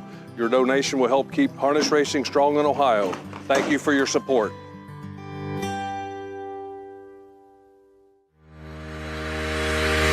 Own a little and love it a lot. The Stable.ca is an award-winning fractional ownership operation. Buy as little as 1% of a racehorse and experience 100% of the thrill. The Stable.ca makes ownership easy, accessible, and affordable. Communication and customer service are at the heart of everything we do. Get started at thestable.ca. Dublin Valley Farms, home of Volstead's sire of 2024 Ohio Horse of the Year, Sugar Instead. Also standing at Dublin Valley Farms, Slay, a promising young son of Chapter 7 and Coach K Hanover by world record holder Walner. Looking for your next winner? Dublin Valley Farms and our clients are offering an exciting lineup of yearlings with current and fashionable pedigrees. Available at public auctions this year. Backed by a team that cares, Dublin Valley Farms, Fredericksburg, Ohio. Headed into the penultimate race, 14 of 15. Up next to wrap us up with the 2025 Fulton County meet. A field of 6. Rose Run Bella. Manny Miller going to drive for Herman Hagerman. This is a 2-year-old Bay filly, but down by the seaside. She a $22,000 purchase, 8 wins, has 1 second, $11,767. Qualifying mark outside of downs of 154 and 4. Drew Neal to drive for Ryan Miller. The 2 Ever Lather. This is a lather up filly, of course, out of McEver, the McCardle mare, owned by a Miller Racing. Gilbert, Roger Miller, Bankley. There's a lot of people in Amazing Racing. There's a lot of owners on this one. 5 lifetime starts. Still looking to break the maiden, but has hit the board a total of 3 times. Last go at Van Wert did have a 3rd place finish in 2:03 and 2. Taking a look further back into her lines, at Sayuda and a 2-year-old non-winner is a 1. Although she was out of the money, still paced her mile in 157 and 2. Final quarter 29 and 2. $3,300 made. Originally a purchase of $27,000 from the Buckeye Classic. Mark Edward will pick up the drive in the 3. Ray's Parlay Girl. Bill Webb trains, owns. This is a homebred. 8 starts, has 1 second, 1/3, 4,652. 2 back finish, second, pacing a mile 2:04 and 2 at Hicksville. Doug, I have to say, I don't know Bill Webb very well, but does he only race his homebreds? Does he not? That was going through my mind when everything that I've read, he's mainly up in this circuit in the northern part. And especially tonight, it really caught my eye. It's all homebreds. Must be. The 4 Pink Lily, Pierce Henry to drive this Rockin' Amadeus, owned at Mount Pelier, Ohio, not too far away. 8 lifetime starts, 2 wins, 1 second, 1/3. The last win did come wire to wire at Napoleon in 2:01 and 3. Almost $10,000 made for this homebred, really. Jason Elser did breed, does train, and Shelley now owns. 5, Girl Anna Cash, Ryan Stahl trains and drives. Watson Harness of Tiffin and KJ Stuckey at Tiffin, W.A. Hart and K.L. Brown own the 2-year-old Bay Fillies by Catch the Fire. She a $12,000 Ohio Select purchase. 8 starts, has 2 seconds, 1/3, $7,831. We'll take a look at the 6 Miso Fine right after this post parade. 4th division of the 2-year-old filly pace, going for a purse of $3,825 and a blanket courtesy of Garrow Welding and Fabricate. Number 1 is Rose Run Bella, owned by Hagerman Racing of Mount Vernon, Ohio. Martin Yoder of Mount Eaton, Ohio, trained by Herman Hagerman. The driver is Emmanuel Miller. Number 2 is Ever Lather, owned by Miller Racing Stable and Chris Gilbert of Greenville, Ohio. Roger Miller of Archville, Ohio. Jeff Banke of Fremont, Indiana. And Basing Racing Stable, Middle Point, Ohio, trained by Ryan Miller. The driver, Drew Neal. Number 3 is Ray's Parlay Girl, owned and trained by Bill Webb of Defiance. The driver, Mark Hedworth. Number 4 is Pink Lily, owned by Shelley Elser of Montpelier, trained by Jason Elser. The driver, Pierce Henry. Number 5 is Girl Anna Cash, owned by Watson Harness Racing, Kendall Stuggy, and K.L. Brown of Tiffin, Ohio. Billy Hart of Carmel, Maine, trained and driven by Ryan Stahl. And number 6 is Me So Fine, owned by Winchester Bay Acres Incorporated of Orlando, Florida, trained and driven by Hank Levan. Horses will take one long score. Rounding out the field from the second tier, Me So Fine. Hank Levan trains and drives for Winchester Bay Acres of Orlando, Florida. This is a Me So Fast out of Safe from Terror, Western Terror mare. 14 lifetime starts, 5 wins, 3 seconds, 4 third place finishes. It's made over $20,000 in those starts. Last go was at Mount Gilead. Looks like pretty much sat the pocket. Ended up winning by a little over a length in 2:02 and 4. A few back at Salina, though. Did go a mile in 1:59 and 4. Had a third place finish there. But still wanted to mention we got that sub 2 minute mile in there. So there you have a look at the field. They're completing their score. 3-5 on the 6 Miso Fine. The homebred, Winchester Bay Acres. I'm sure Susie Tell might be watching if she's in Orlando, Florida. You don't know if she's in Columbus or in Ohio or in Florida, but most likely she's in Florida as we speak. Doug, do you have any plans to go to Florida this winter? Just playing it by ear. No, we'll be going to Florida in hopefully 1st of November. Now, where do you go? Sebring area, right in the middle of the state. Avon Park is actually the name of our town. How long you been snowbirding down there? That's what it's called, right? When you snowbird. Yep. This will be our.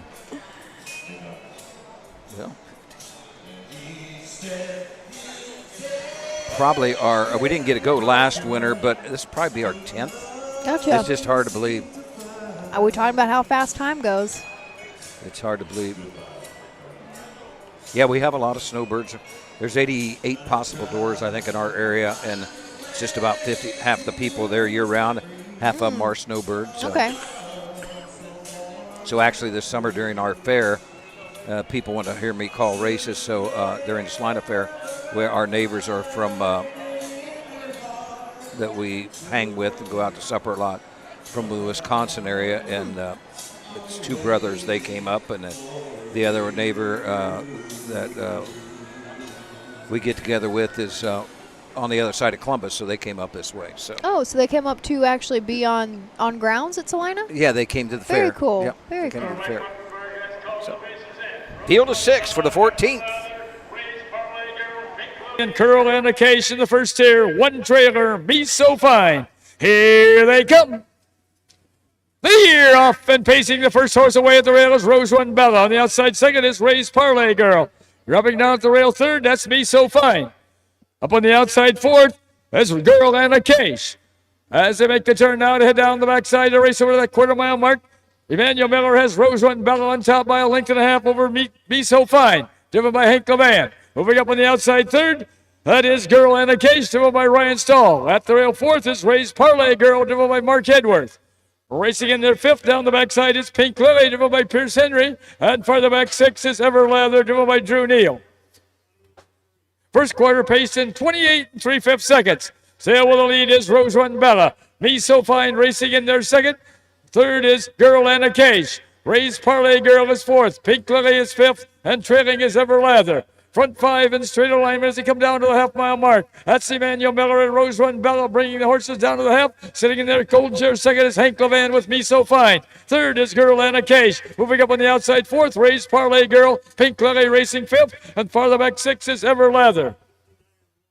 First half paced in 59 and 1/5 seconds. As they round the turn now to head down the backside to race over that 3/4 mile mark. The one to catch is Rose Run Bella. The closest horse second is Me So Fine. Girl Anna Cage right there third. Ray's Parlay Girl 4th. Pink Lily 5th. And then comes Everlather. Going toward that 3/4 mile mark. That's still Rose Run Bella by a length and a half over Me So Fine. Still racing third is Girl Anna Cage with Ray's Parlay Girl 4th. First 3/4 in 129 and 3/5 as they race around that upper turn to head for pay dirt. That's still Rose Run Bella with the lead. Me So Fine second. Girl Anna Cage ranges up on the outside third. Has less than an 1/8 mile to go. Rose Run Bella and Me So Fine. Rose Run Bella, Me So Fine closing fast on the outside. Rose Run Bella and Me So Fine. Rose Run Bella and Me So Fine. It's Rose Run Bella. Me So Fine up for place with Girl Anna Cage for show. A mile in 2 minutes. 2 minutes flat. Rose Run Bella went off 9-1. $20 winner there. Yeah. Notches the very first lifetime victory. Tell you what, Manny Miller and Herman Hagerman, that's about like a Drew Neal and a Rosie Weaver. Pretty good combination there. Manny Miller gets, let's see if probably his third winner of tonight's races. I'd say third for both Manny and Herman. I think they've teamed up all night, right? I think both of those, all three of those wins have come as a pair. 2-year-old Bay Filly by down by the Seaside, a $22,000 Ohio Select purchase. Talking about Ohio Select, that will be coming up a week from Friday, the 12th of September. Holy smokes. Wow, Will you be at the sale that day? I don't know. I have tentatively off because I would like to go to just not work and to be there. I just like that is I don't buy 2-year-olds because I can't afford in my life right now a 2-year-old. But I just like the atmosphere. I like hanging out. I'm going to try to get it done just to hang out, but at the same time, you know. Yeah, I'd love to go to those horse sales. And the great auctioneer there, I'd love to be one of those auctioneers. I think his name's Danny Birdwell. Okay. That would be my dream job. Boy, one of those auctioneers like at Keeneland or you're like at the Ohio Select. I think his name's Danny Birdwell. He's very good. Have you ever tried it before? No, you know, I was enrolled when I was a senior in high school, but I never went through with it. Eaton, Ohio, comes number 1, Rose Run Bella. Owned by Hagerman Racing and Martin Yoder, trained by Herman Hagerman, and driven to victory this evening by Emmanuel Miller. The blanket for this race is courtesy of Garrow Welding and Fabricate.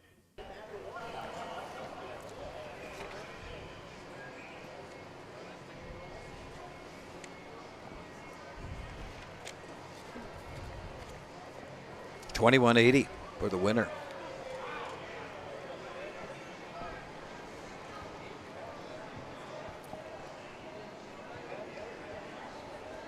Let's have a big hand here for Herman and Morgan Hagerman, Emmanuel Miller, and Rose Run Bella, and the Garrow Welding and Fabricate, the donors of the blanket.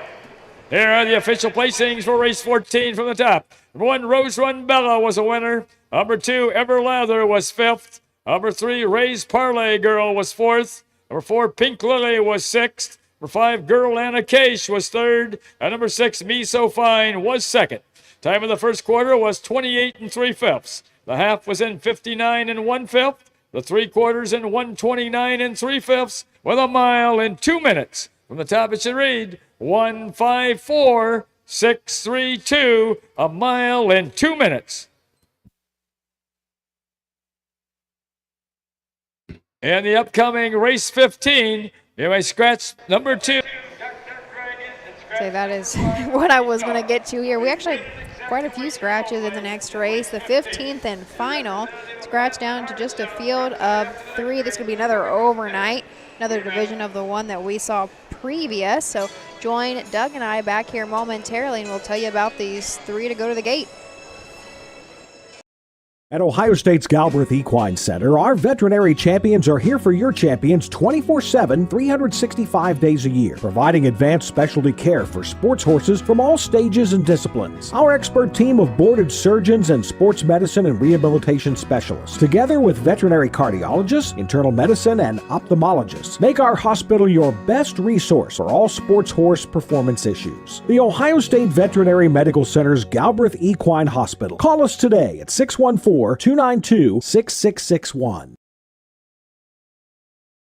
When you need supplies for your horse, one name stands out: Big D's. Since 1976, Big D's Tack and Vet Supply has been the equine experts you can trust. Whatever your horse needs is available at Big D's Tack and Vet Supply. Visit the retail outlet in Streetsboro, Ohio, or order online at BigD'sWeb.com. Sign up for text messaging and receive $10 off your order. Big D's Tack and Vet Supply. Cool Winds Farm is one of Ohio's premier standardbred breeding farms. Cool Winds stands the popular Dancin' Yankee, jug winner Southwind Aussie, and the royally bred Western Fame. Cool Winds Farm is proud to present our yearling consignments at the Ohio Selected Jug Sale at Pickaway on Friday, September 12th, and at the Standardbred Horse Sale in Harrisburg during the Cool Winds of November. Hey kids, we invite you to join the Backstretch Buddies Club, a fun and free club for kids 12 and under who love horses and wants to be a part of harness racing in Ohio. Once you've signed up, you will be able to join Willie Winnett and exciting adventures and receive awesome surprises. Sign up today using the QR code. I feel like it's been a couple long days for Doug and I. We had 16 of them yesterday at Van Wert, 15 tonight, but Matt Richardson is at both places. Matt Richardson has been singing at both places, so that's 31 races. Yes. He does at least 2 songs in I between thought of that each race. earlier. I thought His voice has got to be getting I a little thought of tired. that halfway through the program tonight. I cannot for the life of me remember how many races I had yesterday at Canfield. I think you I just had a remember dozen. I had 12, and I know that I had a 4-hour drive home, but I could not remember how many we sat through there. What a beautiful evening, though, it has been up in Fulton County. We had great racing. There's quite a history here of Horsemen. We said that we don't think anybody trains here year-round anymore, right, Matt? Right, I don't believe they do anymore. I'm going to tell you, this night of racing here, I don't want to mention a lot of fairs, but this has to be right up there with a lot of the best racing in the state. Yeah, I would agree. I mean, you can't control. I hate to see a 4-horse field, but when you have 8, on a half-mile track anymore, the colts, they split them, and you have 4 and 4 most of the time, and sometimes 4 and 5 because you definitely can't go with 9. But it's just the entries are just right where you have 7 and 8 in a race. Yep. And that's what the fans like to see. And it's been a great night of racing. They certainly didn't disappoint tonight. I think the bank turns here really help too. The horses seem to have a little easier time coming from off the pace here and can be a little closer into contention coming into the stretch.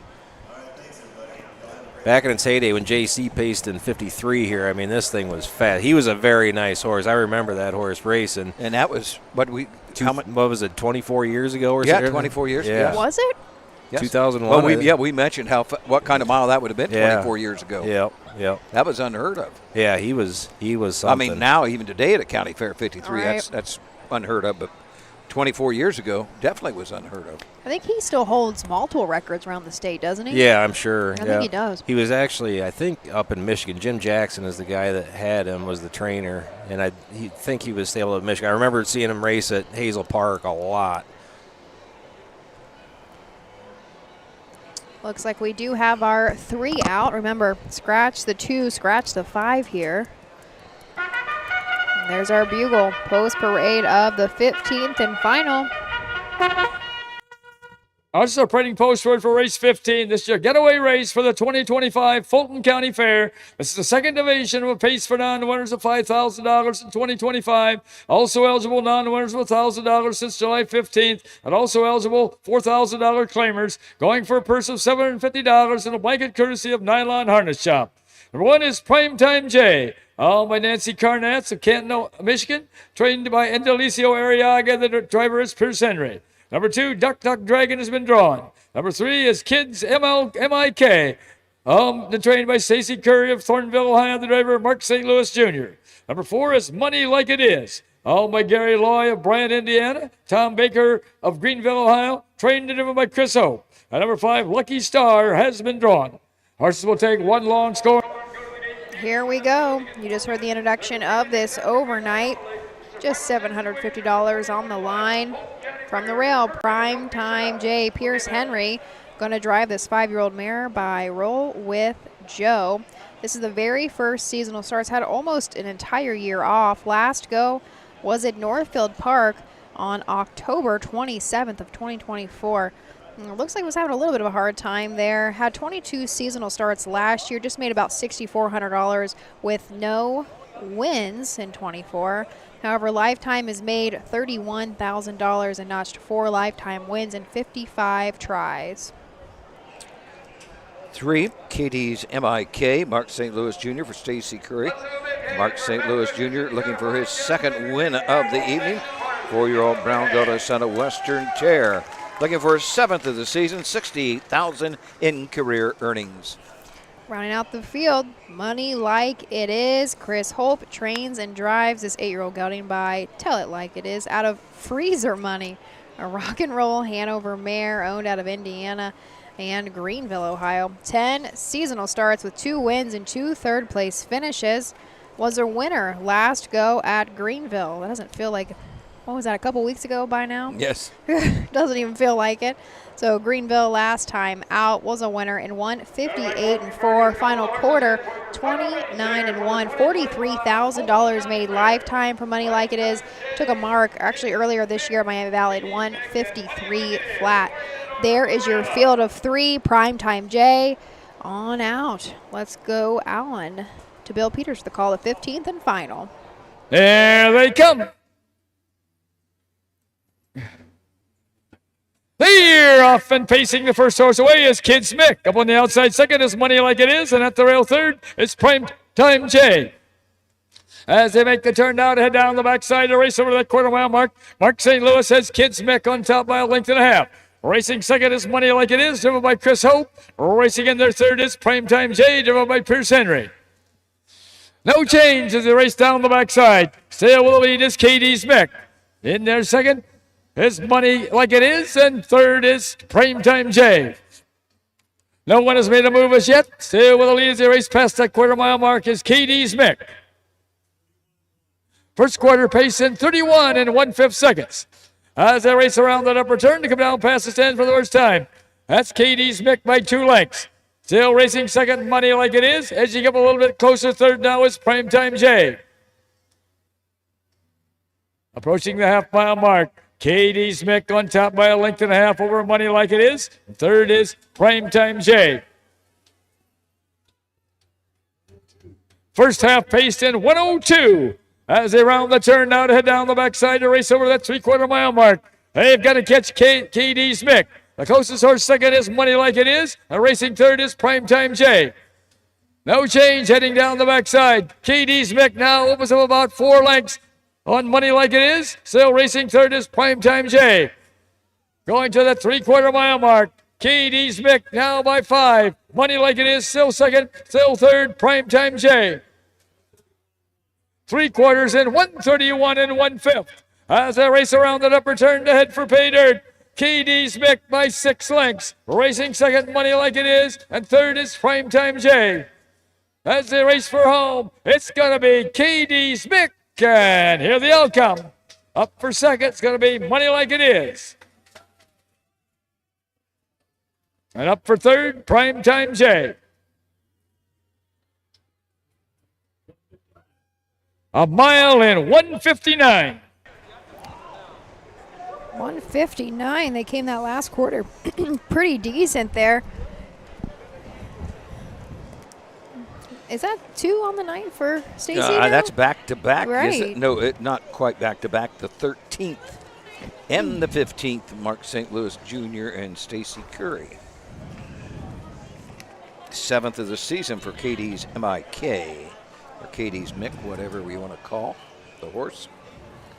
It's another one that's had quite a bit of time off. Last start was the end of May on the 29th at Scioto. Scratch sick after that, just been hanging out.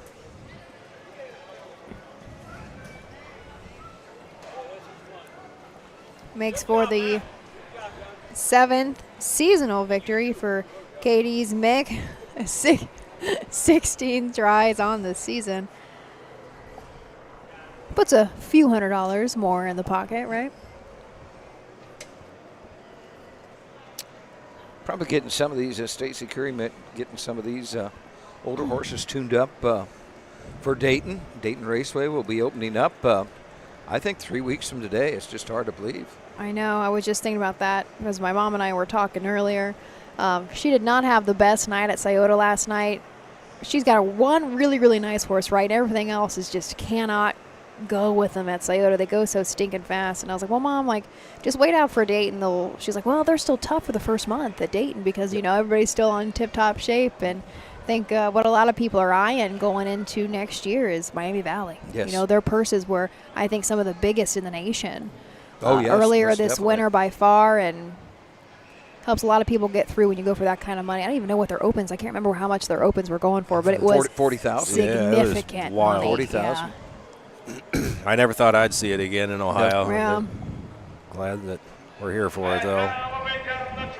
Winner's circle, where the winners go. Coming in from Thorntonville, Ohio, comes number 3, K.D. Smith. Owned and trained by Stacy Curry and driven to victory this evening by Mark St. Louis Jr. The blanket for this race is courtesy of Nylon Harness Shop of Lima. Let's have a big hand here for Stacy Curry and Samuel, Mark St. Louis, and K.D. Smith. And to Nylon Harness Shop, the donors of the blanket.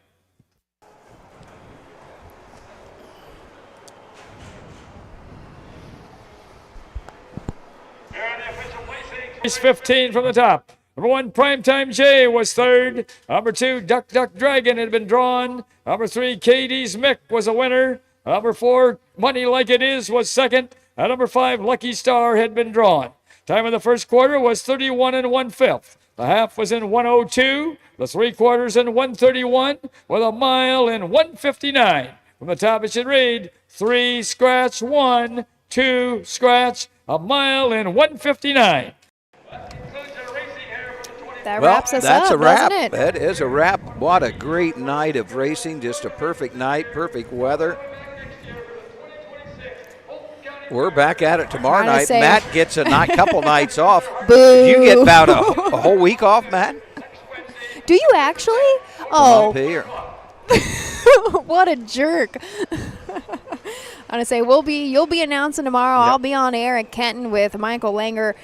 Post time is 6 p.m. the next couple of days, and I don't even know what other fairs are going. But if you ever can't find us, make sure you head on over to the YouTube channel, Ohio Harness Horsemen's Association. They'll always be live up there. Well, that's going to wrap it up for Ashley Daly, Matt Clark, Doug Ballinger. So long from Wauseon.